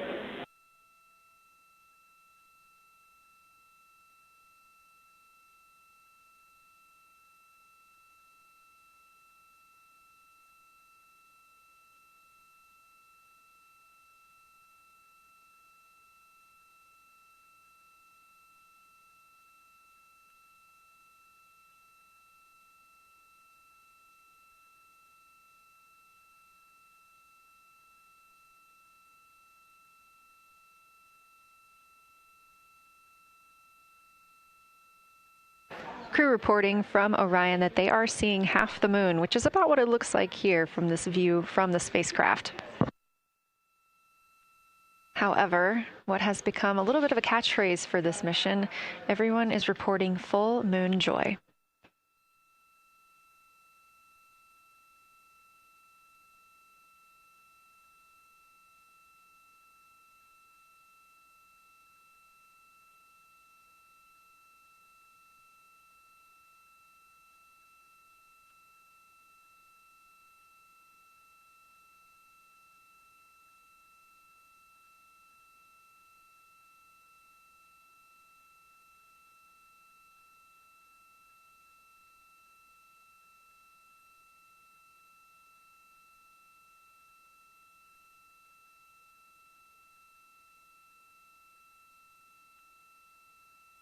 We are keeping up with which targets the crew is tracking through their lunar targeting package. They are just wrapping up their second. Science integrity, another observation the window team commented on and Christine and I discussed a bit is in Hertzsprung. The solid and intact crater is very smooth. If it were a dirt road, it's very hard packed, and then you go outside of it, and that outer crater, that's the one that is older. It is a little rougher and more jagged, and starts to get into more loose-looking terrain, and the smooth interior also causes the craters that are inside of the larger crater, the smaller craters, to have really sharp edges, sharp, distinct edges. And just a general comment on that area, Hertzsprung, that whole area, the average albedo there is darker. That is, I would say, 3.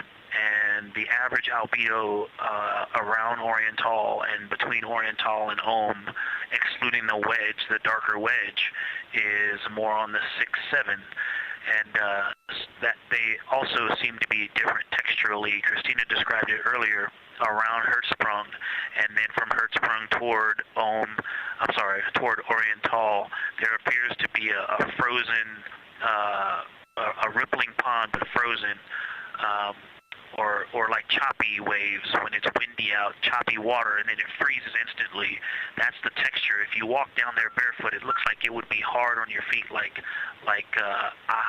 lava. After it's cooled, it would be pokey. Except for right there in the center of Hertzsprung, it looks paved, like a paved road, nice and smooth.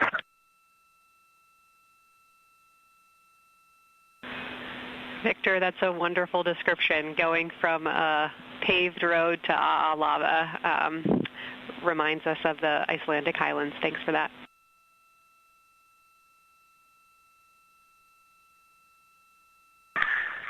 And science, another in the interior of the very intact, the interior of the intact crater at Hertzsprung is albedo variation. I think I heard one of the window crew maybe say color variation, but definitely albedo variation. There's lighter patches and slightly darker patches.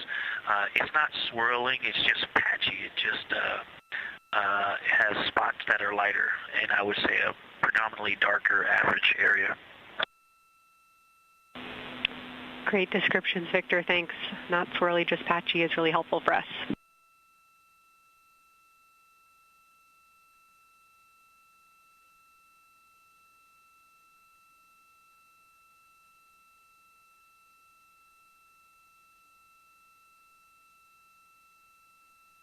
Really great descriptions coming from science. The window team is hitting all the targets. They are on the plan and starting the discussion of the Terminator. And boy, I'm loving the Terminator. I think I know it's not purely a moon feature, but what it does to the features of the moon, to the terrain, I've probably spent the most time describing into my recordings and thinking about and looking at the Terminator. There's just so much magic in the Terminator. The islands of light, the valleys, what look like black holes. You'd fall straight to the center of the moon if you stepped in some of those. It's just so visually captivating that the Terminator is the most striking thing that I've seen so far. We've been loving your evocative descriptions, Victor. You really are bringing us along with you, and we're following along with visualizations that pale in comparison to your descriptions. Thanks.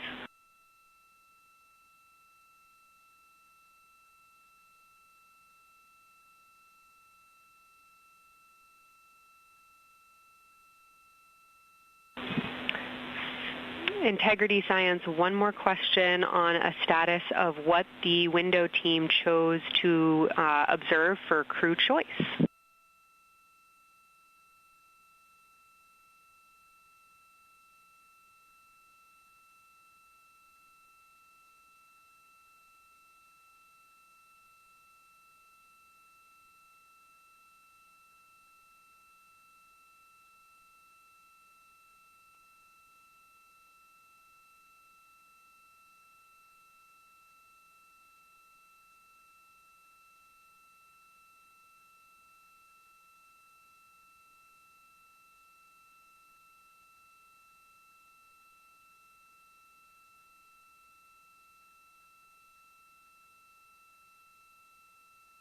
Window 2 talked about Vavilov, looked for suspended dust, and the Terminator. And window 3 about the experience and about the three-dimensionality of the moon this close. Wonderful. And another observation about Oriental, I would say, is the features going off to the southwest, the two large, almost look like scratches in the surface. I don't know if they're rays or canyons or collapsed lava tubes, but two distinct features that are almost parallel going off southwest from Oriental Basin. They are the first things that made me notice parallax of our trajectory looking out at Oriental. That and in the inner walls of the east side of the crater rings, you really get a sense that we're flying over something with elevation and terrain, and they look different from this orientation. Love to hear it, Victor. And you had it that those chains are actually crater rays, secondary craters formed from the formation of Oriental.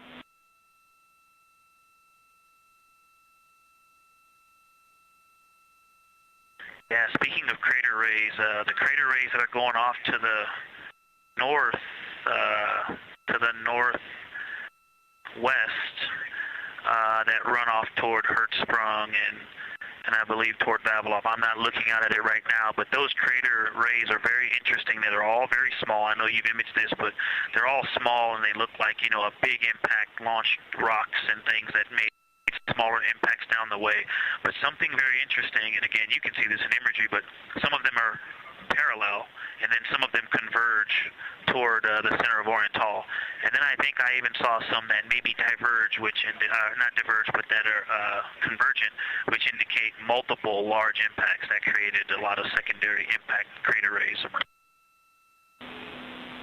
Fantastic, Victor. And I'll note that we can infer that you're looking down at your freshly named Integrity crater, which is near the end of one of those beautiful crater rays from Oriental. Thanks for the description.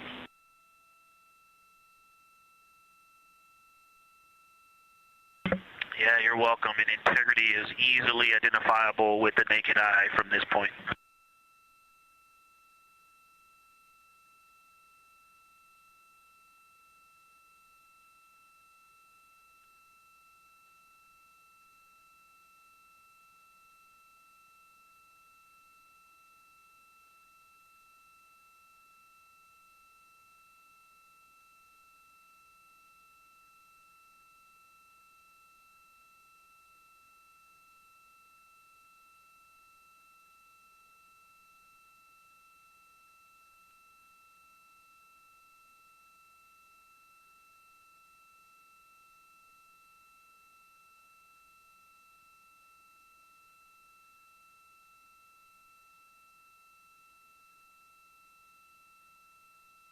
We've been hearing some great situation reports from Victor Glover, the pilot of the Artemis II mission, calling down to the science team, letting them know what he is seeing. And one of those things is Hertzsprung Basin.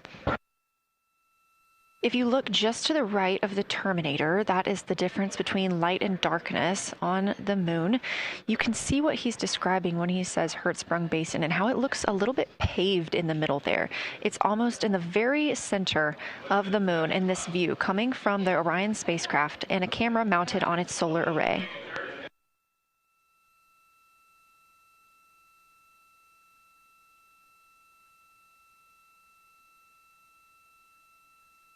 We are now 4 days, 23 hours, and 23 minutes into the flight of Artemis II, and we are standing by for their lunar loss of signal in about 43 minutes. Again, the spacecraft will fly behind the moon, and during that time, we won't have communication with them. They will be out of reach of our deep space network. However, we will regain communication with them approximately 40 minutes later when they come around the other side of the moon.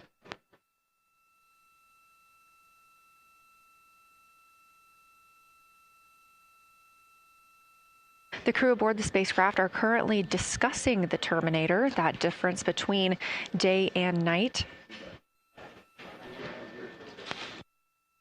The science team is interested in learning about the topography and the color of the lunar surface, and it's already been very interesting to hear that they have seen colors like greens and browns while looking at the moon.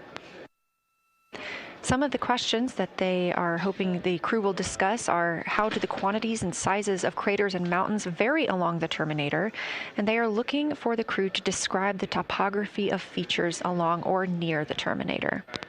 They're also looking for more information on any color or tone variations, and they're hoping that the crew will take images to illustrate their findings. Glover reported earlier that the crew has missed none of their targets when they are photographing at the window. We aren't hearing the conversations that the crew is having right now, but these are being recorded to their personal computer devices, PCDs, and those will be sent down to the science team. The science team will have a conference with the crew tomorrow morning to discuss their findings and experience when looking at the moon today.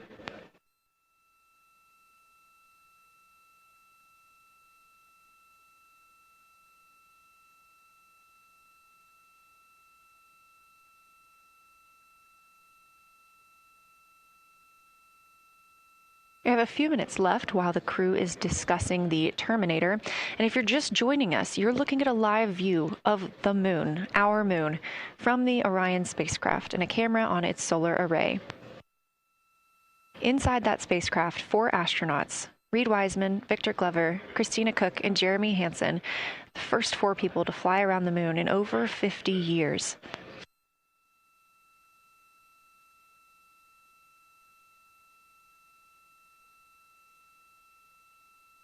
This is our lunar flyby day, and the crew has already surpassed one record today. The crew passed the Apollo 13 distance record at 12:57 p.m. Central, 1:57 p.m. Eastern. Canadian Space Agency astronaut Jeremy Hansen calling down that he hopes it's a record soon broken by other explorers.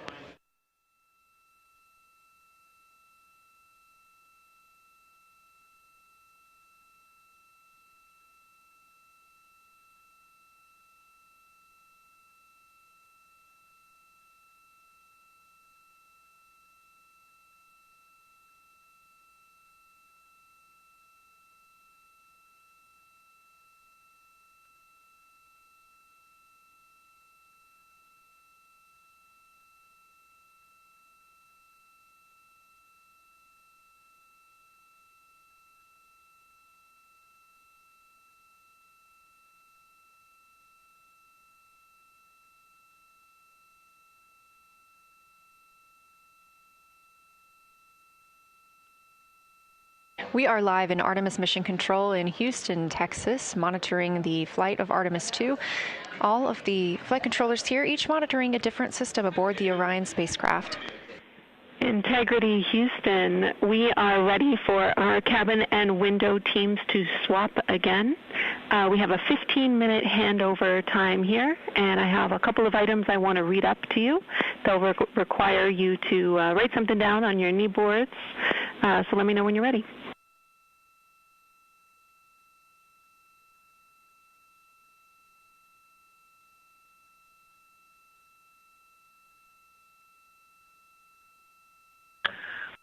Okay, Houston, we are ready. Copy, Integrity. First of all, once you start this next shift here, during this lunar observation shift, we will begin our lunar LOS, so you can expect a call from me a few minutes prior reminding you. And second of all, Fido just sent us updated altitudes and METs for lunar closest approach and max Earth altitude. Let me know when you are ready to write those down. They differ slightly from Optimus.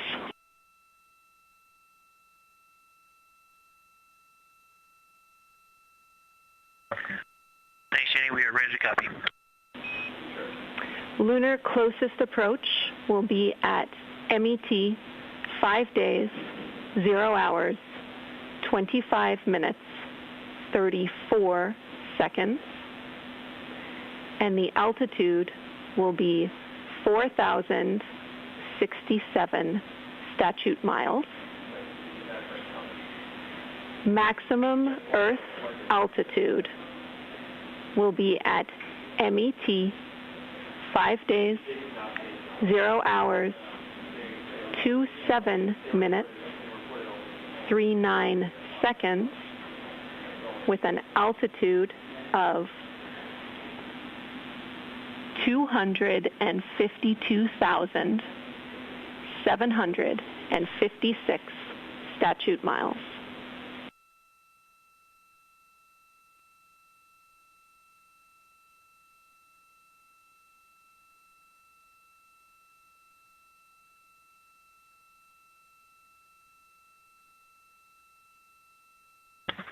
The crew really wants to ask for that in kilometers and in parsecs, but thank you for those. That is great. Thanks for that update. I'll send Fido to work, and I appreciate the metric. Other than that, I have no new vehicle statuses to pass to you. Enjoy your handover time, and we're looking forward to picking back up with you shortly.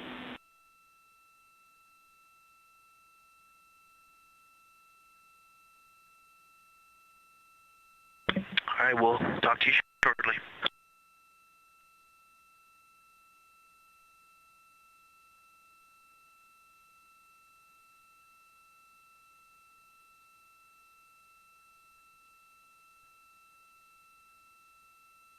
Those words called from Capcom Jenny Gibbons, CSA astronaut and Artemis II backup crew member, to the crew working aboard the Orion spacecraft. Had a little bit of a view inside the cabin. As you can see, it is very dark. The crew has turned off the lights, and the light that you were able to see is coming through the window, a reflection of Earthshine and from the moon.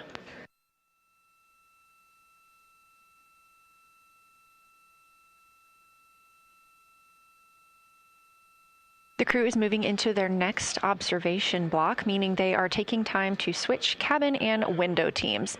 We've had Reed Wiseman and Jeremy Hansen at the windows taking pictures and making annotations and recording some audio files that will be downlinked later to the science team. Meanwhile, Victor Glover and Christina Cook were in the background serving as support. They were also timelined to enjoy a little bit of their midday meal. Now that we are swapping positions, the support team becomes Reed Wiseman and Jeremy Hansen. They will be in the background helping with SD card swaps, as well as providing those situational reports to the science team.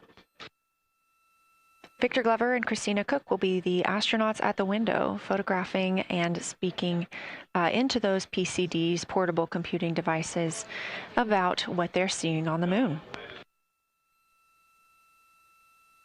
As you heard Capcom Jenny Gibbons call to the crew, this block is also when we will lose communications with the crew. That LOS, or loss of signal, scheduled to be less than 35 minutes from now. We anticipate to be out of signal with them for about 40 minutes, and will regain that communication once they've flown around the other side of the moon.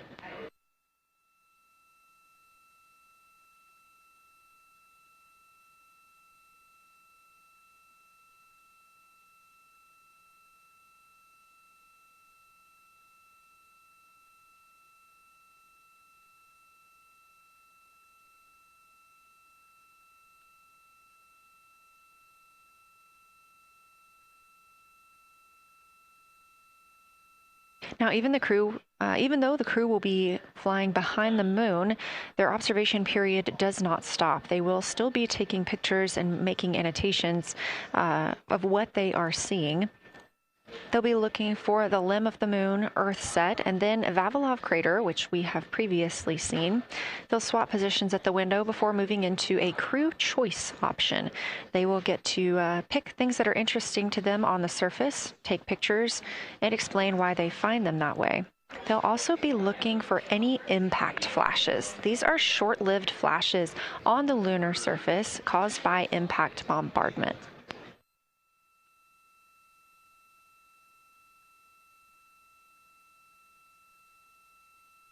Just before Earthrise, the crew will be looking for lofted lunar dust. This may be lofted just above the lunar surface, and we could only see it just before Earthrise along the dark western limb. Any Earthshine would illuminate potential lofted dust. But once the crew is all the way around the Earth, the brightness of the Earth will wash out any of that dust they might be able to see. These were based on observations from Apollo missions and orbital spacecraft, and so we're very interested to see if the crew might be able to capture some of that lunar dust today.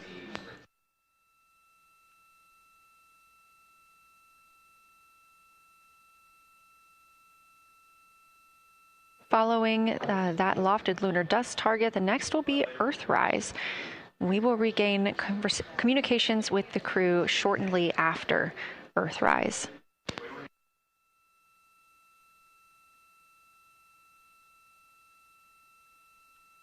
There will be a short observation break period where the moon is not in view. That's because we are also anticipating the crew seeing an eclipse today. The moon won't be in view because the team here in Mission Control Houston will need to change the attitude of the spacecraft and ensure that its solar arrays are gathering light from the sun heading into that eclipse period. So we will have communication with the crew, we just won't be able to see the moon. However, we will have views during that eclipse time frame. During that time, the science team is looking to know, it will only be illuminated by Earthshine at that point. So they want to know what the whole moon looks like overall, but they also want the crew to look into deep space and potentially see if they can spot any planets.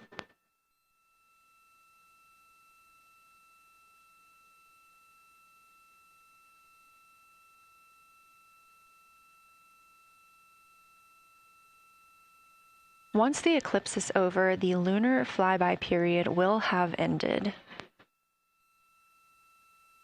We are live through the whole thing, and even once flyby is over today, we remain live 24/7 on NASA's YouTube. Integrity, you got a moment? Go ahead.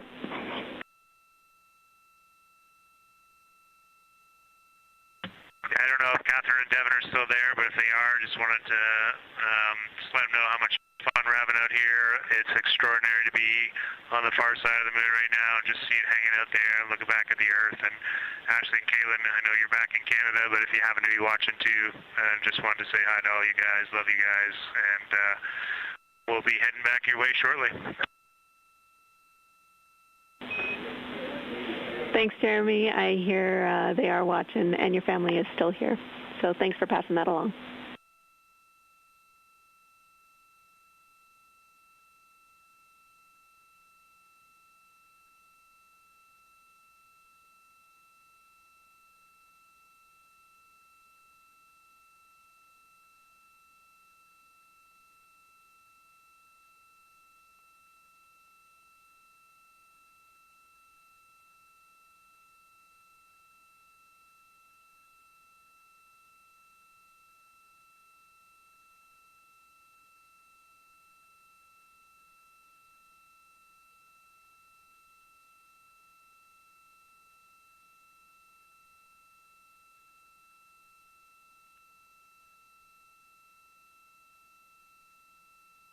This view inside the Orion spacecraft, and it's a little hard to make out, but on the left there, that is Jeremy Hansen just calling down some well wishes to his family, joining us in the viewing room and watching online.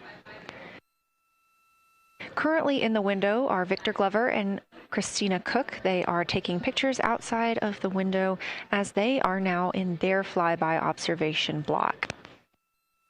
At this time, Reed Wiseman and Jeremy Hansen are serving as support crew members, and they are also going to have an opportunity to enjoy their midday meal at this time.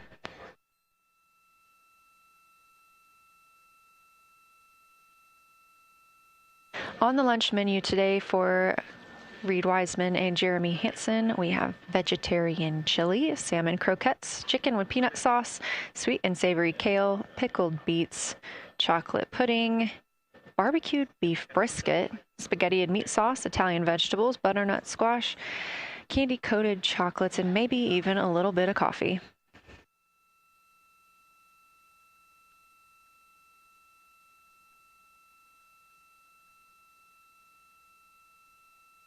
And if you look closely, you can see it looks like they are getting into some of their food for the midday meal.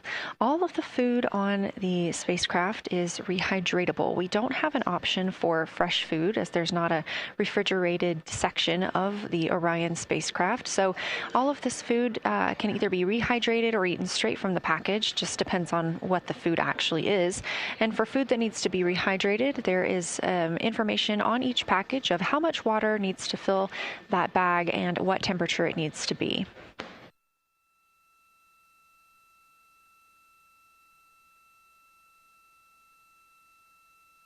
We are now 4 days, 23 hours, and 39 minutes, 40 minutes actually, into the flight of Artemis II, the spacecraft now under 4,500 miles from the moon.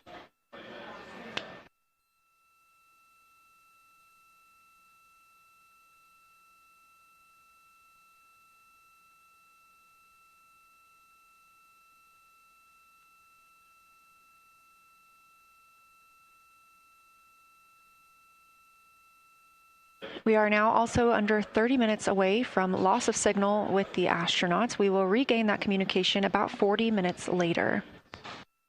They will still be photographing the moon and documenting what they're seeing while they're behind the moon. And we especially look forward to potential Earthset and Earthrise views.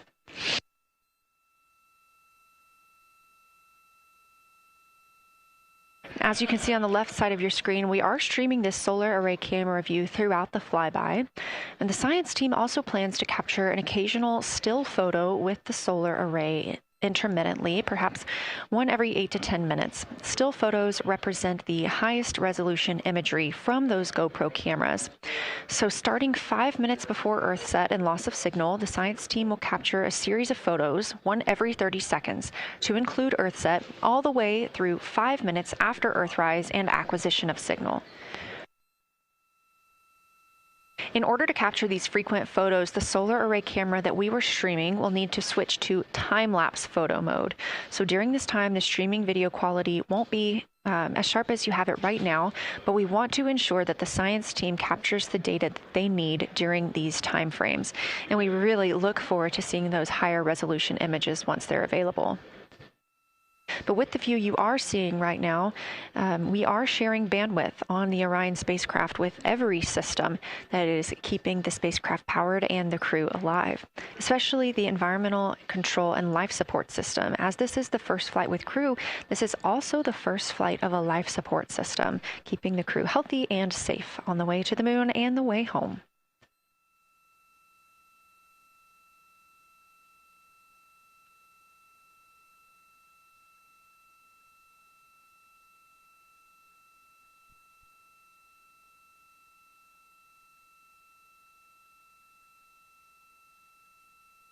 On the timeline, we're getting towards the end of the cabin and window team swap period, but it looks like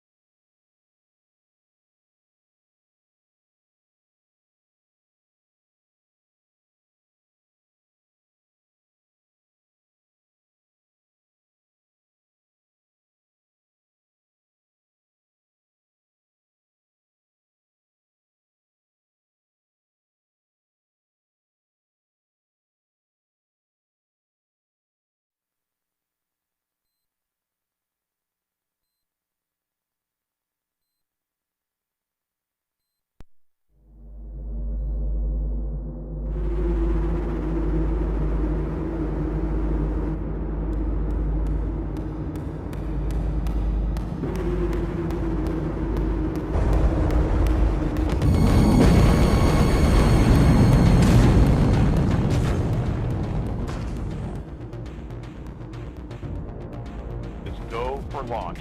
Full